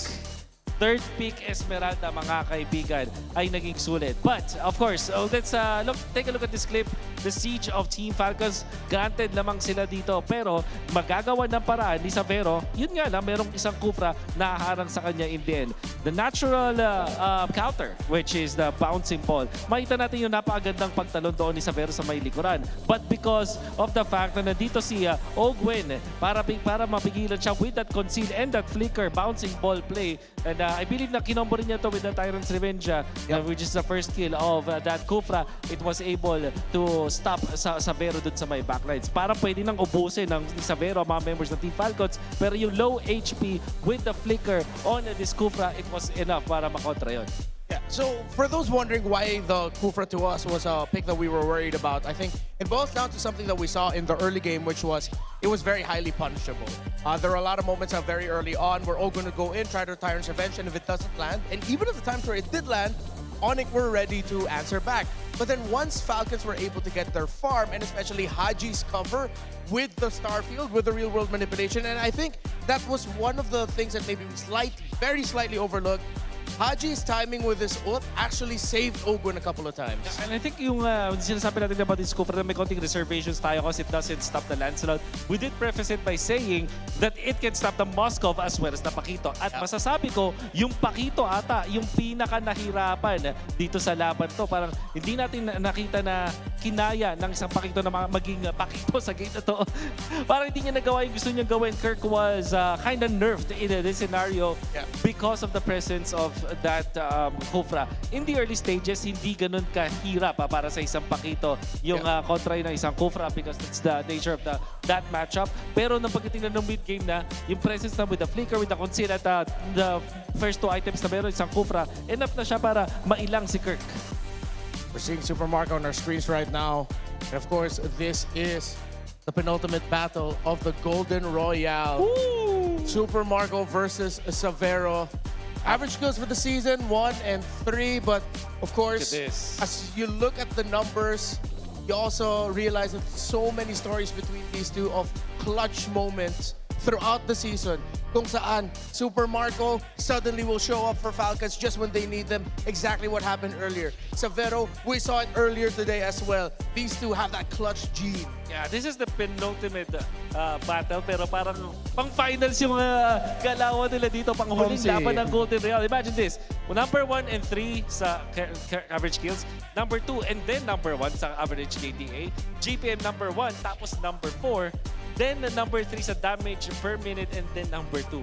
And look at this, number 2 sa average turret damage is Savero all across our players here in MPL Philippines. Talk about making a lasting impact sa dalawang players natin na yun. It's really good to see that in MPL Philippines. Of course, there were a lot of questions, a lot of doubts. Whether or not an import from Indonesia would be able to make it here, he made it work. Even shout out to Coach Aeon. The questions of will an import coach from Singapore, will it work out? It did work out. So imports do have a home in MPL PH. Well, as long as you put in the work, and the gentlemen that I have mentioned have put in the work. All right. So I believe that we have crossed all of the maps already. So babalik na tayo din sa a randomized map. Yeah, it's a randomized selection now on moving forward of all the maps. So there you go. It's Broken Walls again, but this time randomized siya. The last time that we went to Broken Walls, it was Falcons who won it. So the thing about Broken Walls, especially going up against a team like ONIC, who loves to pick up those assassins, one less dash. Yeah. So I feel like this is actually going to be a very dangerous game for Falcons to play with the aggression of ONIC PH. There's a lot more room for them to work with to invade and, well, surprise them with early game aggression. Broken Walls. Oh, it was a map na talagang nilalaroan ng mga utility junglers like yung mga tipong mga Fredlin and everything. So this could also be that. Pero honestly, pwede mong i-treat kasi yung Broken Walls na parang neutral map eh. Parang wala naman talagang distinct advantage. Or siguro magandang palette cleanser dito para sa dalawang teams natin when it comes to their picks. Alam mo, sana magkaroon ng difference when it comes to the draft patterns of both teams kasi parang parehas na parehas from the past 4 games natin. Yeah, it's been getting quite predictable, except of course for the surprising picks here and there, but a lot of the central pieces, especially in the center of the map, which makes a lot of sense. I think that's been the story for a lot of the teams in the regular season, but then maybe a few more surprising selections as well. So yeah, we're going to be seeing the countdown on the screen, and who's excited for the draft? Woo! Let's go! We need to go! Oh my God! Oh my God! I think it clipped me right there in the back. Buti ka na. Oh, my back. Okay ka lang? Okay ka lang? Yeah, I'm okay. I'm okay. Di naman tayo sinabihan. May babagsak pala doon. I know we've been seeing that all throughout the broadcast, but I wasn't ready for it. I think the W got me. Oo nga eh. How ironic. Masyado yata tayong napa-analyze dun sa previous map natin. Alright, so heading into this game number 5. What's your command? It's going to be Falcons dun sa may red side, and it's ONIC on the blue side. At what they usually, first pick is the Paquito, but they themselves will ban this out. There is a chance na Zushin first pick for ONIC. I think they'd go for it. I think If it's available, just do it. Because so far, it seems like rotational-wise, we're not even talking about picks. We're just talking about how it's played. Yeah. Ogwen, Kyle, and Haji look like they're having so much difficulty going up against the Juicing of Super Friends. That's right. So the 2 times na napunta sa blue side ng ONIC Philippines, what ended up happening is they pick up the Paquito. That's right. And sila yung nagbaban ng Zushin themselves. Third ban nila yung Zushin na yun. Dun sa games 2 and 4. And sa ngayon, ang kanilang option is to go for that Paquito. So, this should be the Zushin first pick para sa ONIC Philippines. Makes so much sense for them, of course. Do you go back doon sa Suyu Claude if you're Falcons or Suyu Harith? I think for Falcons, I'm leaning a little bit more towards the Claude here. Claude, all right. Claude Valen. Yeah, they were able to make it work. And plus, I think now I'm more in the mindset of I don't want to give Savero the Claude. Yeah, for sure. So, ang hula ko dito para sa Falcons ay Claude plus the Valentina. Pero meron ding option na may linya din na Claude and Suyu. But instead, it's Claude and Eve. I think, okay, so I think they're realizing some of the early errors or punishes that ONIC has been doing maybe could be answered by the Eve, as we said earlier, with the Kufra. Once Eve hit level 4, and then once Falcons started rotating together, a lot of the ultimates of the Eve actually helped out Ogwen, helped out Kyle even when he would go in for his later entry. So, ang nagiging configuration dito para sa ONIC is kuha na sila ng jungler nila, either Harley or Leomort or Suyu. I'm feeling hierarchy-wise, Harley tapos Suyu and then Leomort. Tapos ang combo nila doon is typically the Khalid. There is the merit to get the Katonkacha or the Kalea, and indeed it will be the Kalea. Tapos Leomort ang kanilang pinili dito para sa ONIC Philippines. In the presence of Suyu and Harley, parang eto na, dito natin matutuldokan. Leomort ang priority ng ONIC Philippines. Yeah, and every time we've seen ONIC run this kind of composition during the regular season, it's a lineup built to take control of things early. Once Brusco hits level 4, imagine 4 members of ONIC just sticking together, looking for picks in the river, getting out, handling the macro at the same time. Yes, I know that sounds like it's a lot, but they make it work. So does this mean Suyo para sa Falcons ngayon, or will they go back to the Fredrin? Oh, actually, yeah. Fredrin is something they might want to consider here because the Suyo is highly punishable here. I think the extra body on Fred will work as long as Ogwen and Flaps heroes can also hold the front line. So they go for the Suyo. Nandito na tayo sa point na tapatan na ng damage versus damage from the juggler's position. And interestingly, Falcons can now choose to limit yung mga heroes dito ni Savero. So Moskov and Harith potentially bans para dito sa Falcons. Let them play the hero. They got the usual. Well, yeah. Well, with what Kirk did to them earlier on that hero, it's a warranted ban. Oh, so far, parang ito yata yung game na masasabi kong in command totally ang Falcons. They don't have to be crafty with Esmeralda kasi wala namang Paquito na available para sa ONIC. Yeah. Although pinigay nila yung Zushin ng ONIC dito, parang prepared sila, especially with the Tusong ban. It kind of tells me that they have a different approach. ONIC will ban the Atlas. Good ban overall. Siyempre, mahihirapan naman yung Zushin at Kalea mamaya kung sakaling Atlas yung mapili dito na Falcons. I think one of the biggest trades here now is whether one of these two will ban out the Alice, Uranus, just so... Oh, wait, no. ONIC doesn't have any room anymore to ban out either, because if ever the Alice ends up for Falcons, then you'd want to just put Kirk on the Uranus there, which would be a good thing in the long run for what Falcons wants to be able to achieve with their lineup. There's the Katon-Kacha ban. Tingin ko pwede yung ONIC na kumuha ng Sora plus the Sora and Moskov kung sakali.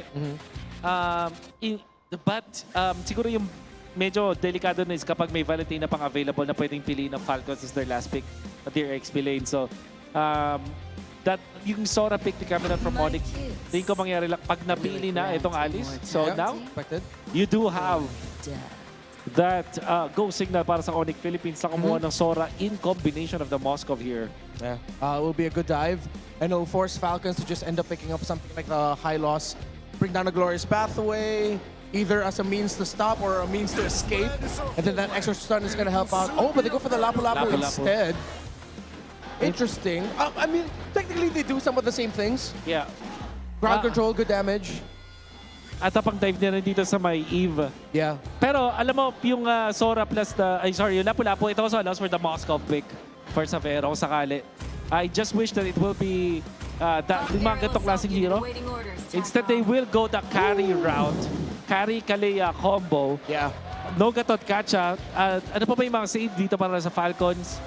High loss. High loss is there. Matutunan ka lang ng... yeah, and I think that's why they pick it.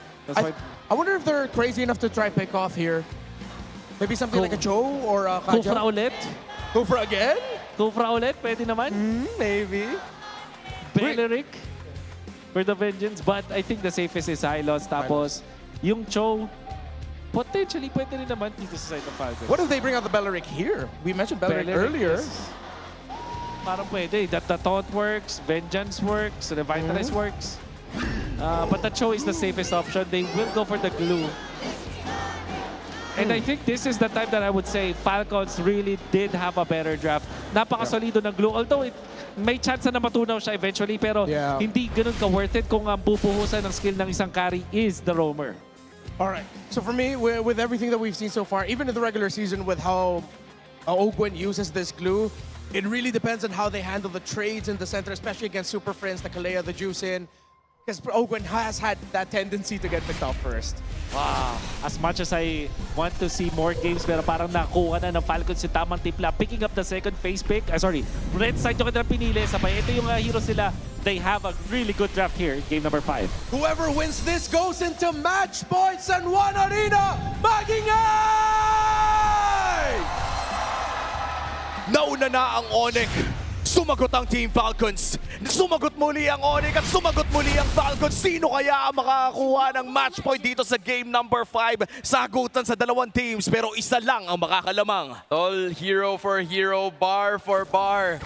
Team Falcons, as mentioned by our on-ground panel kanina, ay parang nahanap na daw yata nila yung tamang timpla. But for ONIC Philippines, these are heroes that are very familiar at komportable talaga silang gamitin. So it just really depends on how they will execute in this game.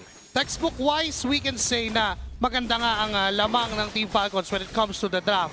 Dahil dun sa glue pick, dun sa very last pick ng Team Falcons, it would provide a lot of space doon sa mga pang-team fight, which is itong si Haji and even itong si Flap. Magkakaroon sila ng vision kung sino ba yung magandang target. And for ONIC naman, you mentioned it, comfortability. We're talking about Princess Jushin. Na for the longest time, ito siya siguro yung pinaka nakakatakot na mag-Jushin sa buong MPL.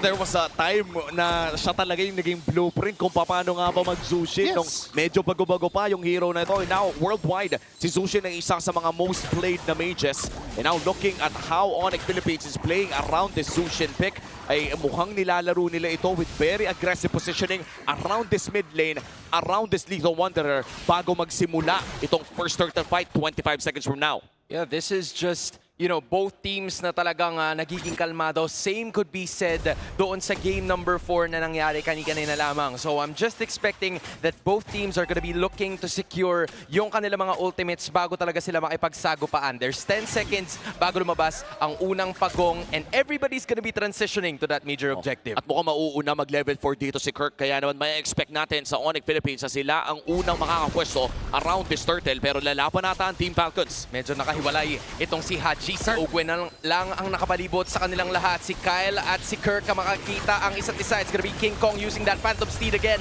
At mukhang magpupulasan na naman ang iba. A Throne of Ruins gonna be utilized but to no avail. It's still King Kong na malinis na makakakuha ng pinakaunang pagong palitan ng skills. It's still ONIC taking it. Napakaliit na differential. Just because nauna si Kirk mag-level 4, yun na yung naging lamang ng ONIC Philippines. With that aggression from that Lapu-Lapu, nagkaroon ng boundaries kung saan lang pwedeng pumunta. ng Team Falcons. And if ever na mag-cross sila ng boundary, it's go time for ONIC Philippines to punish every single member of Team Falcons. Dahil din sa damage output and against Super Friends at the middle of everything. At doon talaga natin makikita yung importance ng level 4 sa XP lane. Papalag dapat si Super Marco pero parang hindi na pinalagan yung Savero doon. Pero may palagan pala dito sa mid lane si Ogwen. Ang first blood. Katulad nung sinabi ng mga panelists natin kanina. Biglaang nagkaroon ng bawi ang ONIC after taking that first turtle. I think they're regarding to the point na si Kyle ay palaging inaalalayan pagdating dun sa pag-secure ng objective. So it's easier for ONIC to find their targets. Parang automatic na merong Kyle sa likod ng isang Ogwen. So alam nila, okay sige, bigyan na lang natin yung front line and they have the means to do it. I mean, the Kalea, ito talaga yung laro ng isang Kalea. And ito yung hinahanap natin kanina from Team Falcons. That's true. Yung mag-i-initiate, yung mauuna, yung kukuha agad ng target at yun yung ginagawa ng ONIC. And tried and tested na rin yung itong combo na to, yung Kalea and Carry na para bang Kaja Carry pero mas pinaganda dahil mas maraming nagagawa ang isang Kalea sa loob ng ating meta. And looking at the objectives so far, first blood and first turtle, lahat ng yan ay napunta sa kamay ng ONIC Philippines at naghahanap pa rin ng bawi ang Team Falcons dito. Ang tanong ay paano nga ba sila babawi? Joshi, anong power spike ng tinitignan natin for Team Falcons? Kailangan nang masecure ni Kyle ang kanyang Hunter Strike or even mag-Sky Piercer siya kung gustuhin man niya. But at this point, wala na sa options yun kasi nahirapan na siyang mag-snowball to begin with. And also, kailangan din makapag-build up. Yes, glowing one coming in from Haji. This is the best priority item para sa mage ng Team Falcons, knowing na nahihirapan silang lumaban kapag sustained na yung team fight. Nakapasok na itong si Flap, si Ogwen, nilalabas na rin ang kanyang mga anak. Mukhang may papatungan siya habang nagsusone out. Ang iba naman sa mga members dito ng Team Falcons. Flicker para kay Flap, engage para kay Kirk, pero si Haji makakuha ng pagong. Kapalit naman nun na yung buhay ni Flap at ni Ogwen. RWM at bibitawan kasama na rin ang Blazing Duet, pero to no avail. Hindi nila makakuha ng kill, so it's ONIC taking much of it, but Team Falcons finally getting a major objective. I mean, it's a clutch steal mula dito kay Haji. Kung hindi nanakaw ni Haji yung turtle na yon, that would have been a major victory para sa ONIC Philippines. Pero dahil nga nanakaw, hindi ganun kalaki ang magiging gold lead na hawak ng ONIC Philippines. Just a 1K deficit para dito sa Team Falcons. At silipin natin ang ating Infinix in-game equipment. Dahil sa nangyari na yun na makasecure, teka lang. Okay, Kyle survives. And because of that, nakakuha kahit papano ng ilang mga recipe ang Team Falcons onto their core items. But for ONIC Philippines, pinapanghawakan lang nila na kaya naman nilang i-survive yung gagawin ni Ogwen and even ni Haji. Kasi kung tutuusin, kailangan kumonekta ng full combo ni Ogwen para makontain niya yung mga targets doon sa loob ng RWM ni Haji. And so far, parang dumidikit pa rin talaga ang ONIC Philippines sa gumaganang estratehiya para sa kanila. Nabigyan lang ng paulit-ulit ito si Ogwen katulad sa ginawa nila in games 1 and 3. Kanina pa siya nagiging target And kapag sumampa man siya, ilalayo lang ni Kirk. And kaya namang dumash talaga ng lapu-lapu. I mean, pag nag-ulti yan, ang layo ng nararating. And you just got to appreciate yung ikot na ginagawa dito ng ONIC Philippines. Pagkatapos sila dun sa baba, they've slowly carved their way upstairs while Team Falcons was looking for a way to engage. Nakikita natin yung presensya ni Ogwen every now and then, pero tila ba wala siyang magawa because aside from flickers that are still available from the side of ONIC Philippines, marami din sila na doon nakapwesto and it's a sure way to take a turret para sa Super Family. At paparating na rin ang panghuling pagong ng laro na ito. ONIC Philippines ang may hawak ng 2,000 kalamangan at isang buong item ata ang magiging kalamangan nila in terms of the mid lane. Well, elegant gem lang naman, hindi naman na ipapalaki yan at sisimulan na rin ng Falcons ang pagong na ito. Ang huling pagong ay nanakaw ni Haji, pero ang ONIC Philippines ay naghahanap pa rin ng paraan na makuha ang huling pagong na ito. Parehas na junglers ay meron ng kanilang mga buffs. Tila nalilito ang pagong sa kung kanino ba siya lilingon. Flap is gonna be touching that major objective, pero magre-reset lang yan ng paulit-ulit. Oh, yung 5v5 at bigla ang magkakaroon ng atake si Brusco pero wala siya mahahatak. A-throne of ruin mula kay Flap ay walang tatamaan pero si Kyle mabubuhay pa. It's gonna be another attack mula sa rest of the members of Team Falcons pero 1-for-1 ang magiging palitan. Now it's gonna be Kyle engaging once again. Savero's gonna be dashing out. Ogwen left to 15% of his HP pero Team Falcons gets another turtle. 1-for-1 trade at sa Falcons mapupunta. Joshi, sobrang clutch yung ginawa ni Haji doon. RWM to that tsunami slam. Wala siyang purify, yes, but he made or he used that RWM for that CC immunity para hindi siya yung mahuli. And then, naipit na sa loob ng RWM ang ONIC Philippines. Yes, na-punish nila si Flap.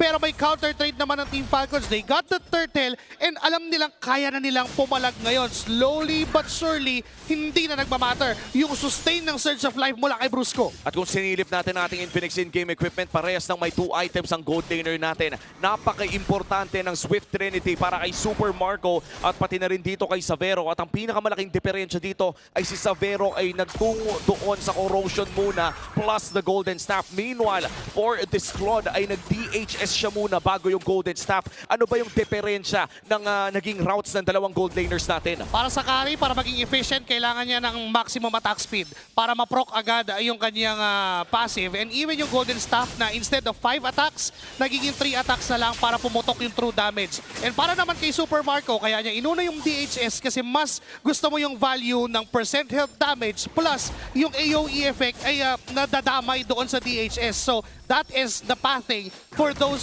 gold laners. Separate ways man, pero doon pa rin pupunta sa punto na kailangan nilang makakuha ng magandang posisyon eh. Oo, and yung positioning dito ay napaka-importante talaga dahil ang daming gustong pumasok, ang daming gusto kang pitasin. And in terms of battle spells, sa paparating nating unang Lord, ay hawak pa naman ni Savero ang kanyang flicker by that time. The same could be said para dito kay Super Marco na may hawak na Purify. Pero in terms of pwestuhan, ay malakalamang ang ONIC Philippines dahil si Ogwin lamang makakapasok pero bibitawan din pala ng ONIC Philippines ang pwesto around that Lord. Omi, kanina mo pa sinasabi, humihiling ka ng lagpas 14 na minuto na laban. I think we're going that route depending on the team fight na makikita natin dahil sa pinakaunang major objective, nakapwesto si Brusco at si Prince. Humaharap na rin si Flap at Ogwen. It's still ONIC Philippines na magkakalma muna hanggang sa makita nila si Kyle sa taas. Nag-set up ng slow push etong si Kyle doon sa top lane. Could be a ghost signal for ONIC Philippines to start that Lord, pero good job from Ogwen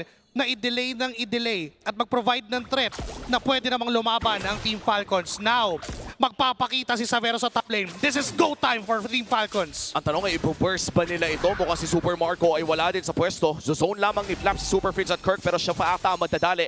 Half HP onto Flap at si Ogwin pa rin ang may hawak ng Pixel Brush. Na mayroon ding flicker dito si Brusco. Kailangan nating abangan kung sino nga ba ang mauuna na mag-pull ng trigger. Sorry, flicker? Hindi, nag-ano lang naman, tumalon lang naman si Brusco. But both teams are gonna have to make a choice. Magsa-slow push ba sila sa taas o i-blitz ba nila ang Lord na nakikita natin sa ngayon? Simpleng pana lang mula kay Kyle ay magiging sapat na para kahit papano ay makapag-push yung mga minions sa taas para sa Team Falcons. Napakabagal, napakapasensyoso ng dalawa nating mga kupunan with only 100 or maybe even more. Pero naman yung pag-atake nila dahil yung Crimson Beacon ay nagamit kaagad. Here's gonna be the Blazing Duet as well at nawawala si Brusco.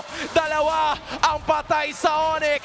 Falcons are now in control. They're looking to go for it again. Simpleng mga sibat mula dito kay Kirk pero mapupunta sa green and white ang major objective. In a split-second decision mula dito kay Master Ogwen na biglain si Super Prince. Hindi na naka-Crimson Beacon, hindi na naka-Flicker at dahil dyan ang pinakaunang Lord ay mapupunta sa kamay ng Team Falcons. Sumabay pa ng pasok si Flap doon. Perfectly timed. Alam ng Team Falcons na kahit bumagal at tumagal ng tumagal yung Lord Dance na yon, nasa sa kanila yung bola, nasa kanila yung desisyon, nasa kanila yung luxury kung bibiglain ba nila ang ONIC Philippines. And now that they have the Lord down top lane, pwedeng mabasag lahat ng outer turrets ng ONIC Philippines.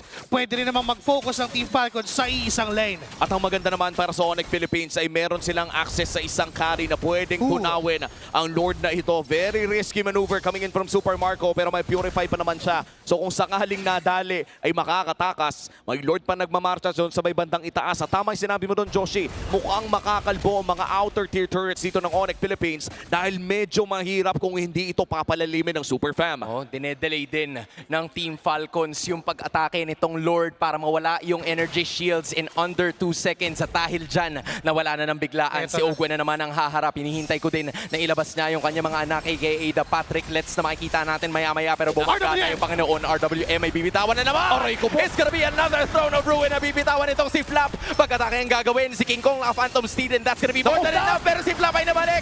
Nagsustain lane pa rin naman siya. Pero si Flap ang mawawala and the rest of the members are gonna be here against si Kirk. An XP laner or maybe for another. That's gonna be a kill. Ngayon ay lalaban na naman ng dalawa sa mga teams. Free hit para kay Savero. Si Brusco magbabakawin. Nakapag-flicker na rin si Ogwen. At siya pa yata ang malalagutan ng hininga. Pero hindi pa hayaan yan ng ONIC Philippines. Inhibitor man ang nawala. Dalawa naman ang kanilang nakitil. Nag-overheat ata ng slight ang Team Falcons doon. Lumaban ng matagal doon sa may top lane na nakapagdalawang Phantom Steed si King Kong. Them disrespecting what ONIC can do doon sa mismong base. Remember na kapag yung laban ay malapit sa base ng ONIC Philippines, sila yung may advantage dahil pwede silang mag-in-out every single time. And also, nandun din yung kakayahan nila na mag-chase down kung sakasakali. The moment na naipit si Flap, the moment na binuwat sila pa ulit-ulit ni Super Friends, it is the sign for ONIC Philippines na kaya naman nilang lumaban pa unti-unti, slowly but surely, cutting off that lead from Team Falcons. But we do not remove the fact na lamang pa rin sa control sa mapa, lamang sa gold ang Falcons at lamang sila sa estado ng laro. Oo, tsaka makikita natin, no, talagang sinubukan dito ni Kirk na makapagbay ng time. At muntikan pa nga si Savero dito, missing out on that flicker play ni Ogwen. Means na makukuha ang kanyang buhay ni King Kong. At mukhang magta-transition na agad tayo sa susunod na malaking objective, which is the second lord of this game. Okay naman ang pwesto para sa ONIC Philippines dito dahil walang inhibitor turret yung malapit na lane doon sa lord na ito. Makikita din natin yung kalamangan when it comes to items.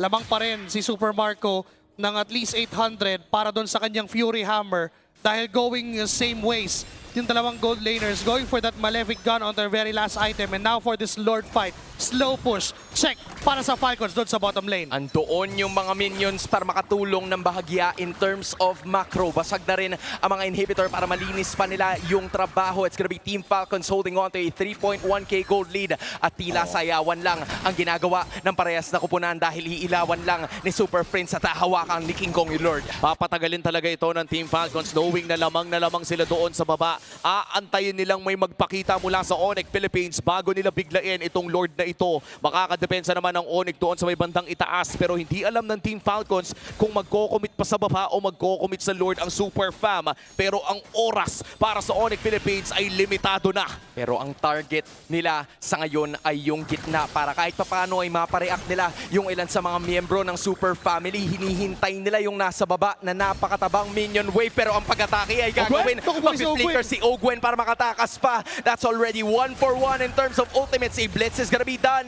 para sa kupunan ng Team Falcons. Anong gagawin ni King Kong? Atake pa rin ang kanilang gagawin pero magbabakaway na lang kasi si Kirk nandun na sa baba. At ang Team Falcons playing with their minds para makuha ang objective na to. Every objective is a ticking time bomb for ONIC Philippines. May kakayahan ng Team Falcons na i-set up lahat ng macro, bigyan lahat ng check sa checklist, and they got that requirement. Slow po sa bottom lane. The moment someone shows off, nagkaroon na ng time ng Team Falcons, and the moment na nagmadali yung ONIC kasi kailangan nila and hindi sila naging successful onto taking Ogwen, yun na yung go time for Team Falcons na atin na tong Lord na to. Now marching down top lane, kailangan mag-ingat ng ONIC. Naging tama naman yung desisyon ng ONIC Philippines doon na pitasin na kung sino yung nasa harap, sadyang hindi lamang naging sapat yung damage ni Savero. And as you said, kailangan na nga mag-ingat dito ng ONIC Philippines dahil potentially pwedeng matapos ang larong ito kung hindi sila makakadepensa. Conceal play mula sa Falcons. Ogwen looking for the play. Walang flicker ang glue kaya naman hindi sila pwedeng pumasok ng basta-basta. Hinahayaan lang nila na basta makuha yung mga waves sa bandang ibaba. It's also gonna be the Lord na hindi nila mayu-utilize to the fullest of its potential. Pero ang pakiramdam ko, hinihintay nila yung pangalawang bugso ng mga minion waves na paparating. Si Ogwen na naman ang kanila magiging target. Sasama na naman si Super Marco na makakapag-BMI lamang. RWM ay binitawan na rin. It's gonna be A-OK para sa ONIC. In spite of them losing one inhibitor, they're still holding on to this game. At chip damage lang ang nangyari doon sa may bandang ibaba. Very successful defense para dito sa Super Family. Walang namatay, walang nabigay, at tuloy ang laro para sa ONIC. Agad din nilang nalaman na yung initiation ng Team Falcons would come from Haji. The moment na ilatag yung real world manipulation, yun na yung time ng Team Falcons para lumaban. But them, knowing that, bigla silang umatras lahat. nakaalis sila dun sa boundaries ng RWM and nakadepensa ng maayos. With them also trying to get Super Marco every time na susubukan niya pumasok with that Blazing Duet, that initial reaction from King Kong, that Phantom Seed, okay na yon. It's looking good for ONIC Philippines. The defense is good. Pero hanggang kailan sila didepensa? And this is still anybody's ball game at this point dahil papasok na tayo sa punto kung saan hindi na rin masyado nagmamatter ang ating gold lead. Yes. Sa ngayon, no, nandito pa rin naman, nasa 51-49 pero dagdagan mo pa ng 3,000 yan. Everybody might be on even terms. And looking at our Infinix in-game equipment, makikita natin na ang naghahabulan na lang talaga dito ay ating mga roamers. Medyo malaki ang kalamangan ni Ogwen compared to Brusco in terms of items. Magiging crucial kung immortality itong pick up ni Ogwen dito sa kanyang 5th item. There goes that immortality. Meron silang added survivability, may added tapang, may added asim ang Team Falcons. And right now for this Lord, they are putting off a cross-map play. Nakakita sila ng target. It's gonna be King Kong. No, hindi mo nalalaban ang Team Falcons. Delikado kasi maglaban dito eh. Paparating na yung Evolve Lord. Pakiramdam ko for both teams ay magiging maingat sila sa paggalaw around this map. At kung meron mang bibigla, this most likely will be ONIC Philippines considering na meron na ring flicker si Brusco. Dahil kung lalaroin ulit ito ng ONIC Philippines, katulad ng huling Lord, pwede lang pabagalin ulit ng Team Falcons. Willing naman silang mag-take ng risks pero kailangan kalkulado. Lumabas na yung Lord at ang nakahawak doon ay si King Kong at si Marco. Umaatake na naman si Flap, kasama na si Brusco pero hindi niya mababato yun kasi pagkatapos na naman at nakap ng Lord ang kanilang gagawin. Nandun naman yung RWM para magbitaw na naman pero major ultimates ang nabitawan. It's gonna be a flicker lost from Brusco. Ang RWM para dito kay what is gonna be the key para sa dalawang teams na makuha itong Lord? Aantayin natin kung sino nga ba ang maiinip. Si Super Marco na naman ang hahawak ng Lord na to. Si King Kong naman para sa kabila.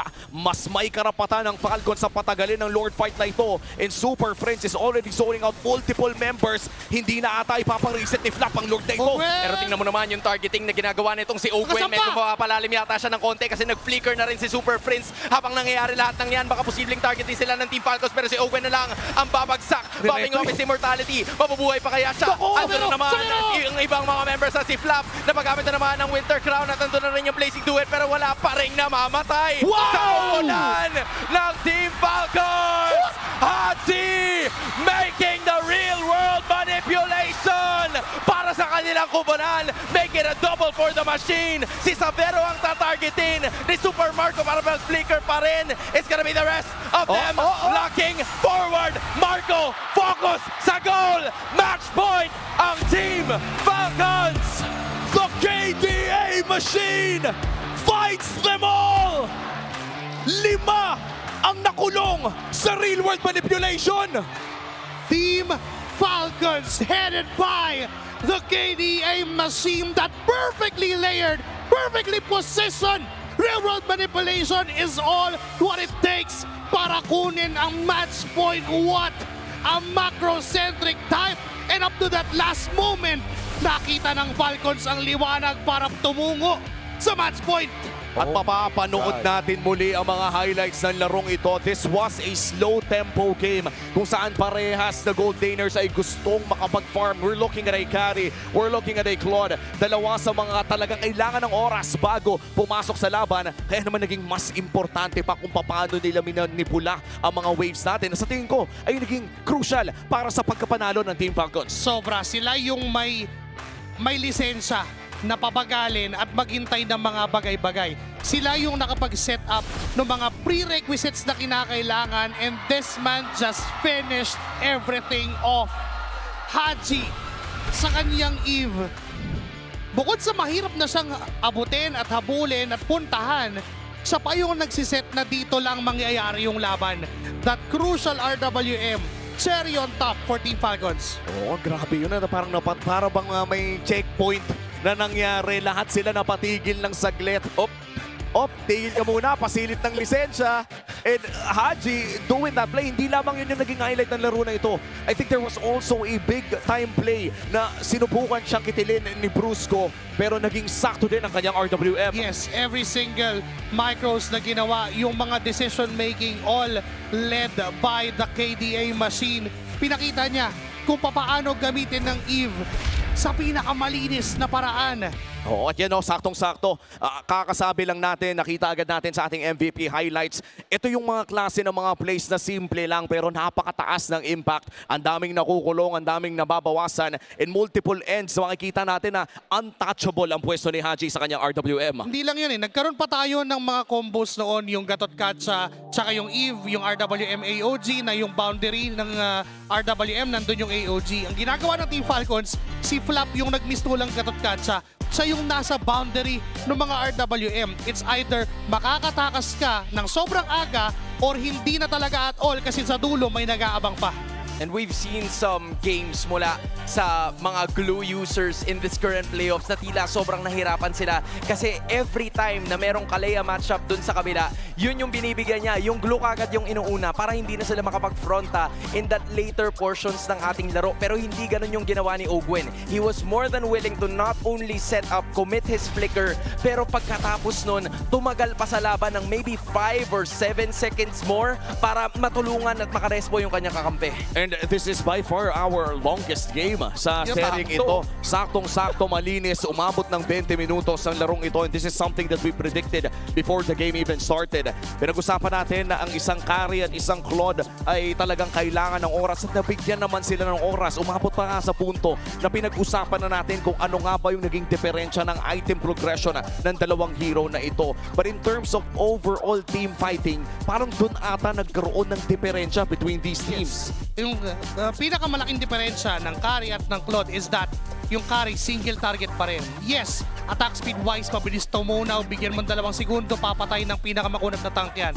But the thing is, for Super Marco, yung AOE ng Blazing Duet, yun yung pinakamahalaga for them. And yung timing din kung kailan niya binibigay. Kasi the moment na mag-Blazing Duet si Super Marco, na i-communicate na ng Team Falcons na wala ng resource ang ONIC Philippines. And because of that, yung clearing nitong si Super Marco pagdating dun sa mga minion waves ay mas malinis dahil din dun sa kawalan nung Pakito. I feel like this is a hero that's been heavily crucial, hindi lang sa series na to, kundi pati na rin sa kabuuan ng ating playoffs. Kung sakali na ma-pick up sana yon, it's gonna be harder for Team Falcons na ma-build yung kanilang box or maybe the front-to-back composition. Yes. Pero dahil wala yung hero na yon, once Kirk enters using his lapu-lapu, nagiging careful din siya eh. Kaya nga isa lang yung death niya kasi kahit anong gawin niya, he can't really put a stop to the very agile heroes na meron ng Team Falcons. And in addition to that, yung carry, naipit pa si Savero on getting this carry. Well, in fact, meron na agad counter yung Team Falcons out of that, yung Eve ni Haji. Once ma-contain mo yung carry dahil nga sa innate short range na meron ng carry compared to a Claude, pag naipit ka sa RWM, you would really expend your flicker or even your second skill para lang makaalis ka doon. And without those, it's go time for Ogwen and even Flap to control that carry. So overall, this is planned right ahead of Team Falcons. And as we look at that item progression, nakikita naman natin na hindi ganoon nagkakalayo yung timings ng items ni Savero at ni Super Marco. Nagkaroon ng major gap doon sa Wind of Nature. Kasi the moment na makuha ni Savero yung kanyang Trinity, mabubuo na yung Wind of Nature ni Super Marco. So mas kaya niya ng pumalag. Yun naman talaga yung din nakita natin no, katulad nung last game. And now for Team Falcons, na-break din nila yung pattern. Dahil kung mapapansin natin, di ba, ONIC ang nauna. Tapos may dumaan ng Team Falcons. Kumbaga sagutan sila. Yes. Ngayon lang tayo nagkaroon ng back-to-back sa serye na to kung saan Team Falcons ang nanaig kontra ONIC Philippines. And now at match point, they are 1 game away from securing a Grand Finals ticket para dito sa MPL Philippines. At hindi lamang yun, kundi ticket na rin patungo sa Esports World Cup in Paris. Just how poetic would it be na pagkatapos nung sweep na naranasan nila kontra sa ONIC Philippines ay makuha nila yung Game 6. Pero syempre, hindi papayag ang Super Family. They've had to work their way from the play-ins para makarating doon sa upper bracket finals. At kahit na kinulang sila against Team Liquid Philippines, this is their last and only opportunity para maipakita that they deserve to go to finals and to Paris. Bago tayo tumako sa napakainit na serye na ito, puntahan muna natin yung kasiyahan sa MPL Festival.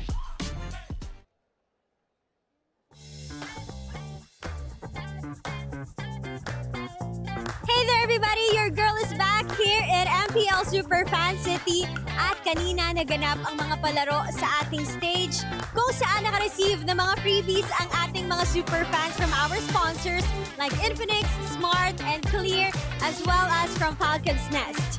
Kanina rin ay ginanap ang Infinix Fancy Cluban semifinal sa pagitan ng The Beast of AB Brand and Sonics of ONIC Philippines kung saan naka 2-0 sweep ang Sonics. Kaya naman bukas ay kaharapin nila ang Auroras para sa Grand Finals ng Infinix Fancy Cluban. Para sa ating 3rd at 4th placers ng Infinix Fancy Cluban, they will receive 10,000 MLBB Diamonds. Para naman sa 2nd place, they will receive 15,000 MLBB Diamonds. At para naman sa tatanghaling kampyon ng Infinix Fancy Cluban, they will receive Fancy Cluban Trophy, medals, 25,000 MLBB Diamonds, and GT Watch 5 Pro. Maraming mga kaganapan dito sa Super Fan City, kaya naman tanungin natin ating mga super fans kung kumusta ba ang kanilang mga naging experience. Let's go! So, kumusta ang experience mo dito? Ano bang favorite mo na nalibot dito sa Super Fan City? Yung clear po kasi may free. Ay, may free! Sobrang fun kasi sobrang daming booth dito. Pumunta na kayo dito sa MPL Festival Super Fan City dahil meron pa rin tayo bukas hanggang Grand Finals. Dito na kayo makakita ng mga cosplayers at ML heroes na nagtatagalog. Kaya halina kayo dito!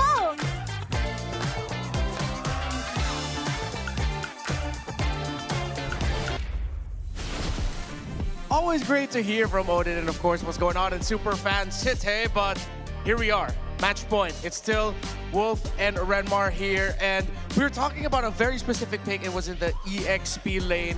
I feel like there were moments that a Sora or a presence of a Sora was missed, especially since it was the eve of Haji that ended up becoming the MVP turnaround winner. There was a time na masasabi natin si Kirk was instrumental in the first few minutes of the game. Napakalakas ng pagkakapiloto niya dito sa isang lapu-lapu, but in the end, ang daming mga teamfights that could have won with a big box that they can utilize. Unfortunately, yun yung isang bagay naman na na-abuse dito ng Team Falcons. Well, do you have a play for us at the That's right. right now? So, napakaganda ng Lord Dance natin. Tingin ko dahil yung dalawang teams natin are championship caliber teams na rin at napakataas na rin yung experience and their knowledge about the game. That's when we can say na magiging maganda yung isang Lord Dance. This is a very long one. In fact, makikita natin dito yung pagkakasetup ng Falcons na first din nila dito yung initiation coming from Brusco. That was the flicker that they started with. And if we take a look dun sa mga mangyayari, mag-initiate si Ogwen on this side. Now, take note. This looks like a weird play coming out from Ogwen. Dito siya sa may bandang baba. Makikita natin dito malayo siya sa kanyang mga teammates. And then ito si King Kong na magiging crucial dahil hindi pa siya nakikita ng side ng ONIC. But watch out for what Flap can do na sinasabi natin dito na experience na talaga na player. What will happen is makikita niya kung nasa si King Kong. Parang talagang chinecheck niya lahat ng mga possibility dito kasi ONIC can either steal the Lord with King Kong or mag-teamfight pa nga. Oh, so you're saying that in this moment, maybe Ogwen forced this because Falcons needed to look freaking calm. Exactly. And they were able to get this one at mukhang makakapiglas na ang side ng ONIC Philippines dito at mukhang magkakaroon ng reset. At this reset will not favor Team Falcons eventually, pero dahil sa gagawin ni Haji, our MVP, this play needs no explanation, that timing. In fact, ito rin yung dahilan kung bakit sila nanalo sa Omega yesterday. Haji's timings with the Eve. Dun sa kanya paggamit ng ultimate na hindi niya basta-basta binibitaw at naghanap siya ng perfect na moment for his team.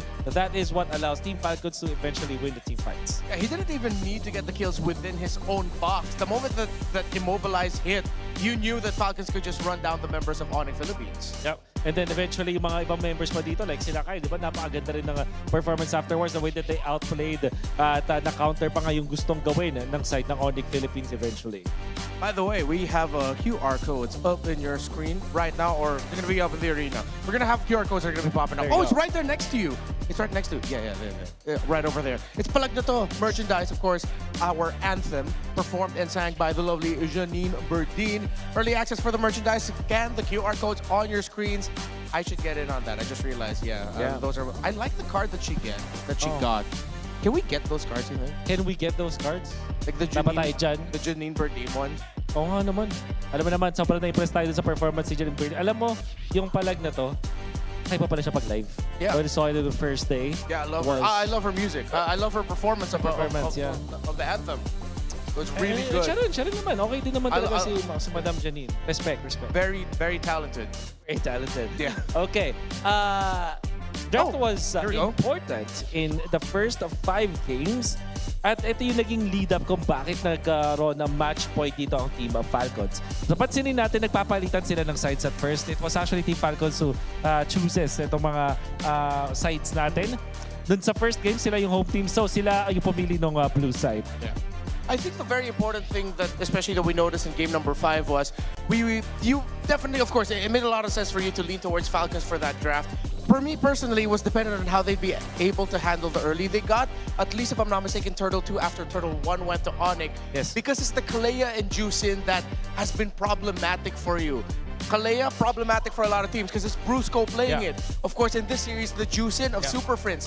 But then now in this very crucial game number 5 where Falcons get a match point, they were able to take them down with those picks. Ang mental battle na nakita ko dito between the two drafters ng dalawang teams at kung paano sila mag-decide. First yung side selection, blue side natatalo ang Falcons. And after 4 games, nakita nila na yung side pala na papapor sa kanila is that red side. At this time dun sa game number 5, ONIC mismo nag-decide na ibayin yung kanilang draft pattern to ban eventually yung Pakito instead na mag-ban ng Zushin. So parang gumaganda na yung balasa para sa side ng ONIC Philippines. Pero yung Falcons, na-realize nila na okay, we just have to take this Alice away from ONIC. Kumuha tayo ng Suyo at yung EV pang sasagot natin dun sa Zushin na tumalo sa atin in the game number 1 and game number 3. Baka hindi Kalea yung problema natin. If we are Falcons, maybe it was the Jushin. And in fact, nakita nga natin yung pagkakagamit nila nito sa Eve to eventually win out against the Jushin of Super Friends. So when Mirko and I made our predictions heading into the playoffs, I said that if ever we got this as the lower bracket finals match, because this was his prediction that we'd end up with, that this would be a battle of the side lanes. I thought that we'd see a more consistent, like without a doubt, Roman trio, they're gonna be good. But as the series goes on, you realize one pick in the mid can actually change the picture for the entire matchup in the Roman trio. And yung priority pa yun, di ba? Parang yung Zushin yung binigay nila, knowing full well that ONIC hindi sila magdadalawang isip na kunin yung Zushin na yun. That was the first pick Zushin. Immediately, they picked up the Eve. Medyo binangko muna nila yung kanilang jungler pick. Eventually, nakuha pa rin nila yung Suyo na gusto nila. Which to me is one of the decisions that ONIC Philippines had to really hard read on. But unfortunately for them, it did not work. Yung Leo Moore, tingin ko, in terms of like priority, so sabihin na natin yung term na hierarchy, Renmar, tingin ko para sa akin, di ba naman, kung naalala mo yung sa draft, sabi ko, first is Harley. Then Suyo, then Leo Moore. They chose the Leo Moore at sila pa yung nauna mag-pick doon. And I think, syempre, nasa team play nila yon, nasa practice nila kung paano nila na-feel na yun yung pinakamalakas. But for me personally, I would not put that as my priorities. At nakita naman natin kung ano yung mga limitations ng hero na yun. Yeah. I think ONIC are probably gonna break glass in case of emergency. They're probably gonna end up with a Harley in this game. Something just about that. And how ONIC has played Harley, especially King Kong, they just really find the angles really well with getting those pickoffs. Or even if it doesn't lead to a kill, at least you get the -1 because most of the times it's the roamer or the EXP. Sometimes even it's the mid laner. They go home and then you have an advantage in the turtle. Again, it just goes along with that ONIC style we've been saying all season long. Heading into objective fights, maghahanap sila ng laban. They're gonna look for a fight. Yeah. Still, mapapansin natin yung ONIC Philippines high spirits pa rin. Look at this. The shared hero is... Baxia and Suyo. Baxia and Suyo. hindi dapat ito yun. Pero, that's interesting. I think yung mas gusto kong bigyan ng pansin dito is yung mga unique heroes na nilalaro nila, which in this scenario, hindi pa masyado nag-Harley itong si Kyle. Whereas itong si Kiko, yan talaga yung pinaprioritize as long as as well as the Leomord. The Fredrin always banned in the second phase. Pero itong si Kyle, hindi pa niya hinawakan yung Guinevere. What's stopping Team Falcons dito to pick up the Guinevere? We don't know yet. Pero baka makita pa natin yan sa ating next game. What if that's what they were saving this for? Yes. This match point, time to make it to the grand finals pick, then they finally lock in the Guinevere. Tama. Even though, okay, we'll pull the curtain back a little bit. All the casters have been looking for it. Where's this Guinevere? Yeah, I can't remember if it was bad, but in the moments where we thought Falcons would pick it up, they don't. They don't, yeah. Well, kasi naman available din yung Suyo na ang hirap talagang hindi piliin sa mga ganitong moments. Here we are, match point for Team Falcons. Always starts with the draft. Ang mga games natin, isang beses para tayo umabot sa 20 minutes. Kadalasan ay mga one-sided. Although sabihin natin may mga games na quote-unquote tumatagal, pero alam mong one-sided siya. And I think, dahil yun dun sa mga draft. So far, we have been seeing teams that has a better draft to eventually win it. So here's Super Marco's top 5 heroes picked for the season. Of course, it makes sense. Claude is all the way up there. Moskov is his next in terms of his most iconic so far this season. Win rate went down a little bit because we saw the result of the Moskov game that they got earlier. So that's why we put a lot of importance on the trade between the, take out the Granger, the 4 marksmen that you see on the screen. The Claude, the Moskov, the Harith, and the carry. At one point, I thought that we'd be seeing an entire playoffs or just Claude Harith, Claude Harith. But I'm glad nag-evolve tayo dun na hindi lang yun yung nakuha natin. I'm glad that we're seeing like the Moskov. Eventually yung carry pag tama yung moment, but it just won't work. If you're ONIC, I feel like parang hindi na advisable na kumuha ka pa ng mga pocket strategies dito on core roles. Siguro yung mga mid laners, yung mga roamers, maybe that's where you can go for your cheese picks, but we'll see if they will go for their pocket strategies. Heading into their potential last game. Here we are, match point for the Falcons. ONIC has to show up with a draft to force game number 7. Then we're gonna see in just a bit the sides for these two. ONIC goes blue and they first pick the Claude right away. One of the heroes that we were expecting Falcons to not give to Severo, but because of the bans, Falcons had to deliver. Fanny, Baksha, and the Freya, Severo gets his Claude. Okay, so ang mga ko dito, there is the Eve and now the Guinevere. There we go. Now the Guinevere. I thought about it. I was saying it earlier. Maybe they're saving it for this specific moment. Their game or grand finals clinching win, and they get the Eve too. And alam mo, Renmar, parang hindi natin pinaprioritize yung Leomord para sa ONIC, but I think this is the game where they can pick it up. Right? It's one of those heroes na pwedeng pangasabay nga naman sa isang Guinevere. Yes. And has good synergy with Claude. Siguro yung Eve will always be a problem, but they can always go for the Valentina here if you're ONIC and the Zushin. So Zushin muna kanilang unahin. Probably the Leomord as their next pick. Or maybe Alice, kung gusto nilang nakawin, di ba? Yeah, you don't have to worry about the Valentina, and it seems like ONIC want to go for full dive. But there's the Leomord. Ogwen. There's the Kalea. Kalea, play it safe, either high loss Gatot. I think the Gatot would be good because there's a lot of dives.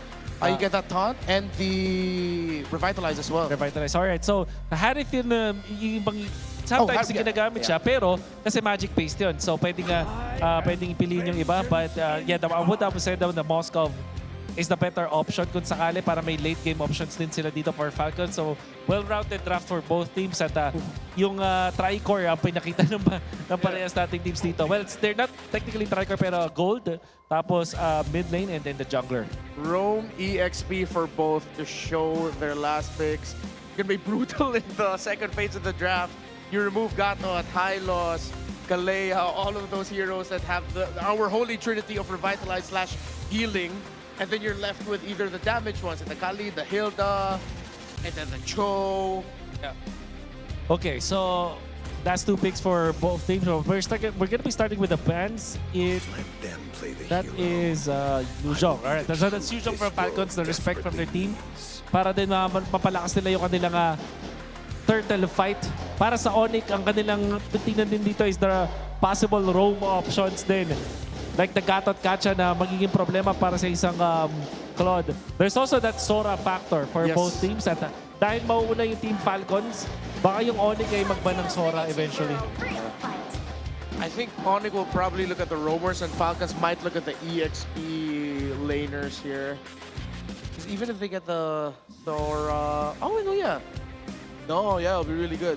Yeah, ONIC is part of the Sora. Oo, pero may option din ng Valentina dito para sa ONIC. Pero alam mo yung maka-counter nga niya yung Sora, pero hindi gaganda yung composition nila if that is picked up. It does make sense on the counter perspective. I will see. Kawa yung Leomord dun eh. That's right. So Falcons, I'm still seeing the Sora 4th pick para sa kanila, pero meron din namang option ng Alice on their side.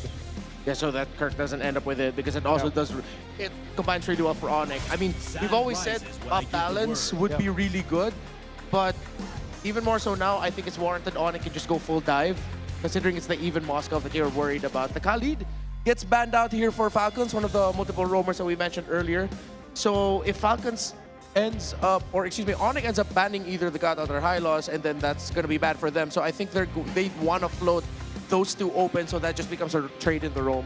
Yeah. So, speaking of roamers, mayroon bang chance na ang Guinevere dito will be the roam? Yes. That happened before? Yeah, that happened before, but okay. Sorry, Twisted Minds, but I just wasn't a fan of it. Yeah, it was. Not for me, not for me. Let's just say that. I'm not going to yuck their yum, it wasn't for me. Okay, so that will be the Atlas, the ban here for ONIC. Fourth pick para sa Team Falcons. Sora looks really good here para sa Falcons. Okay, would you rather get the Sora or get the Atlas so that ONIC doesn't get it? I'd rather go to Sora kasi madami siya na-achieve dito, pang-dive na rin everything. If they want a neutral pick, yung Hilda nandyan pa rin, available para sa kanila. Okay siya laban sa isang Leomord, okay siya versus the Claude. Yep. Another option is Glue, another flex pick yun. Pwedeng maging EXP, pwedeng maging Roam. At nakita naman natin kung gaano ka-impactful si Ogwin sa pag-control ng River with that Glue. Oh yeah, what if they just pick it up as the red 4 pick and then it's a flex if ever? Then you can just adjust it. So that will mean Alice para sa team, sa ONIC Philippines, I mean. Yeah. What do you pick for Brusco?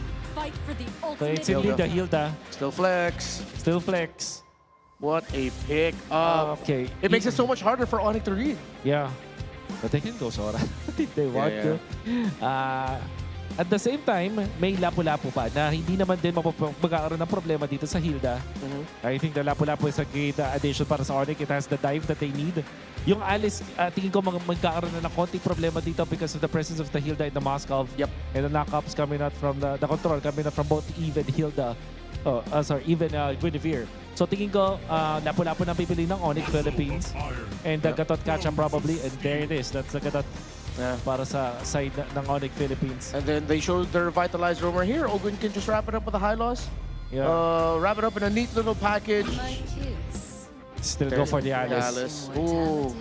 Yeah, the more you talk about it, I was thinking maybe the Lapu-Lapu would have been a little bit better. Yeah. Pero isa naman to sa mga na-consider na natin kanina. Yeah. For sure. A very standard pickup. Oh yeah, they go all dive, by the way. All dive, for sure. So, revitalize makes a lot of sense here. It has to be high loss, the glorious pathway. Pwede yung i-keep nila yung Hilda dun sa may gitna, sa may row, and then pick up an Arlot actually. And they themselves pick up the Lapu-Lapu.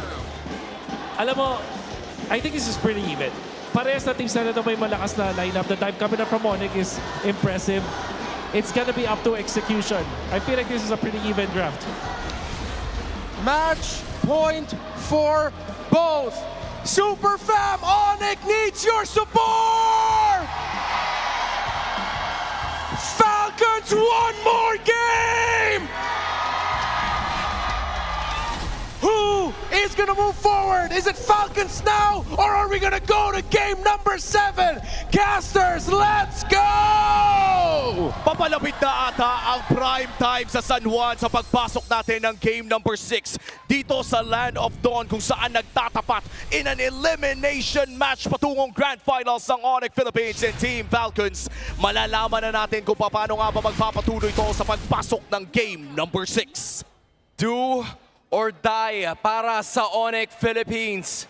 It's 3-2 now at isang panalo na lang ang hinihintay ng Team Falcons para mapabilang sa Grand Finalists at makapabilang din sa pagpunta sa Paris para i-representa ang Pilipinas. This is gonna be intense. At na dalawang world champions ang ating pinapanood ngayon so far. Dalawang aggressive na mga mid lane and roam tandem na rin ang nagsusuntukan dito sa mid lane. Joshi, what can we expect in the early game sa crucial game 6 na ito? For this early game, merong edge ang Team Falcons knowing na ang hawak nila ay Hilda. Nandun yung constant threat doon sa jungle camps ng isang Leomord and also with the Guinevere na ngayon lang na-pick. Out of all those 5 games na nagdaan, ngayon lang pinansin ng Team Falcons. This could be the differential that Falcons need para makapag-control at makapag-snowball na mabilis. Look at Ogwin.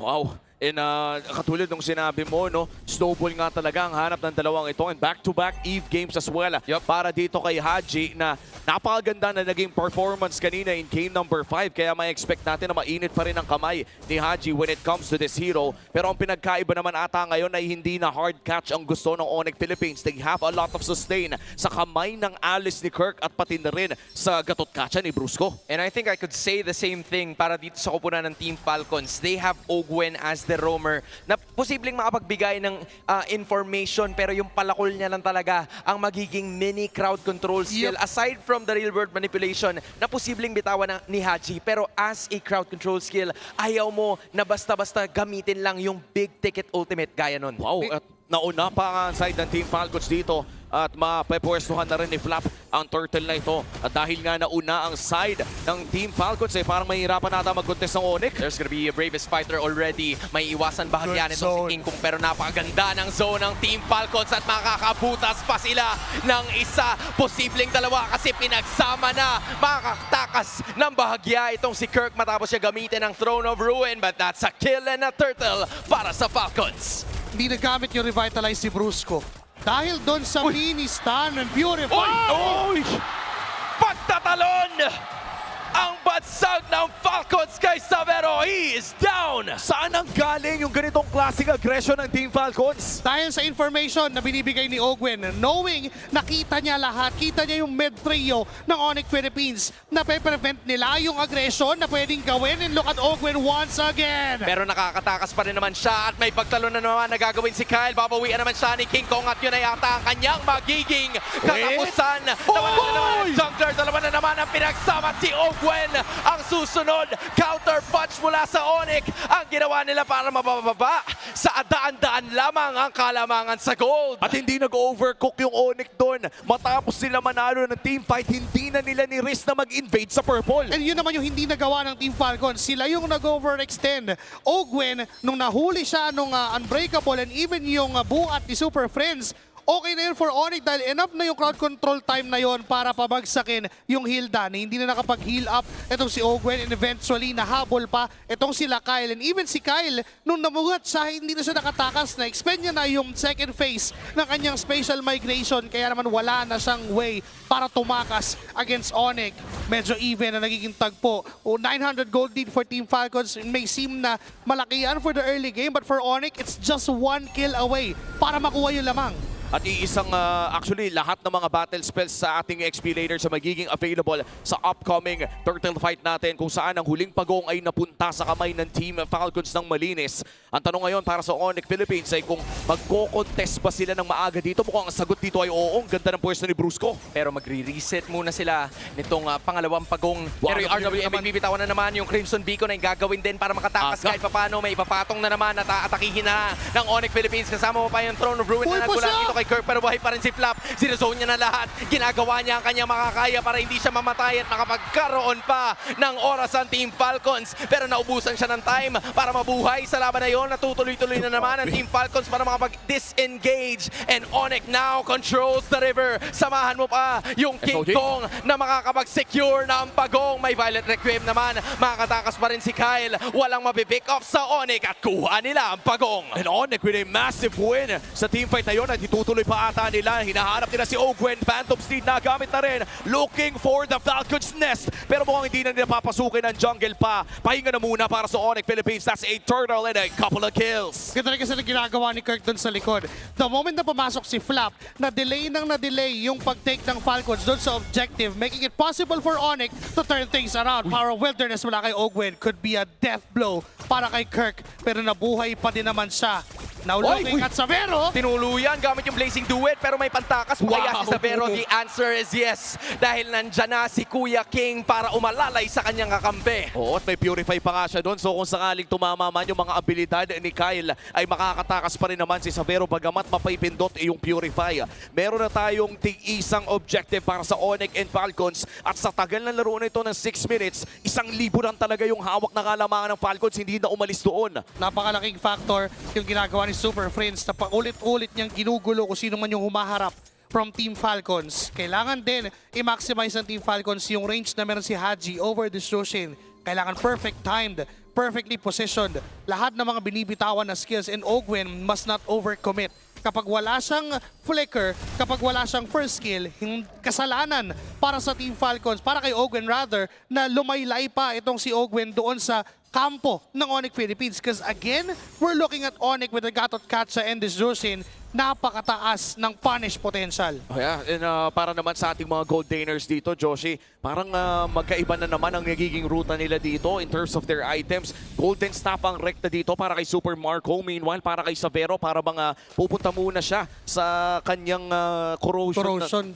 And I feel like that's a big difference in terms of DPS. Pero sa paparating na turtle na ito, ONIC Philippines ang mauunang humawak. 5v4, ito kalahati na naman ang buhay ng Pagongmo. Ang bibitawan na to dahil biniblitz ng ONIC ang major objective. Makukuha nila ang 2-3. Ngayon naghahanap sila ng conversion. It's gonna be Kyle na makikita nitong si Kirk, pero si Ogwen ay aalalay din naman. Hindi na biglaan, pero si Brusco simply face-checking the rest of the members of ONIC Philippines as we speak. It's gonna be another 1.1k gold na hinahawakan pa rin nila. Yung Crimson Beacon, mababato si Ogwen na makakapag-flicker din naman ng biglaan. Wow! Set their sights on Flap. Nabinato na ang kanyang espada. At sa dami na nangyari mukhang wala na naman magkakamatayan. Pero yung RWM na naman! Aray ko po! Si Hatsi ang nagsimula at nagtapos ng lahat! Pero teka lang si Kyle, naghahanap pa ng dugo. Wala ng Phantom Seed si King Kong. At mukhang naghahanap pa ng chance ang Falcons sa patagalin ng laro. Pero mukhang hindi na nila itutuloy pa ang laban sa baba dahil nakakarami na rin si Super Marco sa taas. Team Falcons is just playing the Moscow game. Hanggat kayang patagalin nung 4, hanggat kayang pumalag, hanggat hindi sila namamatayan, hindi gagalaw si Super Marco kung nasan man yan dahil ito yung laro ng Moscow. Yung constant pressure doon sa opposite lane kung saan nangyayari lahat ng laban. This is how they will outpawn the Lord. Aray ko! Nakabawi pa ang ONIC, getting a massive kill onto Haji. Ibig sabihin yan ay medyo makukuha nila pabalik ang control. The 3k gold lead almost cut into 2,000. Kung nakakabawi pa naman ang Super Family dito. But this was a great find na nagmula sa ONIC Philippines. Talagang nakuha nila yung medyo out of position na hero. Pero kahit wala sa posisyon, pwedeng malagay sa alanganin itong si Super Prince na kahit papano ay meron naman ng stacks. But those lanterns are gonna be enough para makakuha sila ng kaunting lupa sa mapa. Taking that top turret down and maybe even more. Kasi si Savero hinahantay si Marco. Si Ogwen ay ibabato na naman at si King Kong nandun lang sa kabila. Tatalon ba si Flap? Mukhang hindi yata ang kasagutan. And that's gonna be the end of it all. Oo, hindi pa ata mag-GG dito ang side ng Team Falcons. Masasaktan lamang ako si Super Prince. Na naman ang pagtalon.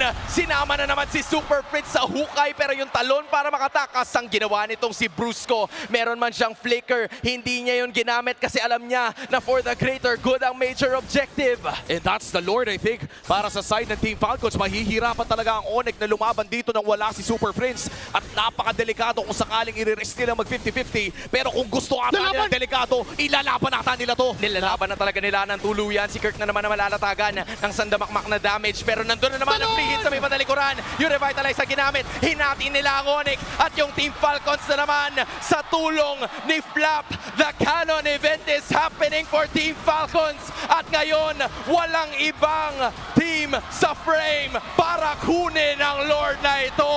And that's the first Lord secured para sa Team Falcons. At irerekta nila ang mid lane plus the invade doon sa purple. Makukuha pa naman ito ni King Kong pero matagal-tagal pa bago mabuhay si Brusco. Kaya naman itutuloy na rin na ang mid lane turret para dito sa Team Falcons. Isang tore na naman ang babagsak.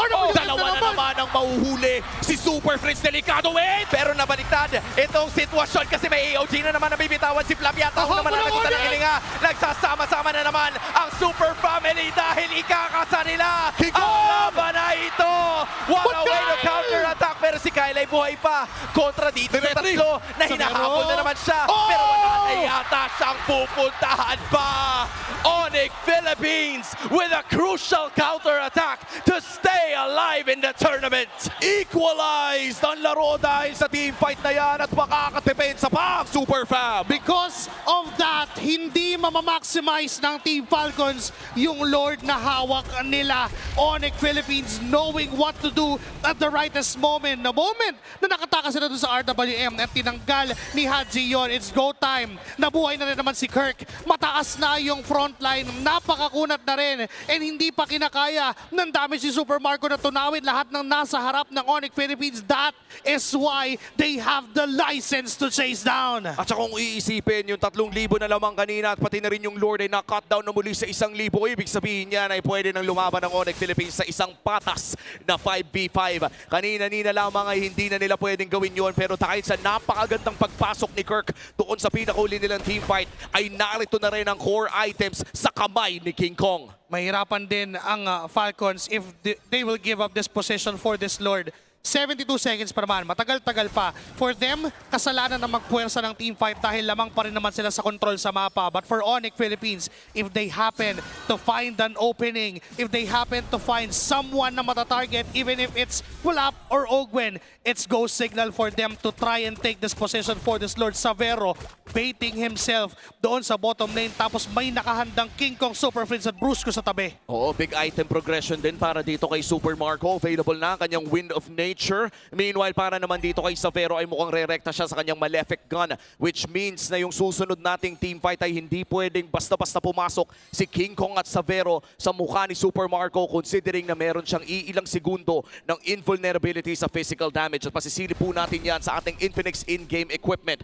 20 segundos bago magsimula ang pangalawang Lord ng larong ito. Ang huling Lord ay napunta sa kamay ng Team Falcons at napasama pa ang Falcons Nest dahil sa nangyari doon. It's been a push and pull sa pagitan ng dalawang koponan na ito. Kanina'y lamang ang Falcons ng halos sapat o 3,000 pero nabawi yan sa isang iglap ng ONIC Philippines para idikit ang laban na ito. Control na naman nila ang river as they transition towards the Lord. Kaya na nga, Malefic Gun para dito kay Savero. Ang river ay kontrolado ng side ng Team Falcon. Sinusubukan ni Brusco magbigay ng espasyo para sa ONIC Philippines. At hahawakan na nga ito ni Savero. This is the second Lord of the game kung saan pwedeng mabaliktad ang laro na ito.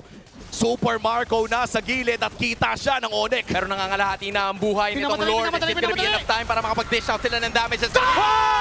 Getting it again para sa koponan ng Team Falcons. Pero yung Thorn of Ruin ay bibitawan na naman ni Kirk. May pagtalo na naman nagkakawin sa mga members and Brusco's gonna be going down. Tuloy-tuloy pa rin ang aksyon. It's gonna be free hitting para kay Super Marco. Nagkakalunan ang ONIC. One by one they go down. And they are down to just 2. Buhay pa ang machine at nakuha nila ang Lord.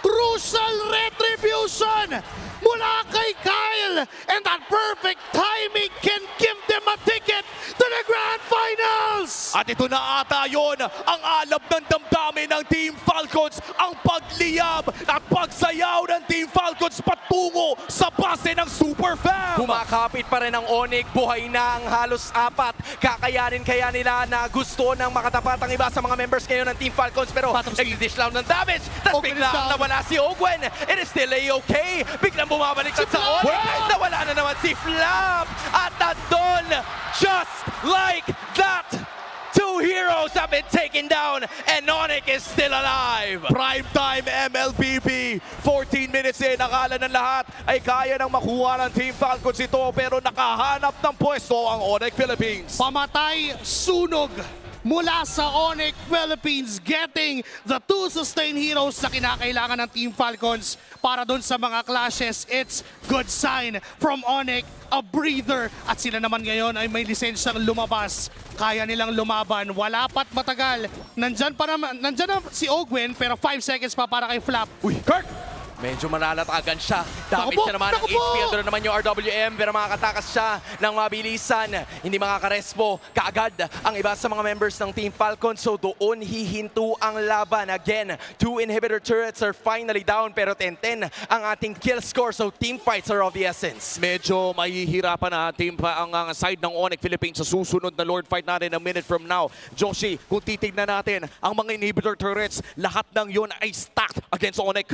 2 na lang ang natitira doon sa ONIC Philippines. That's on the bottom lane. And hindi na problema to ng Team Falcons dahil yung Lord ay doon din naman magsuspawn sa linya kung nasaan ang natitirang outer turret ng ONIC Philippines. So technically, yung short lane na naman ay wala na silang pakialam. Pero yung long lane for Team Falcons, kailangan agapan agad ng ONIC Philippines. May 30 segundo pa silang window time para i-push yung mga minions. Kasi if they will keep it at that, pwede silang madelikado knowing na kapag may nag-react, yun na naman yung go time for Team Falcons.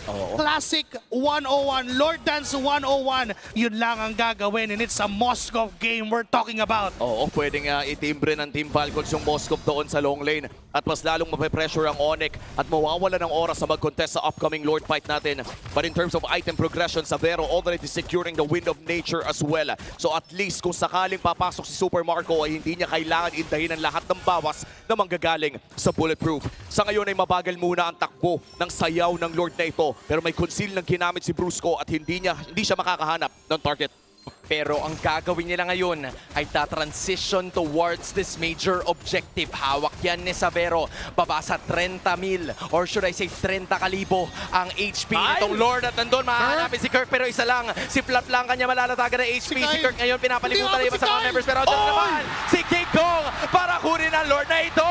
Itadamay pa sana si Kyle pero double lang ang patayon. SOD bibitawan tapos rin-revitalize na doon na naman. Si Brusco malalagutan ng hininga. AOG para kay Brusco para makatakas. Pero si Super Friends ang naubusan ng buhay. ONIC still breathing. Nasa kanila ang Lord. Naku, yung Lord lumiko na agad. Mapapasama ata ang ONIC Philippines dito dahil makakalabas na ang Lord sa vicinity ng base. 25 seconds para kay Super Friends. Pwede pang pumunta ng mid ang Team Falcons. Sila hindi nila nagamit ang major objective. 75% ang HP ng base. Ogwen humaharap. Kyle nagde-dish ng damage. Flap nandun din para sa frontline nitong Falcons at nandun na naman yung kanilang main agenda para pabagsakin ang bot lane inhibitor. Kalbo na ang base ng ONIC. How will they defend? Mamaya malalaman natin yan pero sa ngayon naging disiplinado ang Team Falcons. Pwede na nilang i-J yung mid lane pero ang naging desisyon ay unti-untihin natin. They don't wanna risk that. They respect yung damage output ng ONIC Philippines. Kanina pa sila nadadali ng mga overextension na yon. And it's good job for Team Falcons to respect that and try to discipline themselves. 100 seconds in for this next objective.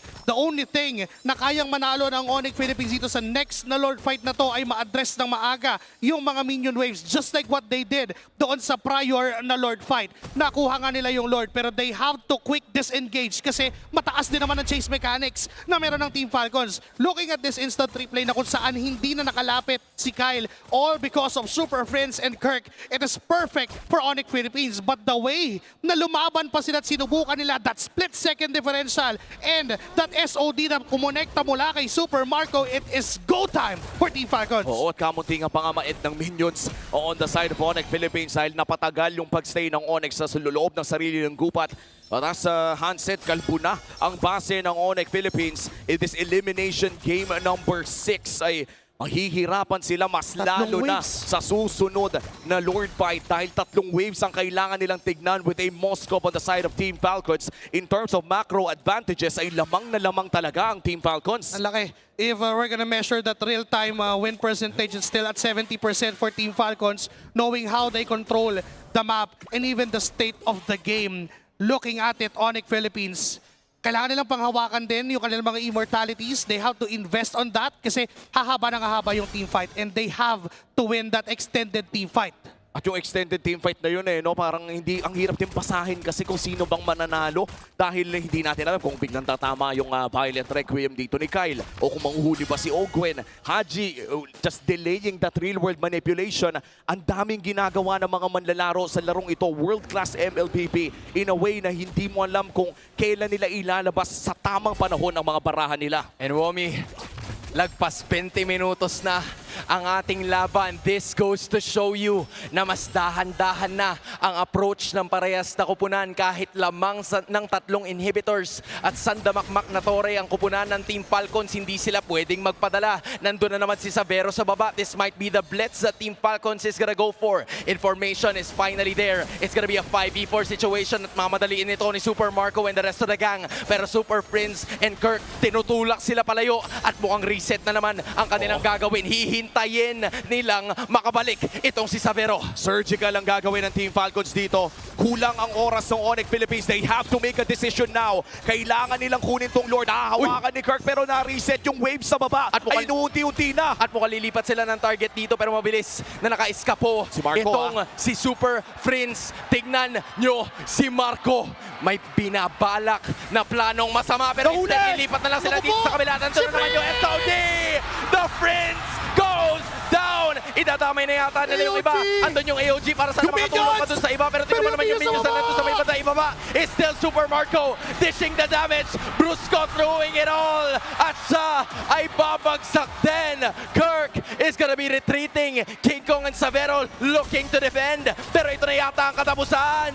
Naghahanap ng paraan. Mga depensa ang ONIC. Pumasok sila. Andun naman si Super Marco and Savero's doing everything he can. Si Flapa nakapagpatigil at si Kirk ay babagsak.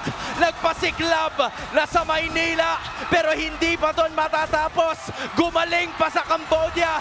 Ang kinulang sa Arabia ay babawiin sa Europa. Ang ikalawang Grand Finalist at tutungtong sa Paris. Team Falcons! Grand Final secured para sa Team Falcons. Booking a ticket to Paris as well. Ang World Tour 2.0 ay kumakaway na muli para sa Team Falcons. They may have been brought down to the lower bracket, but they found their way up top, taking flight again to the Grand Finals and to Paris.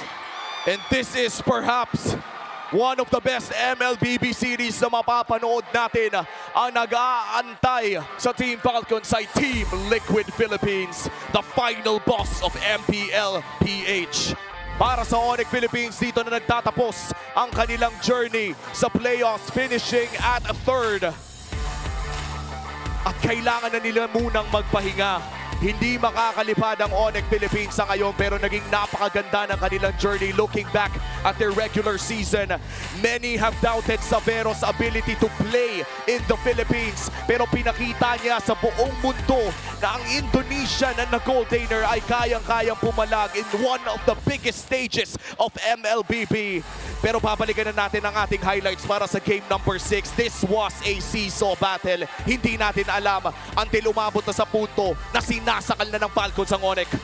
This was a game that was macro-centric. Kahit anong sabihin natin in terms of team fights, there was just a huge, significant advantage na naipundar itong Team Falcons dahil lamang sa pagbasag nila noong dalawang inhibitors. Right after that, it was just so difficult for ONIC to continue. But a valiant effort still. In 6 games, they gave Falcons a run for their money. Props to ONIC Philippines. They really put up a good fight, and even up to that last minute, hindi tayo sure kung kaya ba nilang lumaban and kung sinong mananalo sa Lord fight. But then, lumipad ang mga Falcon. And this was such a great series sa lower bracket finals. Kaya kausapin na natin ang mga manlalaro sa main stage. ML super fans, they delivered a brave fight and gave brilliant praise, come back from a lot of games. But unfortunately, the road of ONIC Philippines will end right here. Now, Brusco, nakita ng lahat kung gaano nyo nilaban yung game na yon.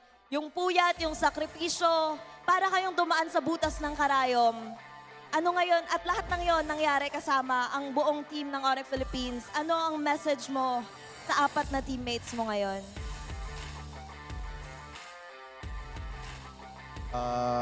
Message ko sa teammates ko, grateful ako kasi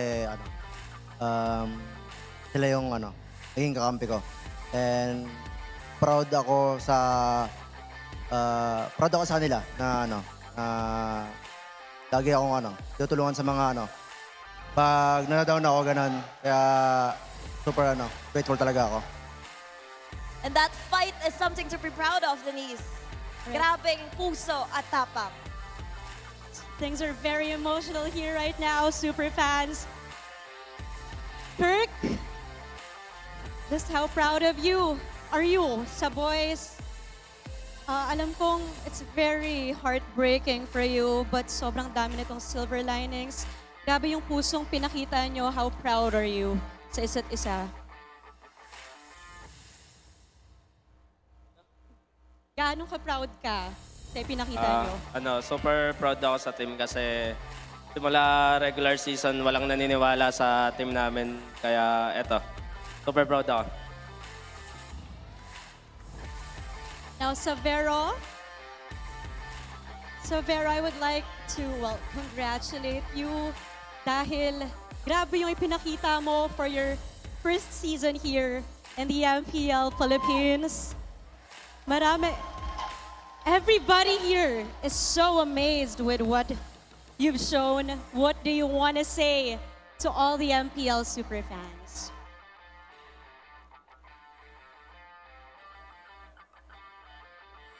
Makasih buat yang udah dukung, makasih buat yang kalian MPL PH sama ONIC PH juga welcome gue, support gue. Sorry buat Sonic semua karena hasilnya nggak sesuai ekspektasi.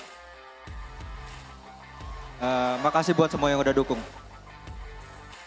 Maraming salamat po daw sa mga sumuporta at dumating dito at maraming salamat rin sa MPL PH at maraming salamat rin po sa ONIC page na naniwala sa akin. And for one last time, Sonics! Let's give them a big round of applause! You may now take your final bow. Maraming salamat, ONIC Philippines! As much as it is very heavy, Thea, in every game, one has to bow, one conquers. And MPL Superfans, after 3 seasons, babalik ang Team Falcons sa Grand Finals! And bonjour, Paris! Kumpleto na ang cast natin para sa Grand Finals bukas, Falcons! Makingay! Thea, masasabi ko lang, at sure ako na sulit ang puyat ng Team Falcons ngayon. Balita ko, 5 a.m. na silang nakatulog. Kagabi, Flap, uunahin na kita. Nung nasira nyo yung base, anong unang pumasok sa utak mo? Nung nasira nyo yung base for that last game, anong unang pumasok sa utak mo? Unang pumasok sa isip ko yes, Paris. Ganun. Pero at the same time, parang sakto lang yung tuwa ko kasi may finals pa bukas eh. Kaya that composed pa rin ako. This is a very new Team Falcons that we're seeing. A very, very composed and disciplined Falcons. I can't wait to see more And of them. new nga, Haji. New member. Of course, grabe. Yung sigawan dito, Haji. Sabi kanina, parang lumusot sa butas ng karayom. It was a push and pull game. Ngayon, pwede po bang i-summarize para sa aming lahat kung gaano ba naging kahirap yung matches na pinagdaanan nyo kanina? Sobrang hirap po talaga kasi bago kami mag-prepare sa kanila, yun nga talagang pinagandaan talaga namin sila. Kasi para sa akin yung mid trio nila na parang yun yung pinakamalakas na team. So, hirap talaga kagabi. Habang natutulog ako, iniisip ko lagi yung sitwasyon namin sa mid eh. Tapos, yung kanina rin nung pagkagising ko. So, talaga. Parang nag-overthink ako. Hirap. Hindi talaga nagpapatulog, lalo na siguro bukas when they go to the Grand Finals, Denise. I'm excited tomorrow because it's gonna be the Clash of the Titans 3.0. Falcons against Team Liquid. Daddy Ogwen, anong maasahan namin sa inyo bukas? Mas gagalingan pa namin. Tsaka expect nyo na hindi namin bibigay na madali yung championship sa PLPH. You heard that. You heard that, everyone. Hindi nila yan basta-basta ibibigay, Thea. And, tanungin naman natin si Super Marco. Super Marco, what an outstanding game and performance from you today. You are the best gold laner. I mean, that's super makmak for you. At bilang best gold laner ngayon, ano bang dapat naming asahan sa'yo para bukas? Sa tingin ko, ganun pa rin performance ko eh. Siguro mas ano pa, mas explosive pa. Explosive! So talagang hindi na matutulog para bukas sa Grand Finals. Baka wala na silang tulog. And lastly, Kyle, ano naman ang message mo sa napaka-energetic na Green Falcons na patuloy ang maghiyaw? Sa lahat po ng sumusuporta sa Team Falcons, maraming salamat!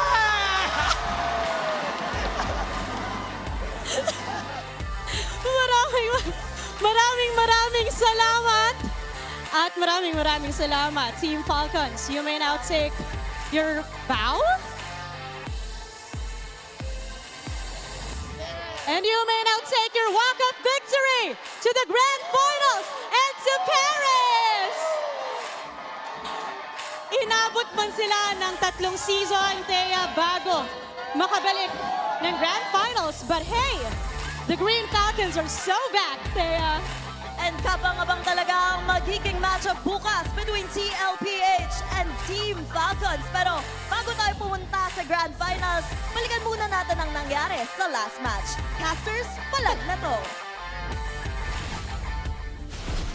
Maraming salamat sa ating mga hosts. Nagbabalik po tayo dito sa casting desk. Kami pa rin, Umi, Hans, and Joshi para yatid sa inyo ang ating post-game breakdown. Dahil nagbe-breakdown talaga kami dito kung gaano naging mainit, gaano naging malupit, at gaano nakakaiyak at nakakatuwa ang mga susunod na nangyari. Yeah, this was just an amazing game na nagmula sa Team Falcons. They've used their strength to the fullest of its potential. Nabanggit ko kanina yung kalakasan nitong ONIC Philippines is in terms of those team fights. Pero yung macro-centric playstyle ng Team Falcons with Super Marco holding the helm really gave an opportunity for them na mas mapalawak ang mapa at makakuha ng maraming kills and objectives. We've been talking about this all throughout the game. Yung Moscow game na kung saan lagi lang siyang nasa opposite lane, long lane lang, hindi siya sasama sa mga clash. It would not be very good if hindi kayang gampanan ng 4 na members ng Team Falcons yung Moscow game na sinasabi natin. With Ogwen being the front line and itong si Flap, there were times na yes, sobrang aga ng engagement from Flap na medyo questionable na to a point na nakaka-counter pa o nakukuha, na to turn around ng ONIC Philippines yung laban against Team Falcons. But because of Super Marco being the last line of offense na pwedeng panggalingan from Team Falcons, yung pinaka magbibigay ng sakit ng ulo, yung laging isipin na kahit wala siya dun sa laban, iniisip pa rin siya ng ONIC Philippines. Sisibat na ba? Tumama ba? Pupunta ba? At sa mga ganong klaseng mga downs kasi doon ka mapapailang ng konti. And in the moment na may mailang ng ganon nakikita natin na for Team Falcons ay nakakapitalize talaga nila. At some point in this game, Joshi, nakakita na tayo na hindi na nga nila pinapakita agad si Super Marco to the point na pag nag-SOD na, tsaka lang talagang gumigera. Yun hindi niya nilalaro yung long lane, talagang nakatago lang siya. Just giving a lot of threat. Kumbaga may isipin na nasan ba yung Moscow? Bakit wala sa long lane? Baka nandyan lang sa gilid. And yun yung nagme-mess up ng formation na ginagawa ng ONIC Philippines. Kasi if we're gonna look at the lineup of ONIC Philippines, they will run a dive comp. Pero ang first contact mo dito, box type. Dahil dun sa Alice and Dagatot Katsa plus Savero. Kumbaga nagiging 4 protect 1 yung dating Kailangan makapwesto si Savero ng tama. But because of them not knowing where Super Marco is, nagkakaroon ng butas dun sa box. Nasisira yung formation at yung timing even ng pagpasok ng ONIC. And I wanna go back dun sa sinabi mo kanina, no, na may mga oras na para bang masyadong maaga yung pagdating ni Flap, na minsan napapa-bravest fighter agad siya. And I'd like to think na sabihin nating sinadya yun. Nakakatulong ba yung mga ginagawa ni Flap na in a way na para bang ilang na pumasok si Savero? Kasi pakiramdam ko yun yung nagiging difference maker Dahil din sa kakunatan nung lapo-lapo ni Flap, nauubos yung resource ng mga members ng ONIC Philippines. And with Flap just casually going in doon sa backlines, napepwersa yung BMI ni Savero. And once you mess up the timing of that BMI, mawalan lang siya ng mag-cooldown man lang yun. alam ng side ng Team Falcons na, teka, nag-BMI na, so pwede tayong gumalaw. And Ogwen, siya yung nagiging center paano mga ganong bagay kasi siya yung nakakakita ng lahat. Siya yung nagbibigay ng informasyon, tinatimeran niya lahat ng bagay, and it is for Team Falcons knowing what they need to do at that specific moment. Oo, and looking at the item progression, no, Joshi, interesting pala makita na nag-double defensive dito si Super Marco, running both the Wind of Nature and the Rose Gold Meteor come late game. And parang ngayon ko lang na-realize, so kaya naman pala nagkaroon ng lisensya na maging sobrang agresibo ng Falcons by late game dahil ang daming defensive ni Super Marco. Diba, independent na nga yung hero itself na Moskov. Kaya niyang mabuhay na mag-isa, kaya niyang umoutplay. And we all know Super Marco, I mean, when it comes to Moskov, naging signature na rin yan ni Marco. So technically, bigyan mo pa siya ng 2 defensive items para mas mabuhay. Independent na nga siya to begin with, hindi mo na siya iisipin if you're Team Falcons. Ang iisipin na lang ng other members, papaano natin gagampanan yung responsibilidad natin. At sobrang hype ng naging series na to. Sobrang exciting din malaman kung ano nga ba yung mga sinasabi nila. Kaya silipin na natin yan sa Infinix Liquid Cooling Beast Mode Mic Check. Farm lang muna, Moskov tayo. Winning condition natin. Ipitin natin bot. Kaya walang gugo sa'yo dyan, Flap. Pag na, Flap, pag na. Kaya. Pwede, kaya. Burusin na, ha. Okay lang. Liga na Nice one. Flap. Gusto niya? Dito nga. Puro. Libre pa ta. Tara, baksa ko. Saan ka ba? Nice! Tara, push ko natin, Flap. Muna, stun, ha. Tara, boys. Stang ka, boy. Stang ka. Limod ako. Out tayo. Tara. Wait lang, Mike, ha? Walang ulti alis. Walang kabayo. Cloud. Purify. Cloud. Go lang. Mark, ready mo ba yun sila? Boy, ready ako. Positioning mo, Mark, ha? Ayusin mo. Ako din, positioning ko din. Kayo din, pre, ha? Pre. Positioning ko rin. Ayusin natin lahat, bawat isa. Angat tayo isa rin, ang Lord. Pre, magugupatak, pre. Palong alert. Alis, pre, alis. Pre, siya, palulod. Sushin sa mukha ka. Okay, alis muna. Boy ako, boy. Stang ko, dalawa. Harapan lang. Brusko. Alis. Tayo, papamatay to. Alis, walang flicker, ha. Winter ako. Alis ako. Alis muna kayo. Boy ako. Alis, Mark. Stang ko, Claude. Boy ako. Claude. Ibang lemon. Always great to hear the mic check. Welcome back here to the On Ground, and we're here with Flap, TZ, Flap and Kyle of Team Falcons to help break down some plays. But before we break down the play, we have to ask a question. I wanted to ask, and pinag-usapan na natin to before we showed up on camera, whose call was it to pick up the Kura nung game na yun? Ako po. Ako talaga. Totoo ba yun, Kyle? Totoo. Siya talaga nag-suggest Nakita kong lahat yung composition ng ONIC, lahat nagdadash eh. Kaya parang pasok na pasok yung Kufra kahit never namin nagamit. Yeah, and to add to that, kasi may Esmeralda din kayo, di ba? So, nahirapan talaga Secret para magawa yung trabaho niya. Flap and Kyle, sinimulan natin ng season nung na-interview ko kayo sa pagtanggal ninyo ng TZ na pangalan sa IGN ninyo. At ngayon, kaharap nyo muli etong si Carl TZ doon sa finals at kayong dalaw pa yung nag-step up. Gaano ka-importante ito na nakaabot kayo ng finals na ngayon gumagawa kayo ng sarili nyong marka na sa liga? Siguro sobrang importante sa amin to ni Flap kasi dito na kami sa finals eh. So if ever man namin matalo sila, dito na kami mag-start yung legacy namin dalawa. The new branch of the legacy for Flap and Kyle. All right, I think we have a play that Wolf wants to break down with the boys here. So, ang naging comment ko dito, parang binalik nyo yung classic na macro nyo, yung Lord Dance nyo. So, talk to us, sino ba yung mga nagsha-shot call dito? Ano ba yung mga usapan at gano'n ka-intense doon sa usapan nyo dito sa comms ninyo? Yung nagsha-shot call talaga dyan si Super Marco eh. Parang win-wait lang namin yung long lane namin para mag-push. Tapos pag may nagpakita, doon na kami go-go. And there's an important play here, Kyle. Ikaw din yung makakahuli kay Super Prince. Yung Zushi niya ay nakakatakot at alam natin malupit siya. Pero in this last play, napigilan nyo yung isa sa mga key players dito sa ONIC. Talk to me how you were able to pull this off. Nag-aantay lang po talaga ako mahuhuli dyan. Tapos nung na-check ni Super Prince yung try bush, yun po yung nahuli ko. How about you, Flap? Paano naman ang comms mo dito, lalo na crucial din sa mga Lord Dads ang role mo as the XP laner? Nung nakita kong natalunan ni Kyle yung Shushin, alam kong patay na yung Shushin and at the same time, lalamang na kami. Kaya naging kalmado lang ako dyan. Noong time na yun. Whose call was it na tapusin na yung laro na to? Meron pang 3 hero na natitira, tapos may Lord. Pero mas pinili nyo mag-push. Kanino yun nanggaling? Sa amin po lahat kasi nung 5v3 na po yan, tapos wala na rin po silang skill, nagkasundo po kami lahat na tapusin na yung laro kasi idedep po nila tapos papamatay po sila lahat para madep. So instead of dragging the time pa, they made sure that they just ended there.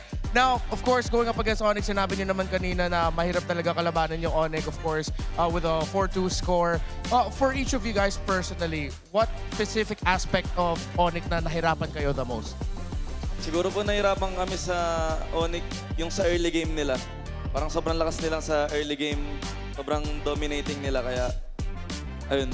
So, doon kami hirap na hirap talaga sa mid nila. Same rin sa'yo, Kyle? Same lang. All right, ONIC early game crazy. Of course, hoping to see ONIC bounce back, but this is the moment for the Falcons. Flap, Kyle, thank you so much. One more time, MPL Arena, make some noise for Flap and Kyle. Congratulations again for making it to the grand finals and, of course, going to MSC. That's it for myself and Wolf. We'll see you, because now we're going to pass you on over to our casters. Thank you so much, guys, on the on-ground panel. And again, congratulations there to Team Falcons going to the grand finals in Paris. Great breakdown. I know we were shouting our heads off over here on the English stream. How do you guys feel over there on Tagalog? Well, nababaliw din kami dito sa bawat palitan ng dalawang teams na to. Nagsisigawan kami, naririnig namin. Ang San Juan Arena ay pumuputok din sa bawat play na nangyayari. Sumasabay lang kami sa energy, mga par. Oh, man. Kung sumisigaw sila, syempre sisigaw din tayo, di ba? That's always the goal. And you gotta appreciate the supporters of ONIC and especially Team Falcons. Well, if you guys want to bring the action over to your own neighborhood, with eProject, Esports for Everyone, we're giving you the power to bring the MPL energy to your own local community. That's right. Participants get exclusive access to tournament modes, free in-game items, and even diamonds. Just head over to ph-mpl.com/e-project to start your application. It's now time to turn that passion into action. Visit our website for more information. And there you go. Have it join through us. Again, this has been an amazing night of the lower bracket final. I'm so glad we got our 6 games. We did mention that we wanted at least 6 games. We almost got the 7th, but Team Falcons ends it in the 6th. This is setting up for Clash of the Titans 3.0, as mentioned by our hosts earlier on. Are you excited to see this, Midnight? I mean, your gears were grinding a little bit throughout tonight, but maybe tomorrow it'll be different. So look, here's the thing. First 2 games, a bit of a warm-up. I think that's been a story for the past 2 days, but tomorrow we don't have space for a warm-up. Oh, yeah. This is a long time coming, guys. 3 seasons ago, since the last time we saw the clash in the grand finals. It's been a while. It's been a while for these 2 Titans. I think huling beses na nagkita ang dalawang ito sa Grand Finals, it would be season 13.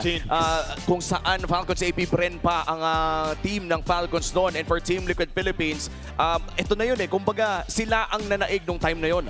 Yep, and here we go. We got an updated look at our Infinix Fancy Club as well. Through this, they have their own grand final tomorrow as well. The Auroras are going to be facing off against the Sonics. So a little bit of a different fate. Yeah. Through the Infinix Fancy Lab. When was this? Was this season 17, 16, 15? 15. In the MPL PH, like the counterpart for MPL PH. That's true. By the way, if you guys have been tuning in or gotten a chance to watch Infinix Fancy Lab, the teams are not only fighting for glory, but they're also fighting for a big haul of awards out there. What are those awards, Brigida? Our grand champions will actually walk away with not only trophies and medals, but also 5 Infinix GT Watch 5 Pro smartwatches and 25,000 MLBB diamonds. Meanwhile, runners-up take home 15 and 10,000 diamonds respectively. The Infinix Fancy Club playoffs runs from May 27 to the 31st. Hanggang bukas na lang yan. To support your fandoms and don't miss out. Palag na to. Palag na to. Don't, by the way, Palag Na To. Hey, I got no Tagalog tomorrow. You got that. So I'm gonna be pure. I'm going pure English tomorrow, right? So it's been wonderful. Thank you guys for joining us tonight. Also, all the viewers around the world, we're gonna be closing out the show by throwing it over to our hosts. We'll see you guys in the grand finals tomorrow. MPL Superfans, we see you and we know how you felt during that match. Isa na namang maaksyong gabi ang natapos here in the Champions Arena. Opisyal na ngang nakuha ng Team Falcons ang huling ticket para sa Grand Finals at sila rin ang kasama ng Team Liquid Philippines patungong Paris para sa MSC at EWC. At bukas, nakakasana ang huling laban para sa buong season. It's the Grand Finals! All eyes on the stage dahil malalaman na natin kung sino ang hihiranging pinakamalakas sa tahanan ng pinakamalalakas. Kaya samahan niyo kami uli bukas. This is your host, Thea. At ako naman, si Denise. And this is your very own Odin. Magkita-kita tayo dito lamang sa MPL Philippines Season 17 The Playoffs. Palag na to!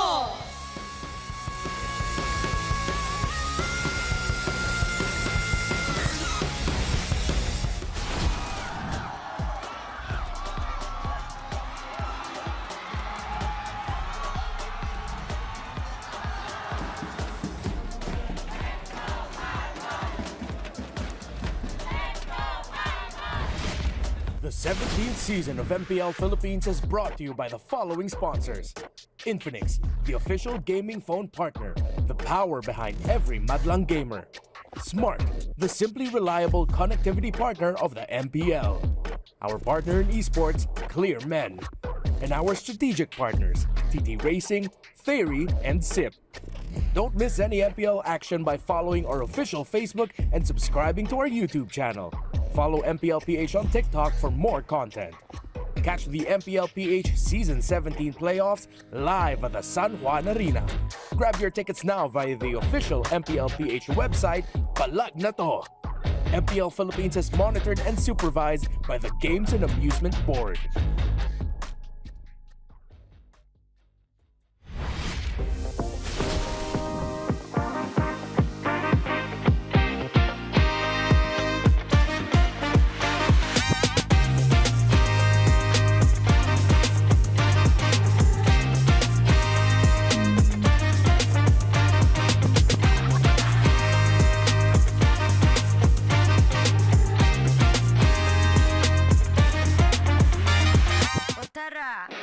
Palo ka ba?